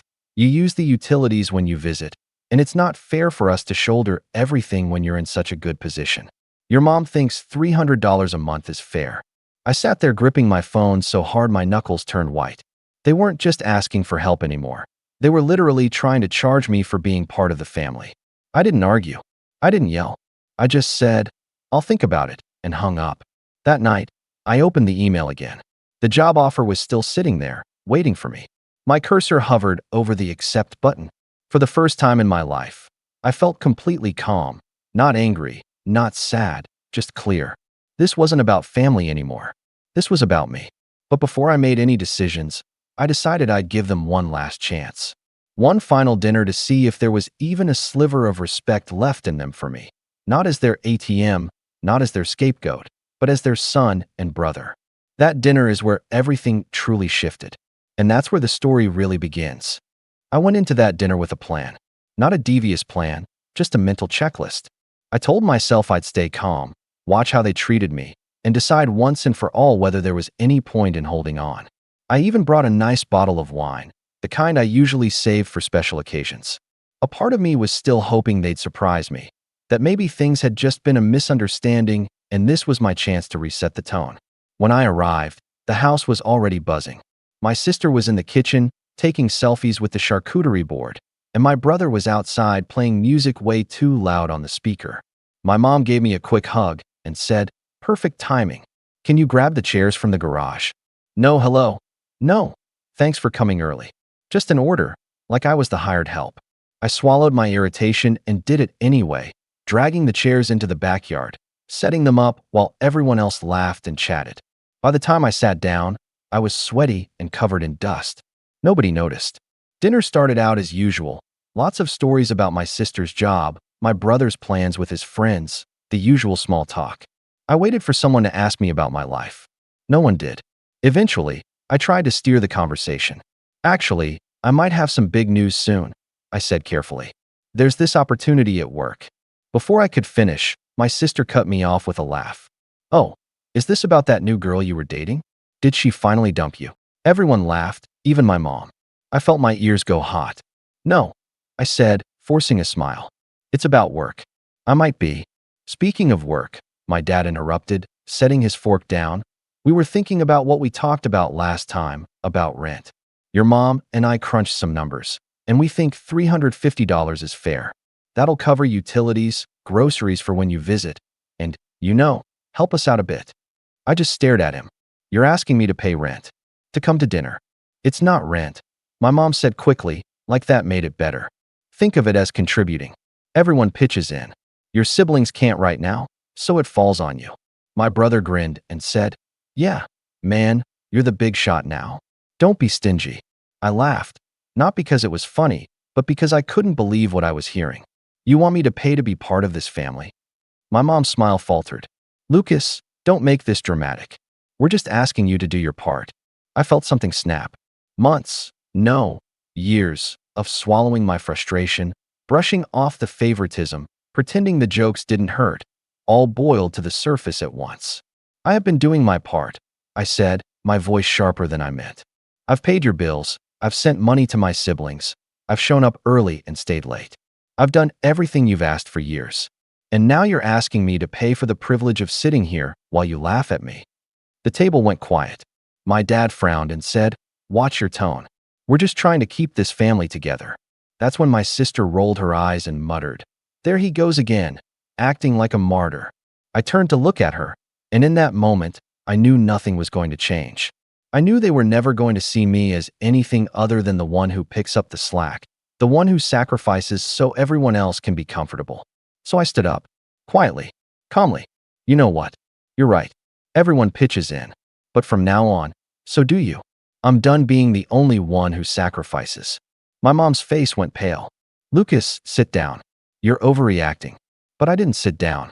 I grabbed my jacket and my keys, and I walked out. Nobody followed me. When I got home, I didn't even take my shoes off. I opened my laptop, pulled up the job offer email, and clicked accept. That was the night I stopped being the family's safety net. But that wasn't the last time we spoke, not by a long shot. Because a week later, I got a phone call that changed everything. And it set the stage for what I was about to do next. The silence hit me first. After that dinner, the group chat went quiet. No more memes, no more casual invites. At first, I thought maybe everyone just needed a little space. But then, 2 days later, my mom sent me a text. We need to talk. Call me. When I called, she didn't even say hello. Lucas, what you did the other night was incredibly disrespectful, she said, her tone cold. Walking out like that embarrassed us in front of everyone. I gripped the phone so tightly my hand hurt. Embarrassed you? Mom, you asked me to pay rent for coming to dinner. She sighed, like I was being difficult. You're twisting it. We just wanted you to contribute, and instead you stormed off and made your sister cry. Do you have any idea how hard that was for her? I closed my eyes. Mom, I've been contributing for years. I just said no this time. That's not the point, she snapped. The point is, family is supposed to stick together. Your father and I raised you better than this. You owe us more respect. That word, oh, echoed in my head long after we hung up. I sat in my apartment staring at the wall, feeling like I had just been cast out. Part of me wanted to call back and apologize, just to make the knot in my chest go away. But then I remembered every time I'd bent over backward for them and got nothing but more demands in return. The next few weeks were brutal. My siblings stopped replying to my texts. I wasn't invited to Sunday dinner. My mom sent me guilt-tripping messages about how the house feels empty without you, and your brother keeps asking why you don't love them anymore. My dad sent a single message that read, when you're ready to be part of this family again, you know where to find us.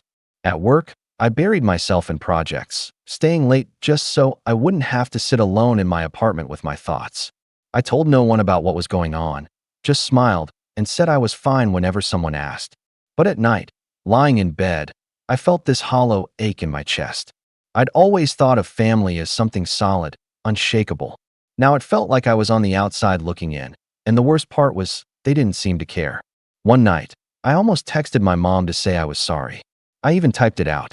But before I hit send, I remembered the night I skipped a family brunch because I had food poisoning and they called me dramatic for missing it. I remembered my sister's voice joking that I was their live-in bank. And I remembered the look on my dad's face when he told me to watch my tone, like I was still a kid. That's when something shifted. The pain didn't go away. It got sharper, cleaner. I realized I couldn't just sit in this limbo waiting for them to let me back in. If I was going to do this, I had to commit.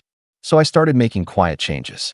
I rerouted my savings into a separate account they didn't know about. I sold a few things I didn't need, old furniture, extra electronics, and started packing boxes, one at a time. I told everyone at work I had accepted a new position overseas and would be moving in a few weeks. My coworkers threw me a little farewell party, and for the first time in months, I felt genuinely happy.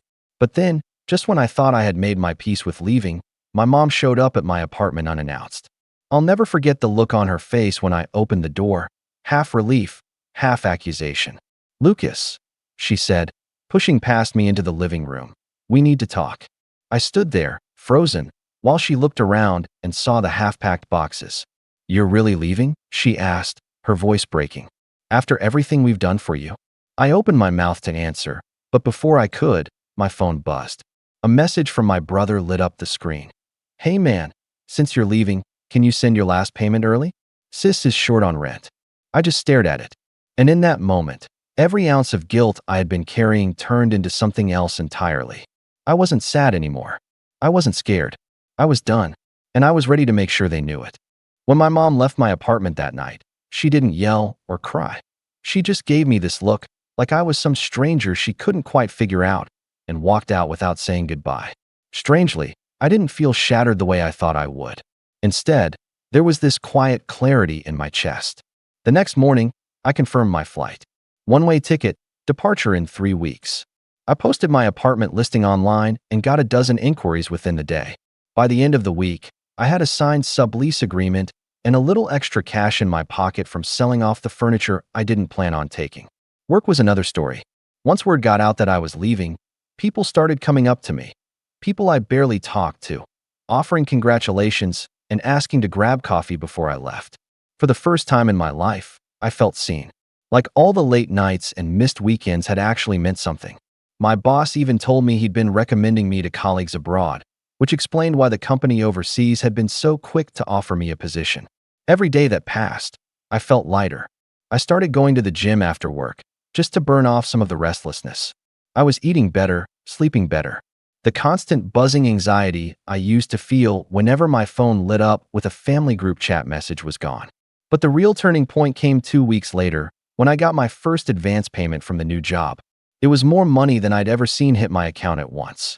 I sat there staring at the number, this mix of disbelief and pride washing over me. This wasn't just money, this was freedom.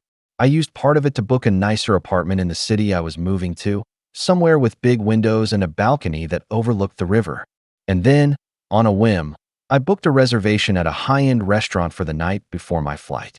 Not because I needed to celebrate with anyone, just because I wanted to sit there by myself, order something expensive, and toast to the fact that I had finally chosen myself. Meanwhile, my family's texts started trickling in again. First it was my mom, sending me photos of family dinners I wasn't at, with captions like, "Wish you were here." Then my sister, who sent me a casual message asking if I'd changed my mind about helping her with rent because she was super stressed. My brother even called once, acting like nothing had happened, and asked if I could help him buy concert tickets. I didn't reply right away. I wanted to see how it felt to not jump at every request. And you know what? It felt good. It felt powerful. One Friday night, while packing, I found an old notebook I'd kept during college where I used to write down goals. On one page, I had scribbled, "Move abroad, get promoted, live somewhere with a view." I sat there smiling, realizing that somehow, despite everything, I was about to check every box on that list. A few days before my flight, my company hosted a farewell dinner for me. They gave me a sleek watch as a parting gift, and my boss raised a glass and said, "Lucas has been one of the most reliable, hardworking people I've ever had on my team. They're lucky to have him." Hearing those words hit me harder than I expected. For years, my family had made me feel like reliability was just my duty, like it wasn't something to be acknowledged or appreciated. But here was someone recognizing it as a strength. I walked out of that dinner into the cool night air, stood on the sidewalk for a minute, and just breathed. For the first time in a long time, I wasn't angry. I wasn't bitter. I was just ready. And then, 2 days before my flight, my mom called me again. This time, she didn't sound cold. She sounded desperate. "Lucas, we need to talk before you go. Please, come over tonight." Something in her voice made me pause. I agreed, curious to see what could possibly be so urgent now. When I showed up at the house, everyone was there: my mom, my dad, my siblings. And the second I sat down, my dad cleared his throat and said, "Before you leave, there's something we need to discuss about the family finances." I had no idea that what he was about to say would set the stage for everything that came next. My dad leaned back in his chair like he was about to deliver a company boardroom presentation. My mom sat with her hands clasped. My sister was scrolling on her phone, and my brother was bouncing his knee under the table. I could feel the tension before anyone even spoke. "Lucas," my dad started, "your mom and I have been reviewing our finances, and, well, things are tighter than we thought. With the mortgage, utilities, and helping your siblings get on their feet, we've been dipping into our savings more than we should. If this keeps up, we might have to sell the house." I stayed quiet, waiting for the real point. "That's why we think it would be helpful if you could contribute a little more," he said carefully. "You're in a good position now, and your help could keep this house in the family." I let out a small laugh, not because it was funny, but because I could feel that old, familiar script being handed to me again. The savior role. "So let me get this straight," I said, keeping my tone calm. "You want me to pay so you can keep funding my siblings' lifestyle, and I get what? A thank you card?" My mom frowned. "Lucas, don't be cruel. This is your family's home. You grew up here. Don't you want it to still be here when you visit?" I looked around the room. The same room where I'd been scolded as a kid for not getting perfect grades, where I'd been told to set an example when my siblings broke rules, where I'd sat through countless dinners listening to everyone talk over me. "Do I want it to still be here?"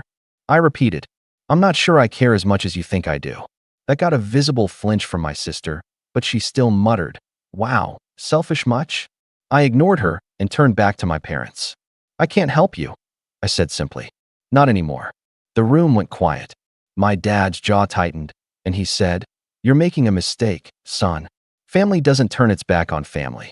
"Funny," I said quietly, "because that's exactly what it feels like you've been doing to me for years." I stood up, ready to leave, when my mom suddenly blurted out, "Fine. If you won't help, then at least you should know. Your name is still on the emergency contact for the mortgage. If something happens, the bank could come to you first." I froze. "What?" My dad sighed. "When you co-signed for that loan years ago, we never took you off. We meant to, but with everything going on, it slipped through the cracks. If things go south, technically, you're on the hook." It felt like the air got sucked out of the room. I had completely forgotten about co-signing that refinance they begged me to help with when I was fresh out of college. At the time, I thought it was just paperwork, a way to get them a better interest rate. But now it meant that if they defaulted, my credit and my finances would be destroyed. I sat back down, suddenly very calm. "Good to know," I said. "Thanks for telling me." They looked relieved, like maybe that was the end of it, like maybe I'd now feel obligated to help them keep up with payments. But what they didn't realize was that they'd just handed me something much more valuable than guilt. They'd handed me leverage. When I left that night, I didn't argue or raise my voice. I simply told them I'd be in touch before I left the country. And the whole drive home, my mind was racing, not with anger this time, but with ideas. The next morning, I called my bank and set up an appointment to review the mortgage paperwork. I wanted to see exactly where I stood, what rights I had, and what options were available to me. The banker explained that as a co-signer, I had full visibility into the account and could request statements anytime I wanted. That was the first moment I felt the balance of power shift. In the days that followed, I quietly gathered every document I could find: loan agreements, payment histories, even the property value. What I found was eye-opening: late payments, missed deadlines, and a refinance that had nearly been denied because of their credit history. They had been skating by for years, and my name had been the safety net keeping it all together. For the first time, I wasn't just reacting to their demands. I had something solid, something that put me in control, and I wasn't going to waste it. I didn't tell them what I knew. I didn't even hint at it. Instead, I smiled in the group chat for the first time in weeks, sent a polite message saying I'd be over one last time before my flight, and kept packing my bags. Because now, I wasn't just leaving, I was leaving on my terms. And I was about to make sure they never treated me like the family ATM again. I spent the next week preparing, but not in the way my family probably imagined. They probably thought I was coming over to make peace, maybe even hand them a check on my way out the door as some kind of final act of responsibility. Instead, I was making sure every detail was lined up so there would be no confusion about where I stood, legally, financially, emotionally. 2 days before my flight, I met with a lawyer recommended by one of my coworkers. I explained everything: the cosign mortgage, the late payments, the pressure from my family. The lawyer listened carefully, then laid it out for me in plain terms. You can absolutely protect yourself here. You can request to be removed as cosigner, though it will force them to refinance under their own credit history. And if they can't, you can freeze any further financial obligations in writing, which shields you from liability down the line. It's going to make things uncomfortable with your family, but it's the safest move. Uncomfortable didn't scare me anymore. I signed the paperwork to formally request removal and to have all future correspondence from the bank sent to me directly until the process was complete.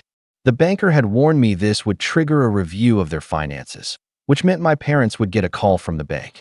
That night, I showed up at their house for my last dinner. They had gone all out.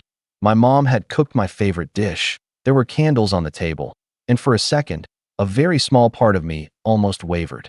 But then my dad started talking about the future of the house and keeping the family together, and my sister piped up with, "So you're going to help, right? I mean, now that you're moving, you probably won't even notice the money." That's when I knew this wasn't a farewell dinner. This was an ambush dressed up as family time. I waited until everyone had their plates, then set down my fork. "Actually," I said calmly, "that's what I wanted to talk about. I've made some decisions, and I think it's time I'm clear about them." They all stopped eating. "I met with the bank this week," I continued, "and I've started the process to have my name removed from the mortgage." My mom blinked like she hadn't heard me right. "Removed? Lucas, you can't do that. We need your name to keep the rate low." "I can," I said evenly, and I did. "If you want to keep the house, you'll have to refinance under your own credit." My dad's face turned red. "Do you have any idea what you're doing? This could raise our payments." "Yes," I said, my voice calm but firm. "And that's not my problem anymore. I've carried this family's financial burden for years, and it ends today. You will no longer use my name or my credit as a safety net. You will not ask me for rent, or for contributions, or for loans to cover my siblings' bills. I'm done." My sister scoffed. "You can't just walk away like that. That's cruel." I turned to her and smiled. Not a mocking smile, but the kind you give someone who just doesn't get it. "Cruel would be letting you all keep draining me dry until one day I wake up broke because of decisions I never made. This isn't cruel. This is fair." My mom's eyes filled with tears. "But Lucas, if we can't refinance, we could lose the house." I nodded. "Then maybe it's time to think about living within your means." I could feel my hands trembling under the table, but my voice stayed steady. For the first time, I wasn't pleading or defending myself. I was stating facts, and there was nothing they could do to argue with them. Before anyone could speak again, I stood up and reached into my jacket pocket. I pulled out an envelope and placed it in the center of the table. Inside is a full accounting of every payment I've made for this family over the last 3 years: rent for my siblings, utility bills, loans I covered. Consider it my final contribution. After today, there will be no more. My dad didn't move to pick it up. My mom just stared at it like it was a snake. My brother muttered something under his breath, but I didn't catch it, and honestly, I didn't care. I walked out before they could say another word. The next morning, just before heading to the airport, I got a flurry of messages. My mom begging me to reconsider, my sister accusing me of abandoning them, my dad warning me I'd regret this. I didn't reply. Instead, I took a photo of my boarding pass, sent it to the group chat with a simple, "Take care of yourselves," and put my phone on airplane mode. By the time I landed in my new city, the bank had already called them. I knew because there were 10 missed calls waiting for me, all from my dad. And as I stood there in the arrivals hall, watching people hug their loved ones, I felt something I hadn't felt in a very long time. Peace. But the real fallout, and their reaction when they realized just how much control they had lost, was still coming. The first week in my new city was a blur: new apartment, new office, new routines. Every morning I'd wake up to a stream of unread messages from my family, and every morning I'd swipe them away. At first, they were angry. "You blindsided us. You're tearing this family apart." Then they turned desperate. "We can't get approved without you. Please, we'll lose the house." Finally, about 3 weeks in, I got a message that made me stop scrolling. It was from my mom, short and shaky. The bank denied the refinance. We have 60 days to find a solution or we'll have to sell. I sat with that message for a long time, not because I was gloating, but because a younger version of me would have caved right then. I would have called the bank, fixed it, saved the day, and locked myself back into the role they'd written for me. But I wasn't that version of me anymore. I didn't reply right away.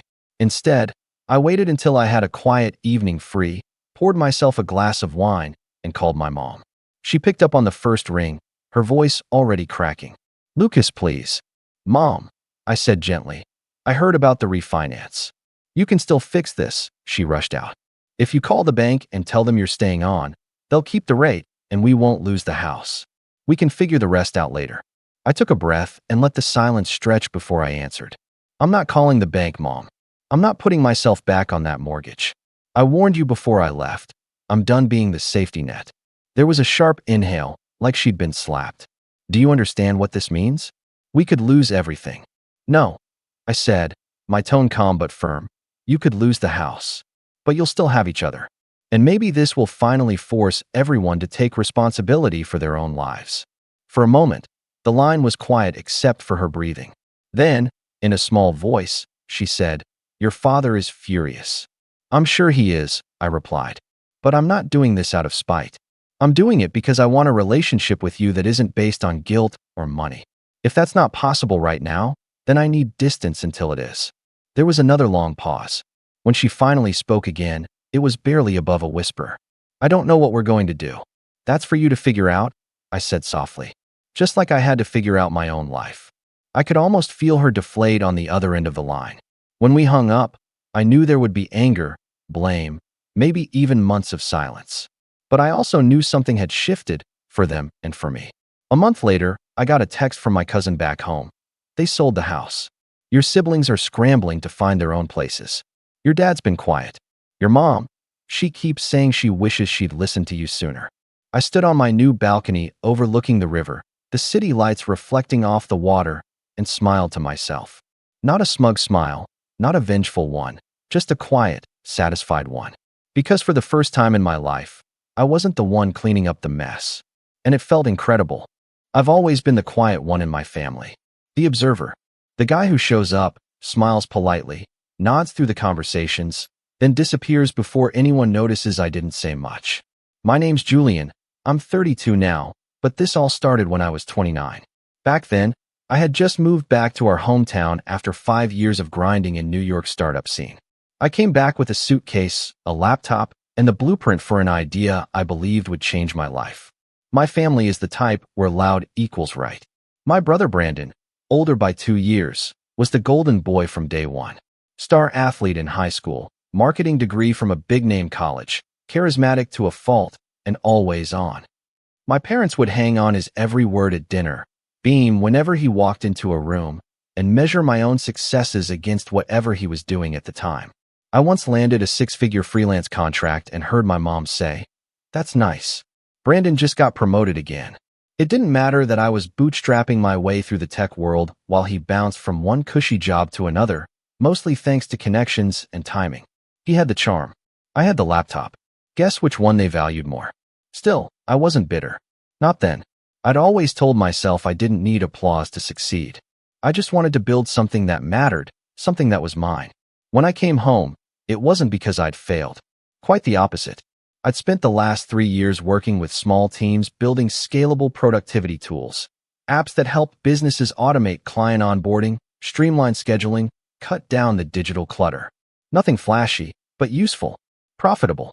My latest project, one I'd been developing in late nights and weekends for months, was a tool that helped freelancers manage their entire workflow, contract templates, invoice automation, deadline tracking, and even light AI to suggest optimized pricing based on industry trends. It was ambitious, and it had legs. I'd come back to build it here, where costs were lower and I had a small but trustworthy network. I started renting a co-working space downtown, reconnected with some old developer friends, and even brought on a junior dev I'd mentored a few years earlier. Within a month, we had a working MVP, and I began putting together a pitch deck to send to early-stage investors I'd met during my New York days. Quietly, deliberately, carefully. The only person I made the mistake of telling was Brandon. It was Thanksgiving, and we were sitting out on the porch at my parents' place, both a couple of bourbons in. The rest of the family was inside watching the game, and for a moment, it felt like old times, when we were just brothers, not rivals. "I've been working on something," I said, tapping my phone and pulling up a screenshot of the dashboard UI. Brandon squinted at it. "Looks clean. What is it?" I explained. I told him about the pain points I'd faced as a freelancer, how I was building something to solve them. I walked him through the flow, the pricing model, the competitive edge. I even mentioned the name I'd been toying with, Freelance Flow. His eyebrows went up. "Damn, Jules. That's actually smart. Like, real business potential." I smiled, surprised at the praise. "Yeah, I think so too. What stage are you at?" "MVP's done. Talking to some seed investors next week. If all goes well, I could be hiring by February." He nodded slowly, then took a long sip of his drink. "You ever thought about marketing?" "Of course. Got some ideas. Content funnels, SEO, a few influencer partnerships in the pipeline." He grinned, that same grin he used to get when he found a shortcut in a board game. "Man, if you need help with that, let me know. I've been running ad campaigns for that real estate firm, remember? I've got contacts." I should have stopped there, politely nodded and changed the subject. But I was stupid. I wanted to believe he genuinely wanted to help. So I said, "Actually, yeah. When we get to that stage, I'd love your input." He clinked his glass against mine and said, "Then we'll make it big, bro." I didn't think much of it after that. We left the porch, he made another round of drinks, and the night ended with our dad giving yet another toast about how Brandon always brings the family together. It wasn't until 6 weeks later that I got the first inkling something was off. I was scrolling through LinkedIn during lunch, mostly out of habit, when I saw a post from Brandon. It was a launch announcement. New startup. New logo. Helping freelancers take control of their business. Same color scheme. Same layout. Same feature list. Almost word for word. My heart started pounding. I clicked the link. The website looked like a polished version of my early prototype. Flashier, more buzzwords, fewer actual features, but undeniably mine. At first, I thought maybe it was a weird coincidence. Maybe he had actually started something similar and didn't mean to copy it. But then I saw the name. Freelancer Pro. I couldn't move for a second. I just sat there, staring at my screen like it had personally betrayed me. I refreshed the page. It was real. It was public. And it had already been shared by 3 mutuals, including a guy I'd planned to pitch that very week. I messaged Brandon, trying to keep my cool. "Hey, saw your new project. Looks familiar. Can we talk?" He didn't reply for hours. When he finally did, the message was maddeningly casual. "Haha, yeah man. I remembered your idea and thought it had potential. Didn't think you were moving fast on it, so I took the initiative. Hope that's cool. Hope that's cool." It was like someone had crawled into my brain, taken the best parts, slapped a new name on them, and paraded them around like a personal trophy. I felt sick. I called him. No answer. I called again. Straight to voicemail. That night, I barely slept. I kept pacing around my apartment, alternating between disbelief and rage. The worst part wasn't just the theft. It was how casual he was about it. Like he had every right to take what I told him in confidence and make it his own. The next week was a blur. I found out 2 of the developers I'd been talking to had already accepted offers from Brandon. He'd offered them higher pay, stock options, and said, "This train is leaving the station. Better jump on now." One of my potential investors ghosted me completely. Another politely declined, saying they'd already committed to a similar space. I kept grinding. I kept building. But it felt like trying to climb a mountain while someone shoveled dirt into my face. And every time I saw Brandon, at birthdays, dinners, even a random run-in at a coffee shop, he'd flash that same smirking confidence. He even started posting selfies with his team in our city's trendiest co-working space, using captions like #DisruptTheGame and "Built Not Bought." My parents? They were thrilled. My mom kept saying, "Isn't it great that both of you are in tech now? Brandon says his app just hit 10K users." Dad would add, "He's always been the one with the business mind." They didn't know, or they didn't care. Or maybe it was easier to keep pretending Brandon was the genius, and I was the quiet one who played with computers in his room. But I wasn't going to stay quiet forever. I just needed time. And as it turned out, I had a plan. The months that followed were like watching someone else live the life I'd built for myself. Brandon's company, Freelancer Pro, took off faster than even he probably expected. He landed a big feature in a regional startup blog that called him the local tech golden boy, and every family dinner turned into a celebration of his genius. I'd sit there, chewing my food while my mother bragged about Brandon's growing team and his brilliant idea to help the little guy. Meanwhile, my dad would slap him on the back and talk about how proud he was that at least one of his sons understood business. It was like watching someone plagiarize your novel, get a movie deal, and win an award for originality, all while you're told to smile and be supportive. I tried to keep my distance after that, but it's hard when your family insists on weekly get-togethers and constantly drags you back into the same circle that had already chosen their favorite son. I didn't want to be bitter. I didn't want to care. But every time Brandon opened his mouth, it got harder to ignore how much he'd taken from me and how little anyone seemed to notice. The worst part? He didn't stop at the idea. One afternoon, I got coffee with Marcus, a back-end dev who had helped me test early builds of Freelance Flow. We hadn't talked in a while, and I was hoping to see if he might be interested in coming on board again. He looked sheepish the second he sat down. "Look," he said, "I need to be honest with you. Brandon reached out last month. Said he was looking for a new lead dev, offered me 20% more than what I make now, and I took it." I nodded slowly. I didn't blame Marcus. I blamed the guy who'd built his whole business model around poaching from mine. But what Marcus said next knocked the wind out of me. He showed me some old mock-ups, the ones you and I worked on. The UI flow, the client dashboard. Said they were his early prototypes. I blinked. "Wait, my prototypes?" Marcus shrugged helplessly. He said he'd built them with someone back in New York, but didn't name names. I figured he had some right to them. Maybe you guys partnered at some point. I leaned back in my chair, staring at the table. I could feel the blood rushing to my face. Brandon wasn't just stealing the concept. He was stealing credit for the actual designs. The hours I'd spent refining that interface, testing layouts, analyzing competitor weaknesses, all of it, rewritten under his name. He didn't even change the code. Marcus added after a beat. I checked. "The early CSS? It's yours. Down to the weird spacing bug you told me about." I didn't finish my coffee. I just thanked Marcus and walked out, my head buzzing with static. That night, I pulled up Brandon's app and started digging. I don't know what I expected. Maybe some original improvements, some innovation that would make all this hurt less. But it wasn't there. It was just my skeleton, dressed up in buzzwords and flashy buttons, pumped full of seed money and dripping with arrogance. That was when I hit my first wall. I'd lost my lead devs. I'd lost my early backers. Even my own network had been pulled into his orbit, charmed by the polish and momentum. I tried launching quietly anyway, but the first wave was a disaster. Bugs. Low signups. A few early adopters dropped off after discovering Brandon's app did the same thing. Only more stable, more marketed, more funded. I wanted to scream, but I didn't. I just shut the lid of my laptop and stared at the ceiling. For the first time in years, I questioned whether I even belonged in this space anymore. And that's when the real blow landed. It was my mom's birthday. A big family dinner at a fancy steakhouse, something Brandon insisted on organizing. He booked the private room, sent out formal invites, even hired a photographer to capture the memories. I almost didn't go, but guilt got the better of me. When I arrived, everyone was already there. My parents, aunts, uncles, cousins, even some of Brandon's co-workers who had become family friends through proximity and charm. I greeted my mom, handed her a small gift, a vintage necklace I knew she'd like, and tried to disappear into the background as usual. Brandon showed up 20 minutes late, loud, laughing, holding a wine bottle in one hand and his girlfriend in the other. Everyone clapped when he entered, like royalty had arrived.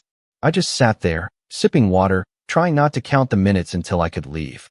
But then, halfway through dinner, Brandon stood up with his glass raised and said, "I want to make a toast." Everyone quieted down. He smiled, put a hand on Mom's shoulder, and began talking about how she'd always supported him, how she believed in his dreams even when others doubted, and how proud he was to give back now that he was finally seeing real success. He talked about his journey, how he bootstrapped from nothing and built a platform from scratch with sweat and vision. People nodded along. Some even clapped. My parents beamed. And then, he said this. I remember sitting on the porch with Julian a couple years back, talking about ideas. And he said something that stuck with me. Something about how freelancers don't need more tools, they need smarter ones. That line sparked something in me. And that's where Freelancer Pro really began. There it was. The bone he threw me. The little half-truth to make it all seem like I'd been inspired by him. Not that I built it. Not that it was mine. Just a passing comment I made over drinks that he had the brilliance to act on. I didn't say anything. Not then. But I remember gripping the edge of the table so tightly my knuckles turned white. After the dinner, I stepped outside to get some air. My aunt followed me out a few minutes later. "Are you okay?" she asked gently. I nodded. Just needed a break. She hesitated. "Julian, you know we're all really proud of Brandon. But you shouldn't give up on your ideas, okay? You're smart too. You've got potential." I smiled, nodded again, and walked to my car. That night, I didn't sleep. I just lay awake, staring at the dark, my mind racing. That was my breaking point. It wasn't just the stolen idea. It was the fact that everyone let him do it. The fact that my own family saw me as the supporting character in my own story. The fact that even my attempts to stay silent were being rewritten as passive admiration. So I made a decision. I shut down Freelance Flow. I archived every file, cleared out the co-working space, and vanished from the local tech radar. Let them think I was done. Let them laugh about how Brandon had won. Let them forget about the quiet one who just played with computers in his room. I would disappear from their world, and I would build something better. Not out of spite, not out of pettiness, but because I was done playing fair with people who only saw value in the loudest voice. 2 months later, I flew back to New York, and that's where things started to change. But they wouldn't see that until it was too late. When I landed at JFK, I didn't have a master plan. I had a duffel bag, a worn-out laptop, and a chip on my shoulder the size of my brother's ego. I hadn't been back to New York in almost a year, not since I left thinking I'd be smarter to build closer to home. That thought alone made my stomach turn. The irony wasn't lost on me, running back to where I started, like a failed experiment crawling back to the lab. I rented a shoebox apartment in Astoria. 4th floor walk-up, no elevator, and a heater that groaned like it was personally offended by the cold. But the rent was cheap, by New York standards, and it was enough for what I needed. I wasn't there to play tourist or hang out in Soho cafes posting #HustleLife selfies. I was there to disappear, rebuild, and rise in silence. For the first month, I did nothing but read and write code. No job hunting, no investor calls, no social media. I ghosted group chats and ignored family texts. I needed the noise gone. I needed to sit in the silence of my own thoughts, as uncomfortable as that was. I'd been burned, humiliated, outpaced by someone who didn't even understand the product he was building. I needed to feel that. And I did, for weeks. But it didn't break me. Because beneath the shame and the bruised ego, there was something else brewing, something sharper. I knew where Brandon's version of my idea was headed. I watched it quietly from the shadows. I subscribed to his app under a fake email and poked through the features. Flashy updates, surface-level polish, but no real substance. He was expanding too fast, too wide. I saw him announcing new features weekly on LinkedIn, features that weren't stable yet, features that felt more like ideas tossed together by a marketing team than anything built with real user empathy. And worst of all, he was burning through cash like it was monopoly money. I knew because I knew him. Brandon was allergic to patience. He was spending on office space, branded merch, sponsored content, and culture retreats for a team that hadn't even found product market fit yet. Meanwhile, I went the opposite direction. I stopped thinking about competition. I stopped thinking about revenge. I started thinking about users. Every morning, I opened Reddit, Discord communities, and niche freelance forums. I talked to real freelancers, copywriters, illustrators, indie devs, translators. I asked questions, listened, took notes. What sucked about their current tools? What workflows were clunky? What costs made them hesitate to grow? One thing kept coming up: fragmentation. Everyone was juggling 10 different apps for time tracking, client management, contracts, invoices, and project delivery. And they hated it. That became my new angle. Not just a dashboard for freelancers. A command center. One login. One interface. One place where everything just flowed. So I got to work. I renamed the project. No more Freelance Flow. That chapter was burned. I needed something bolder. Something that wouldn't be confused with a bootleg knockoff. I called it Solo Core. It started simple. Clean UI. No gimmicks. Just a tight, fast tool that let you onboard clients, track project stages, get paid, and automate the boring parts. But behind the scenes, I was laying the groundwork for something deeper, an AI assistant that would learn your preferences and help you run your solo business like a one-person agency. By month 3, I had a functional alpha build, but I didn't rush to market. This time, I tested everything. I invited 10 freelancers I'd met in Discord servers to try the tool for free and give brutally honest feedback. I told them, I don't want compliments. I want complaints. And they delivered. The UI was too busy. The calendar sync was glitchy. The AI felt too robotic.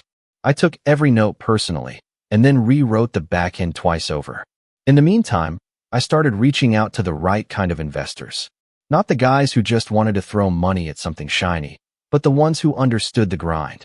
I pulled favors. I reconnected with a mentor from my first startup who once told me, Julian, you don't need to be the loudest guy in the room, just the one who never leaves. He introduced me to 2 angel investors who specialized in bootstrap founder-led projects. One of them used to freelance himself. That helped. They didn't ask for flash. They asked for numbers, feedback, retention. I showed them everything. The usage data, the raw testimonials, the rebuilds, the pain points I'd solved not just with guesses, but with research. They were impressed. 1 month later, I had $400,000 in early-stage funding. I cried when the wire hit my account. Not out of joy, out of relief. Because for the first time in 2 years, someone believed in my version of the idea. But I still wasn't ready to go public. Instead, I used the funding to do what Brandon never did. I built a team slowly, carefully. I found a brilliant UX designer named Raina who'd spent years freelancing herself and understood the exact daily chaos Solo Core was trying to fix. I hired Dev, an indie dev from Vancouver I met on a late-night Discord call, who rewrote the AI engine from scratch to feel more mentor than machine. And I brought back one familiar face. Marcus, the guy Brandon had poached from me. He'd burned out after 6 months working under Brandon's visionary leadership. Apparently, the team had been churning out rushed updates to hit artificial milestones for investors, and the culture had turned toxic fast. When I messaged him, his reply was instant. I've been waiting for this. I paid him more than Brandon ever did, and I gave him a stake. Over the next 6 months, Solo Core transformed from a scrappy rebuild to a quiet powerhouse. No ads, no social blasts, just word of mouth, organic growth, and invite-only access. Every new user had to be referred by an existing freelancer. That gave it a sense of exclusivity and trust. Within 4 months, we had a 92% retention rate and a wait list of over 6,000 freelancers. And I still hadn't told a soul in my family. They thought I'd failed, that I'd tapped out, that Brandon was the only tech success in the family. They sent me photos of his company holiday party, his new branded hoodies, even a billboard he paid for in downtown just to flex. I said nothing. I just replied with a thumbs-up emoji and got back to work. Then, something happened. A popular YouTuber who specialized in freelance tech tools did a surprise review of Solo Core. I didn't send it to him. A user on his Discord had recommended it. He called it the cleanest, smartest tool I've used in years and said it felt like someone finally built a platform for us, not for the pitch deck. Overnight, our waitlist tripled. That was the first time Brandon noticed something was off. I know because he emailed me. Subject line, is this you? All he wrote was a link to the video and a question mark. I didn't reply, because it didn't matter what he knew. He had built a tower out of borrowed bricks, all flash and no foundation. And while he was busy climbing it, I was digging tunnels underneath. But I wasn't done yet. Because if I was going to do this right, I needed to hit him where it hurt. Not with a lawsuit. Not with some online takedown. I was going to do it with silence. And with strategy. Because Brandon's company was starting to crack at the seams, and he didn't even know it yet. And what I was planning next would leave him no choice but to watch everything collapse. But first, I had one more piece to move into place. The setup began the moment I stopped seeing Brandon as my brother and started seeing him as a business problem. Don't get me wrong, this wasn't about spite anymore. At least, not in the way it used to be. I'd spent too many nights in my tiny Astoria apartment dragging myself through code, design, testing, rebuilding, over and over, until the fire that once burned purely with rage had cooled into something sharper. Strategic. Calculated. This wasn't just payback. This was chess. And I was already 10 moves ahead. The key to everything was timing. Brandon's company, Freelancer Pro, had been living on borrowed momentum. His whole operation was built like a startup meme page come to life. All surface, no depth. Every time I quietly checked in on their progress, I saw new press releases, new partnerships, vague feature drops, and relentless marketing spam. Everything but real user traction. The cracks had started to show. One of his customer support reps posted anonymously on a subreddit for startup horror stories. They talked about the insane churn rate, how users would sign up, get overwhelmed by bugs, and leave within days. Investors were pushing for growth, and Brandon responded by slashing QA and doubling the ad budget. It was unsustainable, and I knew it. But I needed proof. Real proof. So I reached out to an old college friend, Jay, who now worked in SaaS data analytics. I asked for a favor. Nothing illegal, just insights. Jay pulled some traffic estimates, bounce rates, and third-party churn data from public APIs and other tools I didn't even know existed. The numbers painted a perfect picture. Brandon's app had peaked 6 months earlier. Since then, user growth had flatlined. Active usage was declining, and refund requests had tripled. Meanwhile, his spending was increasing. His marketing campaign for Q3 alone cost more than my entire build. He's flying blind. Jay said over our encrypted call. That or he's desperate. Exactly what I needed to hear. But the real opportunity came during a casual conversation with Raina, my lead designer. She'd just wrapped a feedback call with a group of power users, freelancers making over $100,000 per year using Solo Core to manage clients at scale. She said something that stuck with me. They're all on Slack together, she said. A private group. They trade clients, tools, contracts. And they hate Freelancer Pro. I sat up. Wait, what do you mean? One of them showed me a thread. They called it a shiny panic button for people who don't want to think. Brutal, but honestly, accurate. Think they'd ever switch if we made an offer? Raina hesitated, then smiled. I think they're waiting for one. So I asked her to find the ringleader, someone who had the ear of the group, someone influential. 2 days later, she introduced me to Hannah. Hannah was a powerhouse. UX writer by trade, 6-figure solo consultant, and brutally honest. I hopped on a call expecting skepticism. Instead, she opened with, "Took you long enough." I laughed, and just like that, we clicked. We talked for almost 2 hours. She walked me through every pain point she'd seen in the freelance tools market, especially Freelancer Pro. How Brandon's app overpromised, underdelivered, and ignored feedback unless it came with a blue check mark. How the platform felt like it was built by someone who heard freelancers existed but never was one. She ended the call with, "If you're ready to move, I've got 50 names." And just like that, the dominoes began to line up. Over the next 2 weeks, I worked with Hannah to craft a beta program for Solo Core Pro, our advanced tier designed for high-income solo operators. Contract automation, deep client analytics, and an AI assistant that could write outreach emails, quote pricing based on historical data, and even build pitch decks in under 5 minutes. We positioned it as a consultant's secret weapon. But here's where the setup really began. We offered it to 100 hand-picked freelancers, many of whom were already active on Freelancer Pro. We made it exclusive, invite only. Each user had to sign an NDA, and we promised them early access, personalized onboarding, and lifetime perks if they helped stress test the system. Within 10 days, 92 signed up. Word started spreading, quietly, strategically, inside those freelancer circles. People weren't just trying Solo Core, they were switching.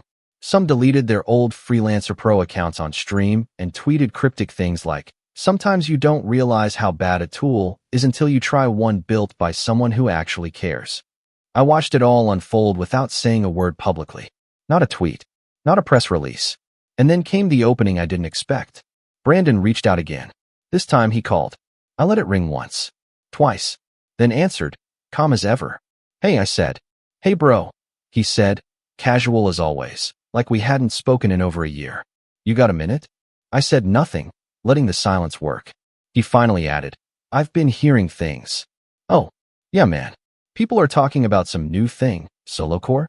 That's you, right? I don't really talk about work with family anymore." He chuckled. "Come on, Julian. It's just us. I know it's you. I've had 2 users tell me they jumped to it. Said it's cleaner, smarter, AI or something." I didn't respond. Then he sighed and said, "Look, we should grab coffee. Talk strategy. Might be ways to, I don't know, collaborate." I almost laughed. Collaborate. You mean like last time? I asked, the smile obvious in my voice. There was a pause on his end. A long one. That wasn't what it looked like, he said eventually. No, I replied. It was exactly what it looked like. He tried again.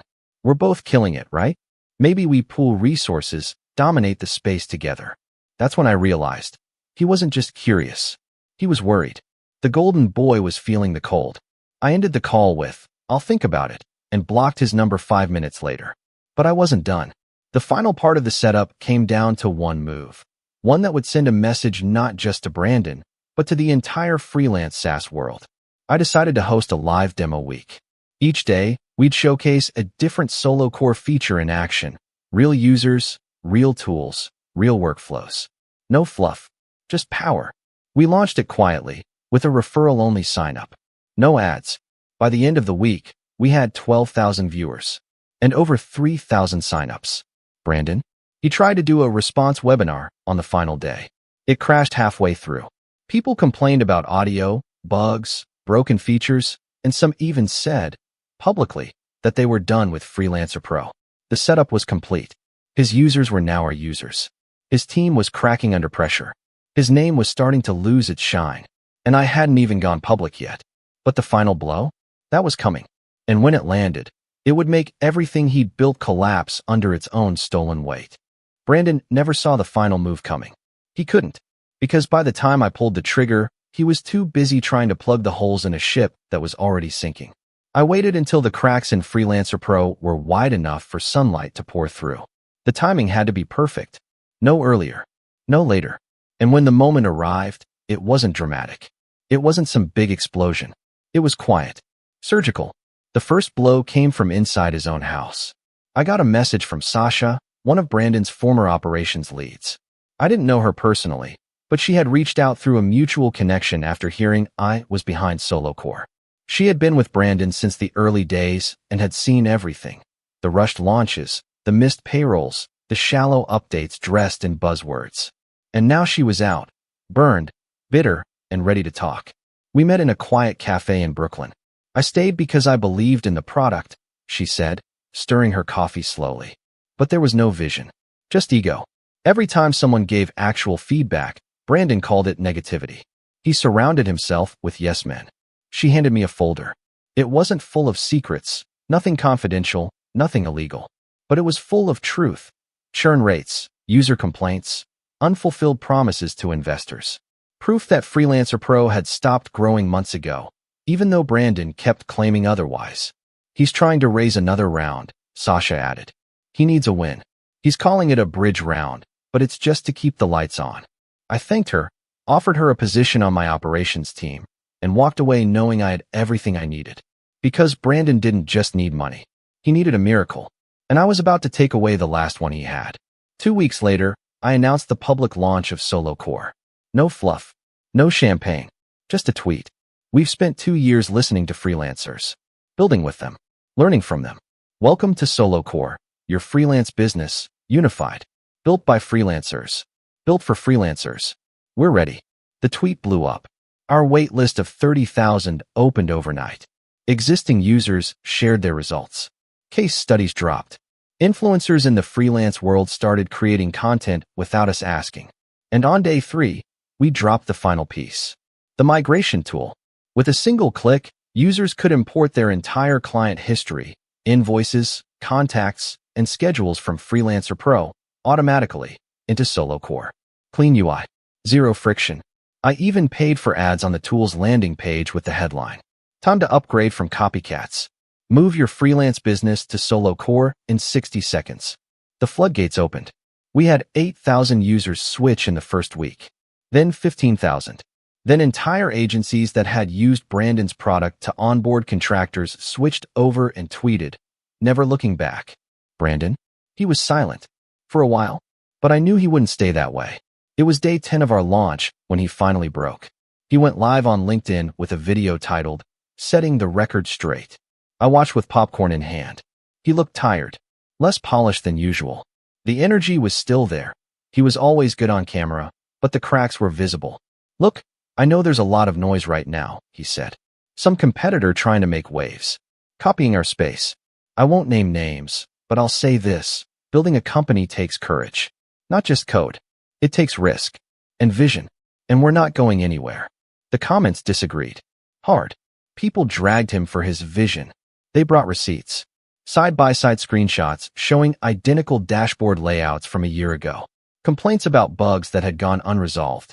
Tweets like, "Bro, you literally stole your brother's idea. And you did it worse." Not Julian launching a better version in silence and eating your lunch. This aged like milk. I didn't reply. Not once. But I didn't have to. Because on day 14, we announced our team expansion initiative, a hiring program designed specifically for devs and designers with experience in freelancer SaaS platforms. Every recruiter in the tech scene knew what it meant. I poached 5 of his senior engineers. I offered double salaries, stock options, and, more importantly, leadership input. They weren't joining a rebound. They were joining a vision. One of them even tweeted, "Left the house of cards. Joined a fortress. Thanks at Solo Core." Then came the final collapse. 3 weeks after our launch, a Medium post dropped. It was titled, "How I Wasted $2.1 million Building the Wrong Startup." It was written by one of Brandon's original investors. The post went viral. He detailed everything. How he was seduced by charisma, how he ignored red flags, how Brandon's team burned through cash while chasing flashy features and never cared about user retention. He never named Solo Core, but the message was clear. By the end of the month, Freelancer Pro laid off half its staff. Their Twitter went dark. The live chat on their homepage quietly disappeared. And then, in a move that nearly made me laugh out loud, Brandon updated his LinkedIn title from founder and CEO of Freelancer Pro to former tech exec open to work. I didn't block him this time. I let him watch. Every new milestone. Every press feature. Every testimonial from users he once had but couldn't keep. And then, because the universe loves poetic timing, I got an email. From him. Subject, "Let's talk." Body, "Hey Julian. I know things didn't go the way either of us expected. I just wanted to say congrats on Solo Core. It's a hell of a product. If you're hiring, I'd love to chat.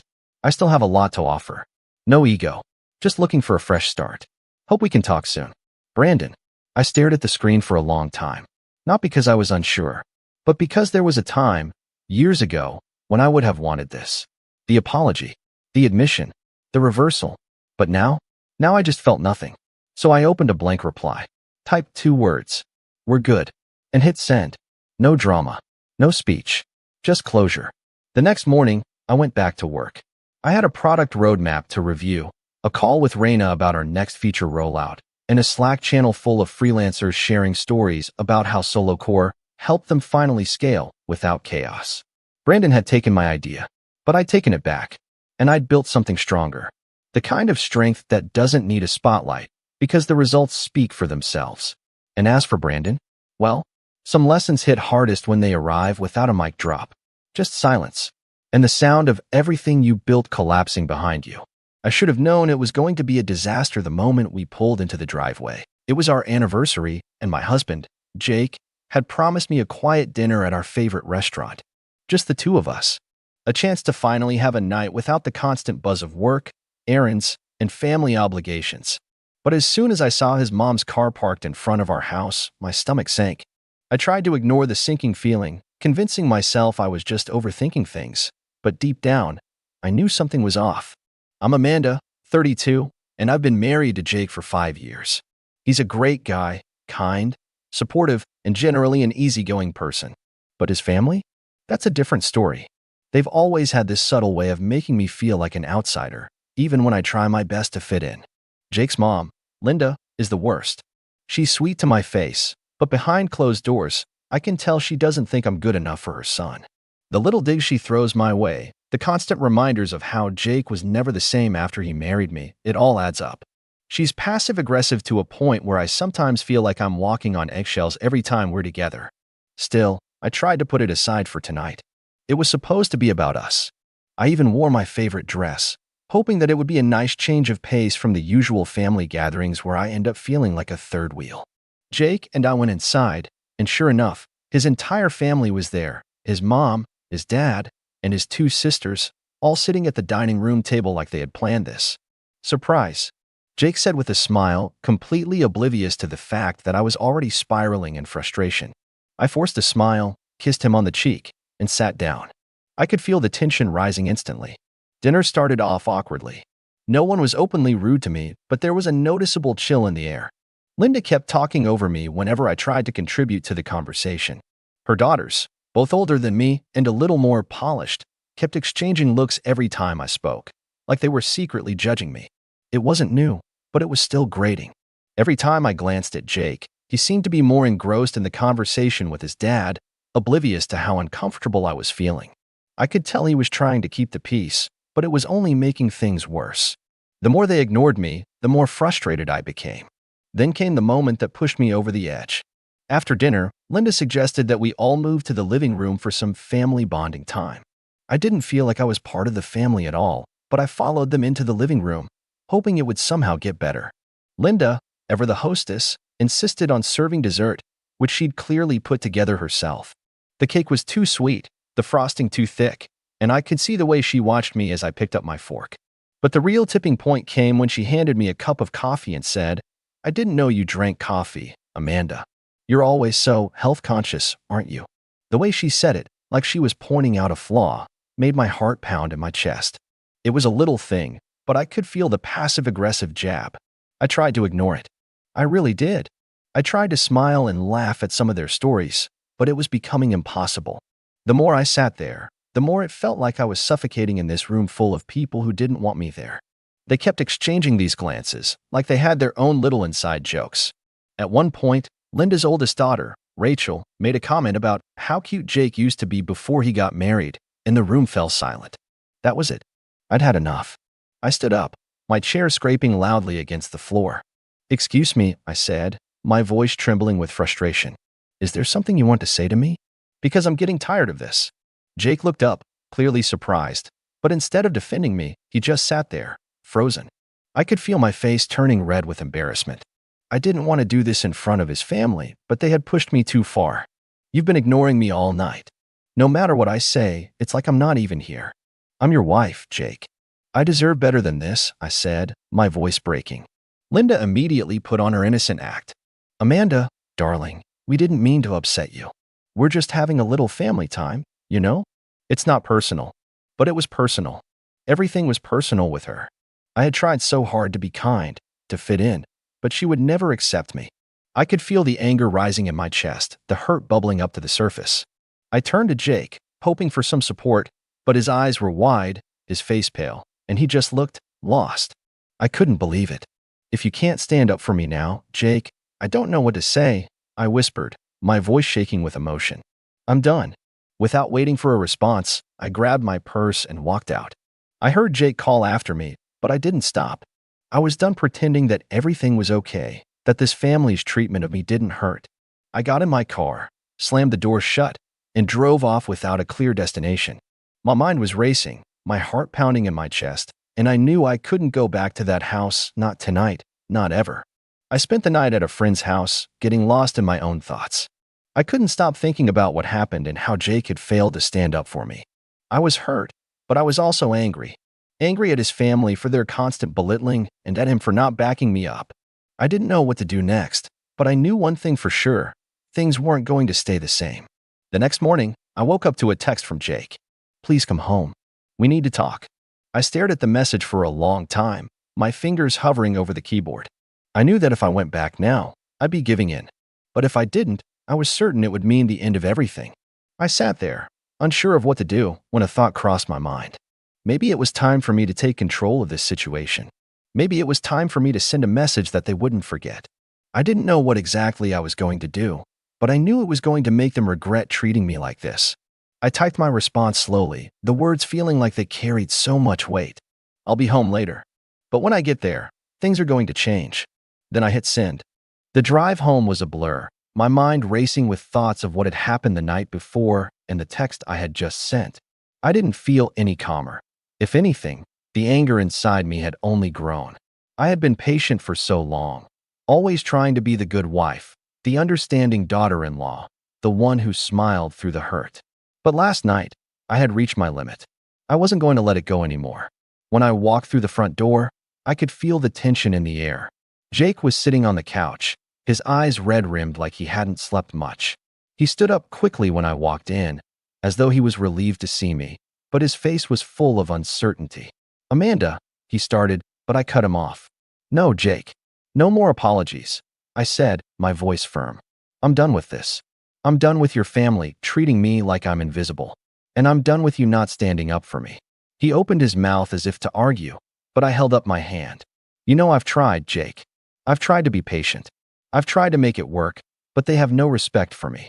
And last night, when I needed you the most, you chose to do nothing. You just sat there and let them make me feel awful.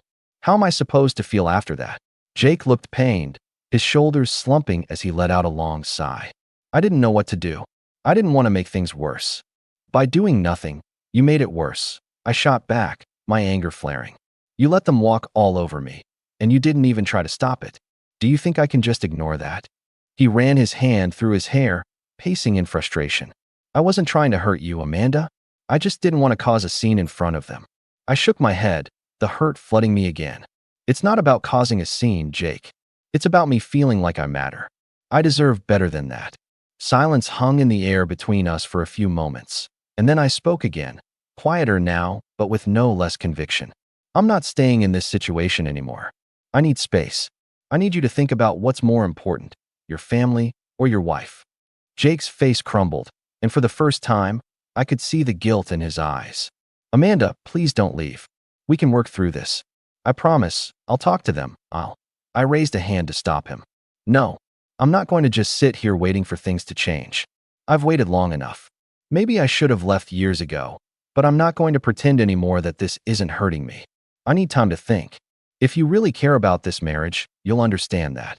I turned to leave the room, but Jake grabbed my arm gently. "Please, Amanda, please don't do this. I can change. I will." I looked at him, torn between wanting to believe him and feeling so deeply let down. "I don't know if I can believe that anymore, Jake." I pulled away from him, walking toward the door. "I'll stay with a friend for a while. I need you to figure out what you really want. I can't do this anymore." I gave him one last look, my heart breaking, but I didn't know how else to handle it. If I stayed, I'd only resent him more. If I left, maybe I'd finally find peace. I slammed the door behind me, feeling the weight of the moment settle in.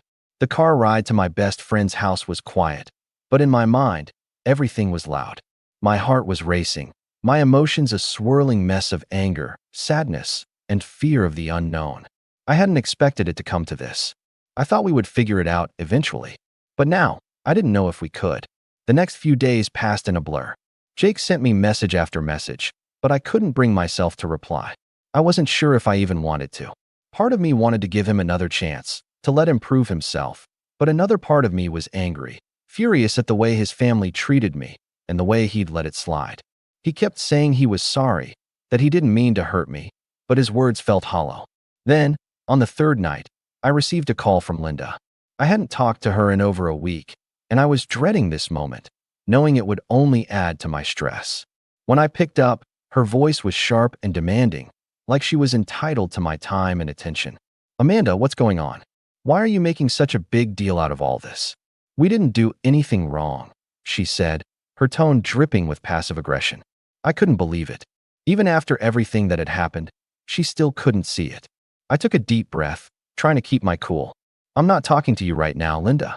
Not until you realize how you've treated me all these years. You've made it clear that I'm not welcome in your family, and I'm done pretending like it's okay." There was a long pause on the other end of the line. "You're overreacting, Amanda. This isn't how we raised Jake. I don't know why you're making all this drama." "Drama?" I scoffed. "It's not drama, Linda. It's called standing up for myself. I'm done letting you walk all over me." Her response was venomous. "If you think you can just break up this family, you're wrong. You're nothing without Jake. You should be thanking us for taking him in when he needed it." That was the moment I snapped. I wasn't going to let her belittle me any longer. "You know what, Linda? I've tried. I've tried for years to get along with you, to make this work. But I'm done.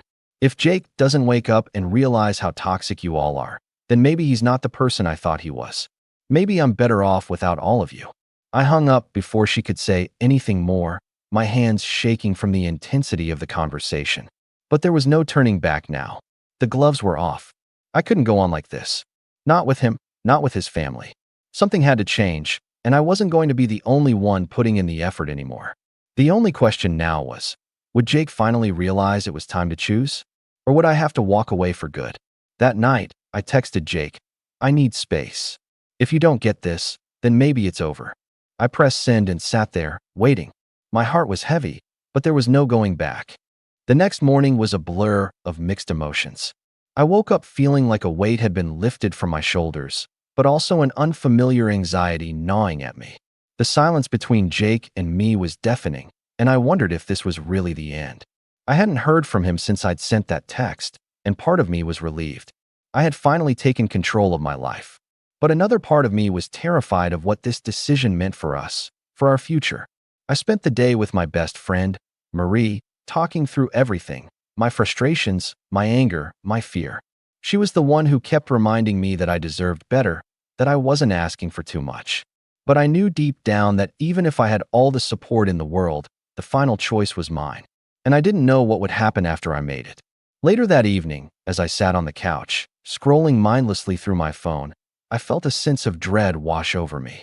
My phone buzzed with a message from Jake. Just his name on the screen was enough to make my stomach twist. I hesitated, staring at it for a long time before opening it. The text read, I'm sorry, Amanda. I'm not perfect, but I never meant to hurt you. Please let's talk. I don't want to lose you. For a second, I almost felt sorry for him. But the more I read it, the more I realized it wasn't enough. It was just words. He had said the same thing before, and yet, things never seemed to change. I took a deep breath, my thumb hovering over the reply button. Then, I noticed something, a missed call from his mom, Linda, just hours after I'd hung up on her. I frowned, feeling a spike of annoyance, but I couldn't ignore it. I couldn't keep running away from it all. I pressed the callback button and waited as the phone rang. Hello. Linda's voice was sharp, but I could hear something else beneath it. Was it panic? Regret? Amanda, listen, we need to talk, she said without preamble. This has gone too far. Jake is a mess. He doesn't know how to fix things with you, but he's really sorry. You've got to stop pushing us away. I felt my chest tighten. What do you want from me, Linda? You don't get it. You've treated me like I don't matter for years, and now suddenly you want to act like we can just fix everything with an apology? It doesn't work that way. I could hear her sigh on the other end. I never said it would be easy, Amanda, but we're family. You're part of that family now, and you need to understand that we all have our flaws. Flaws? I repeated bitterly. You don't get to play that card, Linda. It's not about flaws. It's about respect, and you've never shown me that. She was silent for a long moment, like she didn't know how to respond. Finally, she spoke, but this time, her tone had shifted. It wasn't as forceful. It wasn't as accusatory. It was almost pleading. Jake is hurting, Amanda. I know you are too, but you have to understand, he's been under a lot of pressure. We don't want to lose you. Can you please just talk to him? I laughed bitterly, shaking my head even though she couldn't see me. You think this is just about him? This is about all of you. I've been trying for years, Linda, and I'm tired. I'm tired of feeling invisible in my own marriage. I'm tired of being ignored. I'm tired of having to fight for basic respect. It's exhausting. There was a pause on the other end, and when Linda spoke again, her voice was quieter, less confident. I don't know what to say, Amanda, but please, don't make a decision you'll regret. Think about Jake. Think about your marriage. I was seething inside, but I tried to calm myself. I'm thinking, Linda. I'm thinking about how I deserve more than what I've been getting. If Jake can't understand that, then maybe this isn't the marriage I thought it was. I ended the call before she could say anything else. It felt like the right decision, but at the same time, I couldn't shake the nagging feeling that I was on the verge of something huge, something irreversible. I had already made my mind up, but part of me was still clinging to the hope that Jake could prove me wrong. That maybe, just maybe, he would wake up and finally choose me. But if he didn't, what then? The next morning, Jake showed up at Marie's house, unannounced, and I could tell the moment he walked in that he was a man desperate to fix things. He had a wild look in his eyes, like he'd been up all night thinking about everything. But I wasn't sure I wanted to hear his excuses. Amanda, please, can we just talk? His voice was pleading, his face drawn and tired. I stared at him for a long moment, crossing my arms. I wanted to say something snarky, something bitter, but I didn't.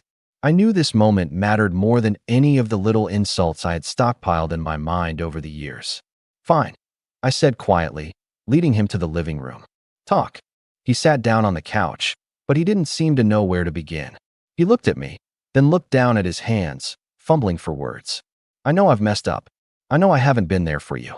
And I know my family's treated you bad. But I'm trying, Amanda. I don't want to lose you. You're everything to me. I let out a breath I hadn't realized I was holding, my heart still pounding in my chest. It was almost too easy to want to give in, to let him apologize and forgive him, to go back to pretending everything would be okay. But something inside me stopped me. You can't just say words, Jake, I said, my voice steady but full of hurt. You have to show me. You've been saying this for years. But nothing's changed.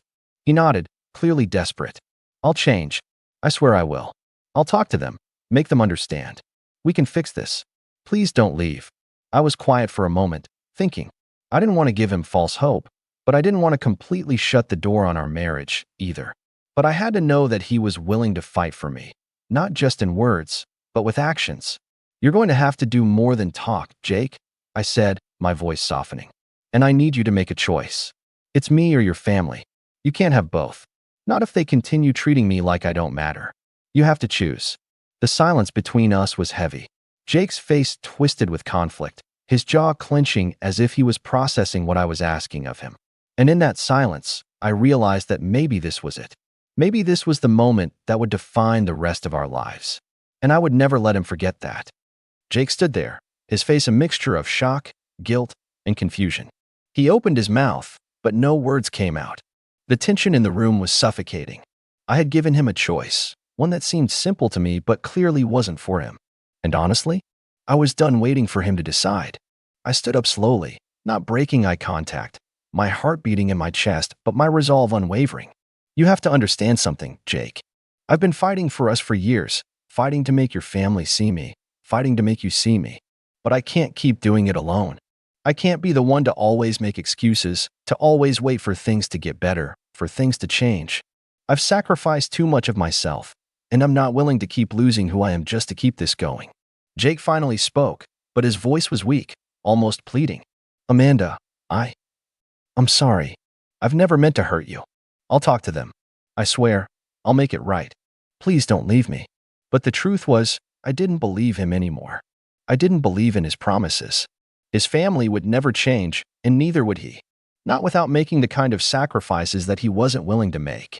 And the more I looked at him, the more I realized that I was the only one who had been trying to make this work. You should have made these changes a long time ago, Jake, I said, my voice cold but firm. You've had years to figure this out, and all you've done is show me that I'm not worth the effort.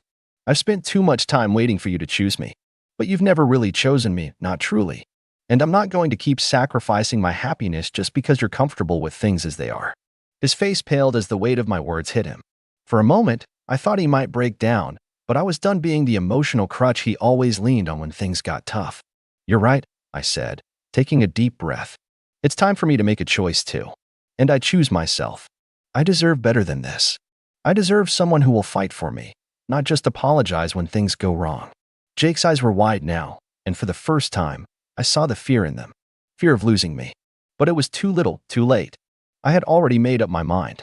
Take care, Jake, I said quietly, walking toward the door. I'm done. I don't think I'd ever seen him look so lost. But I knew in that moment that there was no going back. I left the house, not looking back, feeling a weight lift off my shoulders with every step I took. I wasn't going to be anyone's second choice. I wasn't going to be ignored, dismissed, or treated like I didn't matter. As I walked out into the crisp evening air, I felt a sense of freedom, like I was finally reclaiming the life I had almost lost. And for the first time in a long time, I didn't feel guilty for choosing myself. The next few days were a whirlwind. Jake called, texted, and even showed up at my door begging for another chance. But I wasn't interested in the words he said anymore. Action spoke louder, and his actions had shown me all I needed to know. I finally blocked his number and made the decision to move out of our shared apartment. I didn't care if it meant starting over. I had never felt so empowered, so certain of my worth. I wasn't going to settle for anything less than what I deserved. I didn't hear from Jake for a while after that. His family tried to reach out, but I had nothing left to give them either. I knew they would never change. Months later, I looked back at that moment as one of the best decisions I'd ever made. I had rebuilt my life. I had rediscovered who I was and what I wanted. And as for Jake, he eventually reached out again, but by that time, I was already in a new, healthy relationship. A relationship where I felt respected, loved, and valued. It was clear that Jake's family would never change, but I had changed, and that made all the difference. I walked away, not just from him, but from the version of myself that had allowed his family to dictate my worth. And in the end, that was the most powerful thing I could have done. I had learned that sometimes, walking away from something or someone is the best way to teach them what they truly lost. I'm Dean, 32 years old, and I used to think being the good son would eventually pay off.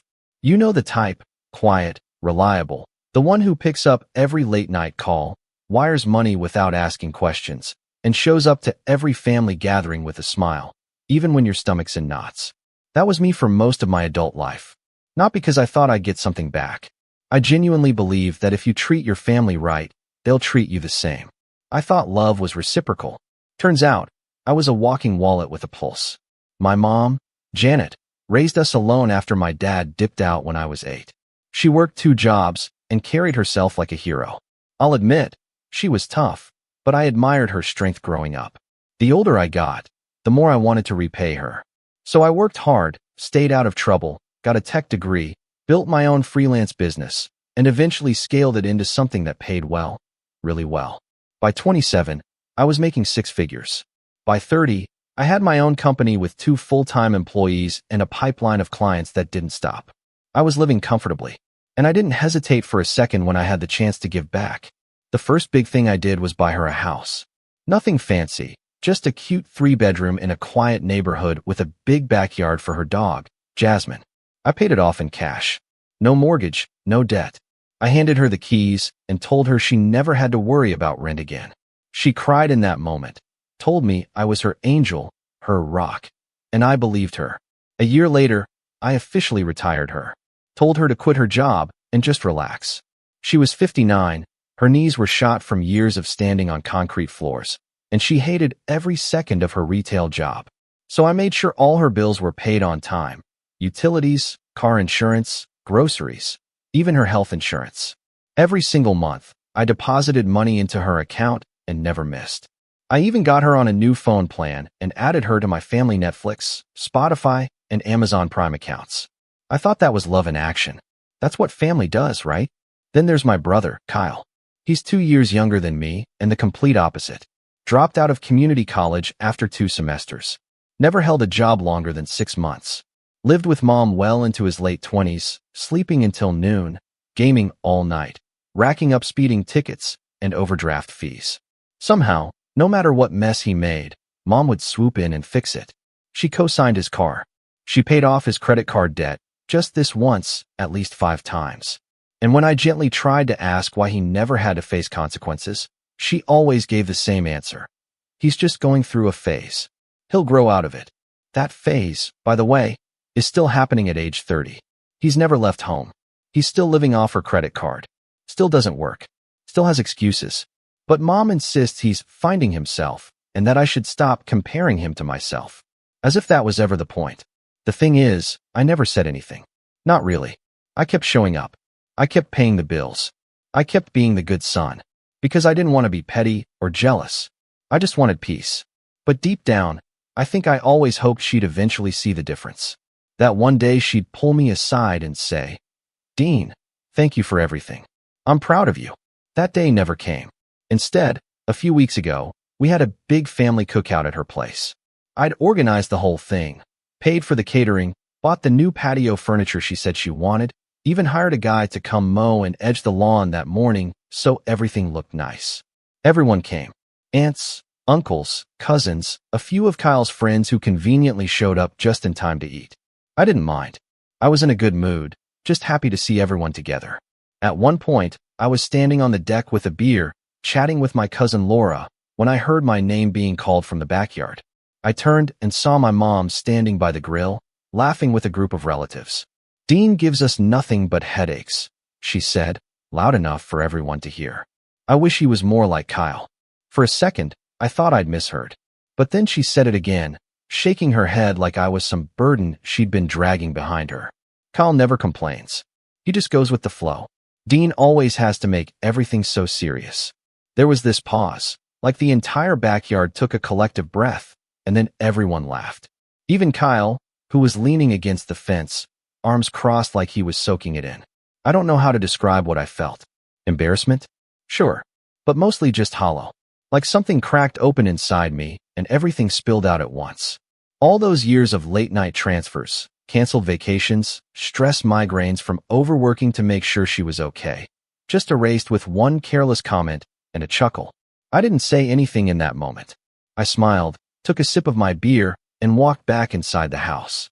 I needed a second. Maybe more than a second. I stood in the kitchen, staring at the fridge, listening to the laughter from outside grow louder. And for the first time in my life, I asked myself something I never had before. What am I actually doing this for? Not long after, Kyle came in to grab another plate. He didn't even look at me, just muttered, "Man, you really pissed her off last week when you told her not to use your credit card for Amazon. Maybe just let her buy what she wants."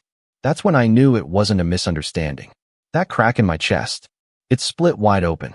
And that was the moment, right then, when something in me shifted. I didn't yell. I didn't storm out. I didn't cry. But in that instant, I decided, I'm done. And if she thought I gave her nothing but headaches, well, I was about to show her what it really looked like when I stopped giving anything at all. Let's just say, the fallout was louder than I expected. And it ended with blue lights flashing in her driveway. I didn't leave the cookout right away. I probably should have. I should have packed up my pride, driven home, and let the silence speak louder than anything I could say. But I didn't. I stood in that kitchen for a long time, staring out the window over the sink, watching my mom toss paper plates into a trash bag while laughing with Kyle like nothing had happened. Like I wasn't even there. I kept hearing her words on repeat. "You give us nothing but headaches. I wish you were more like your brother." Each time they echoed in my head, they took on a new shape. At first, I thought it was just a bad joke. Then I thought maybe she was trying to impress the relatives, exaggerating like she sometimes did. But no matter how I tried to reframe it, it kept boiling down to the same ugly truth. She meant it. That wasn't a one-off comment. That was what she believed. After a few minutes, my cousin Laura came in, concern etched all over her face. "Dean, you okay?" she asked quietly. I don't think she meant it like that. I forced a smile. "Yeah, I'm fine." But I wasn't. Not even close. I stayed until the end of the party. I helped clean up, took down the folding tables, bagged the trash, and even loaded leftovers into Tupperware like a good little helper. I didn't say a word about what happened. Not to my mom. Not to Kyle. Not to anyone. Because at that point, I wasn't angry. I was stunned. Stunned at how easily years of sacrifice could be erased with one sentence. Stunned that no one, not even Kyle, had stepped in to say, "Hey, that's not fair." I realized in that moment that no one ever would. 3 days passed. I didn't call. I didn't text. I didn't send her the usual money transfer on the first of the month. I figured she'd reach out, ask if something was wrong, maybe even apologize. But no.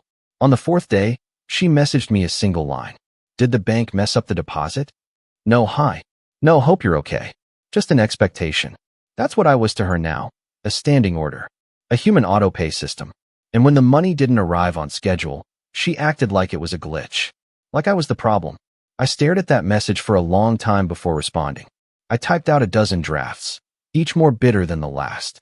In the end, I just wrote, "No deposit this month. We need to talk first." She didn't reply. A full day passed. Then 2. On the 3rd day, Kyle called me, which was rare. I almost didn't answer. But curiosity got the better of me. "What's your deal, man?" he asked, his voice already defensive. "Mom's been freaking out because you're punishing her or something. You can't just pull stuff like that out of nowhere." "I'm not punishing her," I said calmly. "I just want a conversation. A real one." Kyle scoffed. "You're overreacting." She was joking at the party. Everyone laughed. It wasn't that deep. It was deep enough for her to say it twice, I replied. In front of everyone. "You're being sensitive." That word, sensitive, hit a nerve. It always did. It's the word people use when they want to dismiss your pain without taking any responsibility for it. And Kyle knew exactly what he was doing. "You know what, Kyle?" I said slowly. "Tell Mom I'm happy to talk whenever she's ready to be honest. Until then, I'm stepping back." And I hung up. That was the first boundary I'd ever drawn with them. And it felt unfamiliar, not empowering, not yet, just foreign, like wearing someone else's jacket. I wasn't used to saying no. I was used to fixing things, to smoothing over tension. But something had changed, something I couldn't unfeel. A week passed, then two, still nothing. No calls, no texts, no apology, just silence. Then, out of nowhere, my mom's car insurance company called me. They said the automatic payment had been declined. Apparently, she'd given them my card number years ago, and I never took it off file. It had been so long, I forgot it was even linked. That's how many things I'd been covering. The rep asked if I wanted to update the card. I said no. I told them to take it off file permanently. The next day, I got a furious voicemail from my mom. Not concern, not regret, fury. I just got a notice saying my insurance got canceled. What are you doing? Are you trying to ruin me? After everything I've done for you? I can't believe this. You're acting like a child. That was the moment the switch flipped. I played her message back 3 times just to make sure I wasn't imagining it. No mention of the party. No mention of what she'd said. Just outrage that the perks were disappearing. That the free ride had a bump in the road. I finally replied with a single text. If I'm nothing but a headache to you, I'll stop being one. From now on, take care of your own bills. She didn't respond. But Kyle did. He texted me that night in full-on attack mode. Paragraphs of accusations. Saying I was abandoning mom. That I was selfish. That I only ever helped her to feel superior. That she cried all day because of me. That I was taking away her stability just to prove a point. And maybe part of that last line was true. Maybe I was trying to prove a point. But it wasn't about revenge. Not yet. It was about clarity. I wanted them to feel what it was like when the support system they took for granted stopped being automatic. When the person they ignored started acting like he mattered. That clarity didn't sit well with them. I started getting calls from extended family. Aunts, uncles, even people I barely spoke to. All of them saying I was hurting mom. That she was worried sick. That she couldn't sleep. That she was just trying her best and didn't deserve this kind of treatment from her golden child. Golden child. That was a laugh. If they only knew. It all came to a head about a month later. I stopped by the house to pick up some of my old things, boxes I'd left in the attic years ago. I didn't want to go inside, but part of me needed closure. I knocked. No answer. So I used my spare key. I figured she might be out. What I found when I walked in made my heart sink. The house was a mess. Dishes piled in the sink. Trash overflowing. The fridge nearly empty. It looked like no one had cleaned in weeks. I walked through the living room and saw Kyle passed out on the couch, controller in hand, with a dozen Red Bull cans around him. He woke up when I opened the attic door. Yo, what are you doing here? He mumbled. Getting my stuff. He sat up, rubbing his eyes. You can't just come in like that. It's my house, I said flatly. He froze for a second. You gave it to mom. No, I bought it for her. That's not the same thing. He glared at me. You're really pulling that now? After all these years? I'm not pulling anything. I'm taking my boxes and leaving. As I hauled the first one down the stairs, I heard him mutter, "This is why nobody likes you." I stopped mid-step. What did you just say? He stood up, arms crossed. You think you're better than everyone just because you have money. You're not. You're a control freak. That's all you've ever been. I felt my chest tighten. You've been living here for free. Eating food I bought. Gaming all day while mom covers your mistakes. And I'm the problem. She loves me because I don't throw it in her face. I laughed bitterly. You mean she loves you because you do nothing? Because you never challenge her? Because you let her believe her lies? He stepped closer, face flushing. Get out. I didn't move. Tell her I came for my stuff. Tell her I'm done being her safety net. She's on her own now. He shoved past me and slammed the front door behind me. I didn't look back. But 2 days later, something happened that changed everything. I got a fraud alert on one of my credit cards. Hundreds of dollars in Amazon purchases I didn't make. When I checked the shipping address, it was hers. Not Kyle's. Not some hacker. My mom used my card again. Even after everything. After the fight. After the messages. After the silence. She dug up an old card number, one I hadn't used in years, and used it without asking. That's when the betrayal hit home. This wasn't just disrespect. This was theft. And it came from the one person I'd bent over backwards to help. The one person I thought I could trust. The one person who had the nerve to say I gave her nothing but headaches. That was the moment the gears started turning in my head. Because if she wanted to act like none of it mattered, Then I was going to show her exactly how much it did. And I was going to start by taking back everything I gave her. But I had no idea just how far she'd go to stop me. Not yet. Not until the screaming started. And the neighbors called the cops.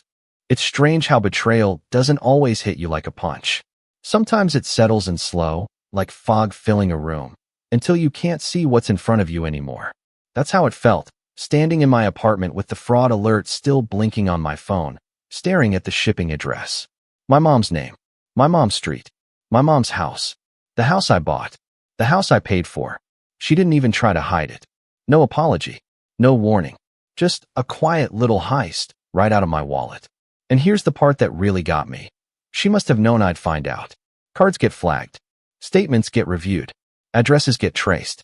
There's no way she thought she'd get away with it forever. But that wasn't the point. The point was that she didn't care. That was the moment I stopped trying to fix things. That was the moment I hit rock bottom. Because no matter how much I'd convinced myself over the years that my sacrifices were worth it, they weren't. Not to her. Not to Kyle. Probably not to half the family, who still thought I was acting out because I dared to draw a line. I canceled the card. Reported the charges. Filed a claim. The bank refunded most of it. But something inside me stayed broken. The next few weeks were rough. I'll be honest about that. I stopped sleeping. Stopped eating right. My work slipped. I started missing deadlines, something I never did. My employees covered for me the best they could, but I could tell they were confused. I wasn't present. Not in meetings, not in emails, not in my own head. I'd sit at my desk and just stare. Not at anything in particular. Just trying to understand how things got this bad. Because it wasn't just about the money, or the card, or even the cookout. It was about being invisible. I'd spent so long trying to earn love that I didn't realize how transactional it had become. And when the transaction stopped, so did the love. That realization cut deeper than anything else. For a while, I spiraled. I didn't go out. Didn't return texts. Ignored calls. My apartment turned into a disaster zone. Empty takeout containers, laundry piling up, unopened mail stacked on the counter. I'd always thought of myself as the put-together one. The stable one. The one who didn't let things fall apart. But now, I was wrecked. And still not one call from Mom. Not even a fake, "How are you?" Just silence. Kyle texted me once during that time. Just one sentence. "You happy now?" I blocked his number. Eventually, my assistant, Claire, pulled me aside during a Zoom meeting. "Dean," she said gently, "do you want me to reschedule this week's clients?" I blinked at her. "What? No. What? You haven't sent over the edits for the Montgomery pitch. And you missed the strategy call yesterday." I looked at the calendar. She was right. I hadn't even noticed. Claire hesitated, then added, "You don't have to tell me what's going on. But if you need time, take it. We'll manage." That kindness almost broke me. After the call, I shut my laptop and sat in silence. Then I got up, grabbed the trash, and started cleaning. Slowly, like my body was waking up from a coma. I did the dishes. Took out the recycling. Ran a load of laundry. It wasn't much, but it was a start. Later that night, I went for a walk. It was cold. The kind of cold that stings your cheeks and clears your head. I left my phone at home. No music. No distractions. Just me, my breath in the air, and the sound of my shoes on the pavement. That walk turned into a habit. Every night, I walked a little further. Thought a little clearer. And somewhere in the middle of all that movement, something started to shift. I began writing again. Not for work, not for clients, but for myself. Nothing fancy. Just a notebook and a pen. I wrote everything I was feeling. The betrayal. The anger. The years I lost trying to be enough. And as I wrote, I started to see patterns I hadn't noticed before. I saw how I'd made myself small to keep the peace. How I'd tolerated insults disguised as jokes. How I'd convinced myself that giving endlessly would eventually buy me respect. And worst of all, how I'd never asked for anything in return, not even basic decency. That realization hit me like a freight train. I wasn't just hurt. I was complicit. I let it happen. I trained them to treat me this way. But now I was done. The rise didn't happen overnight. It never does. But it did happen. The first real step came when I decided to separate emotionally and legally from my mother.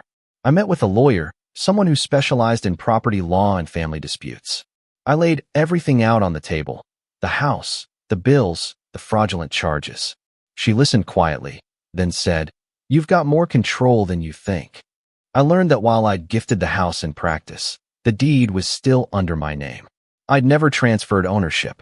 Part of me had always wanted to, but something held me back. Call it instinct. The lawyer raised an eyebrow. That's good. Because if you want to remove someone from the premises, you can. You're the legal owner.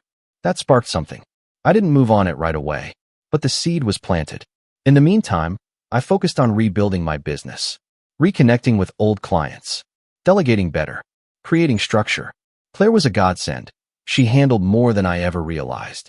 With her help, I restructured our contracts, raised our rates, and brought on 2 new freelancers to lighten the load. Money started flowing again. Not just flowing, growing. And for the first time, I started spending it on me. I booked a weekend trip to the mountains. Stayed in a quiet cabin. No Wi-Fi. Just books, coffee, and a fireplace. I didn't tell anyone where I was going. I just went. And it felt like exhaling after years of holding my breath. Back home, I started therapy. I found a guy named Alan. Older, calm, the kind of voice that could talk you off a ledge without raising a decibel. He helped me unpack the emotional knots I tied myself into. The guilt, the people-pleasing, the fear of being unloved if I ever said no. One day, during a session, he asked, "What do you think love looks like?" I didn't know how to answer. So he asked again, what would it look like if it wasn't transactional? I sat in silence for a long time. Eventually, I said safe. I think it would feel safe. That answer stayed with me. And it made me realize that what I'd been chasing with my mom and Kyle wasn't love.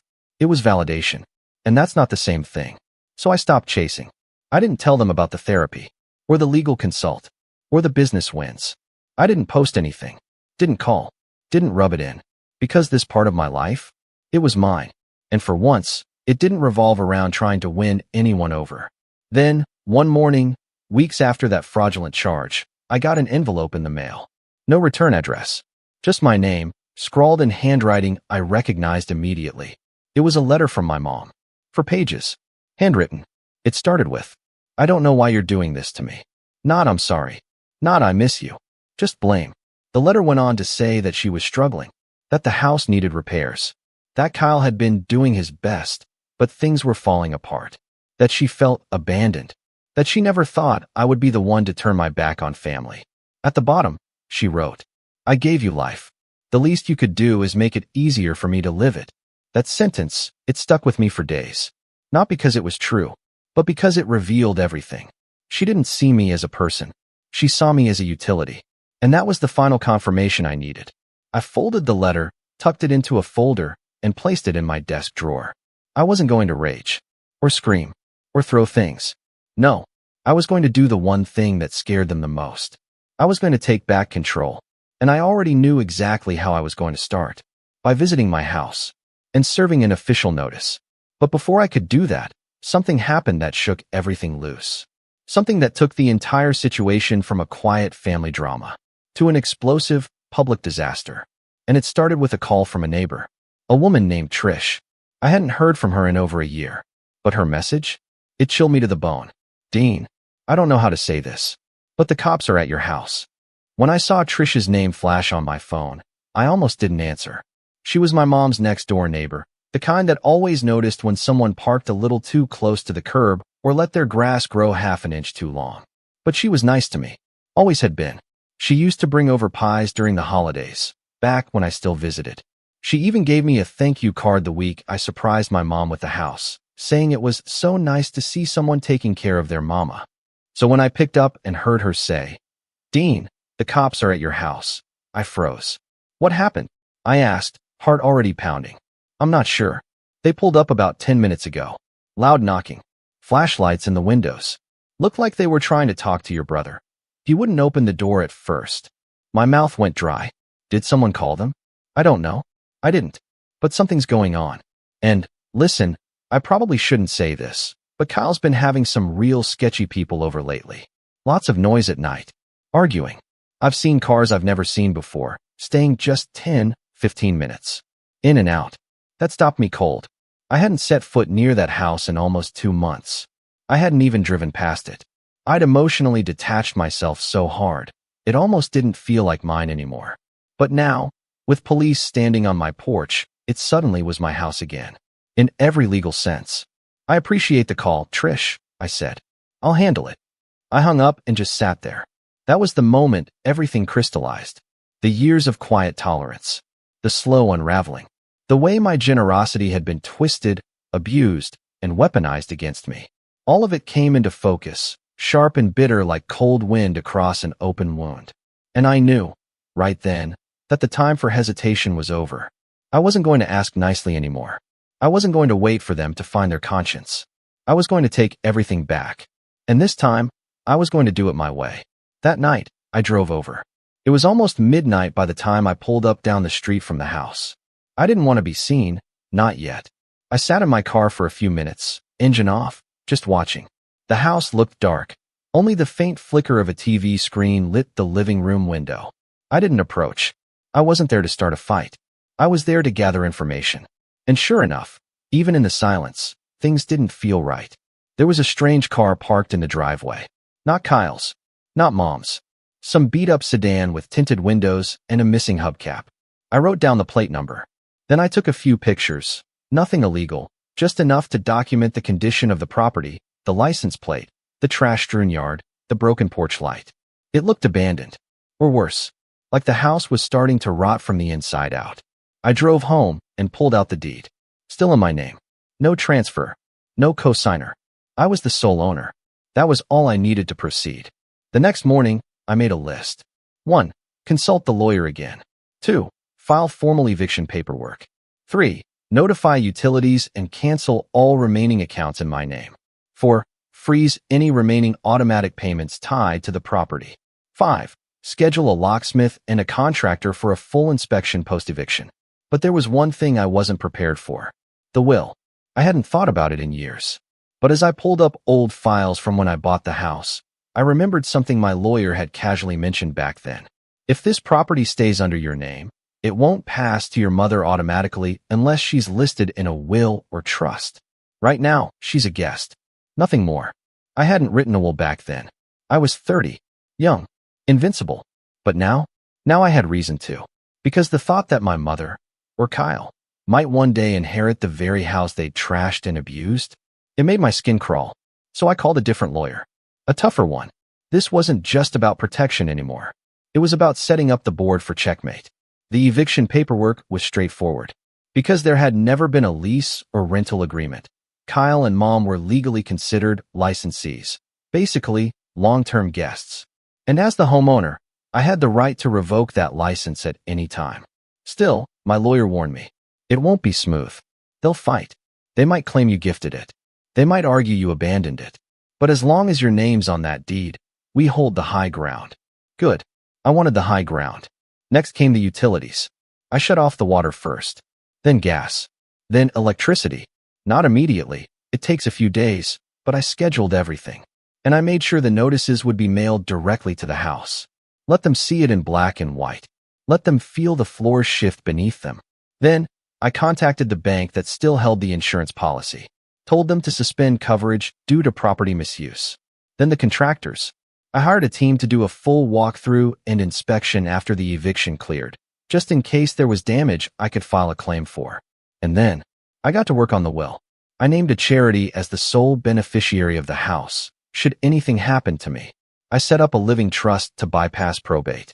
And I added a clause. No blood relative who has previously resided in this home shall have legal claim to its contents, equity, or future sale proceeds. That felt good. No, that felt right. 3 days later, I filed the eviction. The notice had to be served in person, so I hired a process server.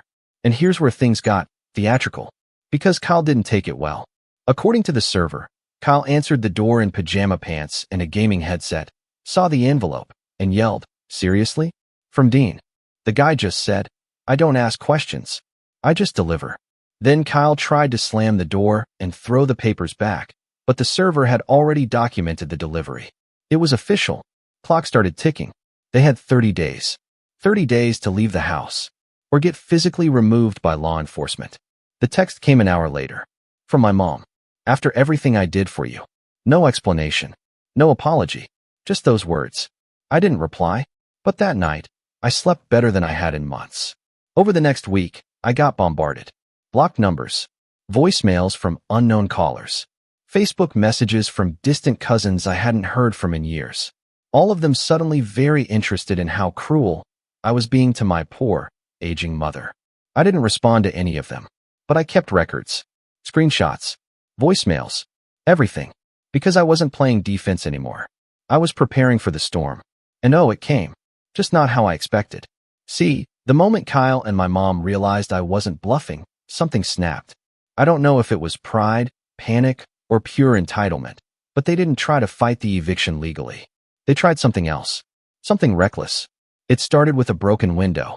Trish called again. Said she saw a rock go through the living room glass late one night. Cops came, but no arrests. Then, 2 nights later, she called again.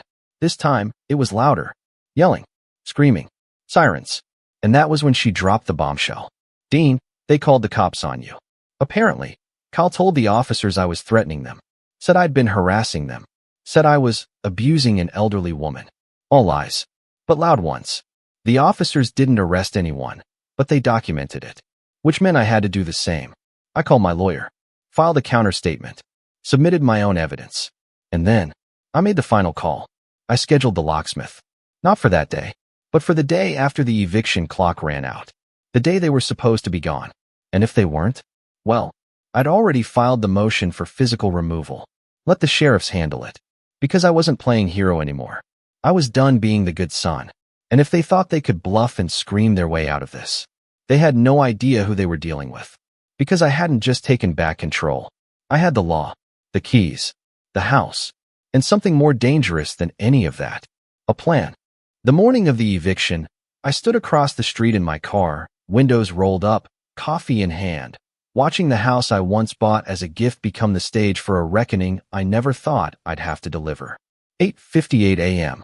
The sheriff's deputies rolled up right on time. They weren't in a rush. No sirens. Just 2 officers in 10 uniforms, 1 male, 1 female, both calm and unreadable, like they'd done this 100 times. Because they had. They weren't here to play therapist or referee. They were here to enforce the law. I followed behind as they walked up the driveway. Trash littered the yard. A black garbage bag slumped open near the porch steps, contents spilling out, empty chip bags, cigarette butts, and an old pizza box with flies buzzing around it. The place looked worse than a frat house. The male deputy knocked. Sheriff's Department. Open up. No answer. The female deputy looked at the clipboard, double-checked the address, then knocked again, firmer this time. Still nothing. Then, just as she reached for the radio, the door creaked open. And there stood Kyle. He looked like he hadn't slept. His hoodie was inside out, his eyes bloodshot. He blinked at them like he couldn't process what was happening. Behind him, I could hear my mother's voice echo from the hallway. Who is it? The female deputy raised her voice. We're here to enforce a court-ordered eviction. You've had 30 days. That deadline has passed. You need to leave the property immediately. Kyle's mouth opened, but no words came out. I stepped up behind them and said, You've got an hour. He looked over the deputy's shoulder and saw me. His expression twisted. This is low, Dean. Even for you. The male deputy stepped forward. Sir, you need to start gathering your belongings. You can bring what you can carry. If you leave anything behind, you'll need to make arrangements with the owner. Kyle's jaw clenched. We don't have anywhere to go. I stayed silent. Because that wasn't my problem anymore. An hour later, the front lawn looked like a yard sale gone wrong. 3 suitcases. A plastic tub of tangled cords and chargers. 2 garbage bags stuffed with clothes. 1 large flat-screen TV that Kyle clearly thought he could take with him, even though I'd bought it. He fought hardest over that TV. Come on, he pleaded. You don't even use it. I shook my head. You don't live here anymore. He muttered something under his breath, something that included the word ungrateful, but he didn't push further. Not with the deputies still there. Mom came out next, holding her purse like it weighed 100 pounds. She didn't look at me. Not once. She just stood on the porch, jaw tight, eyes red, waiting for someone to offer her sympathy. No one did. Finally, the female deputy handed me the clearance form. They're out. It's yours. I nodded. Thank you. They left, and I stood alone on the porch, key in hand. I didn't say anything to Mom or Kyle. I didn't gloat. I didn't smile. I simply turned and walked into my house. The smell hit me first. Rotten food. Dirty laundry.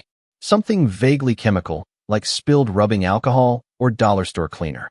I held my breath and stepped deeper inside. The living room was trashed. Couch cushions stained. Coffee table covered in ash and soda cans. Someone had drawn on the wall in what looked like permanent marker. Bad sketches of video game characters, names, scribbles.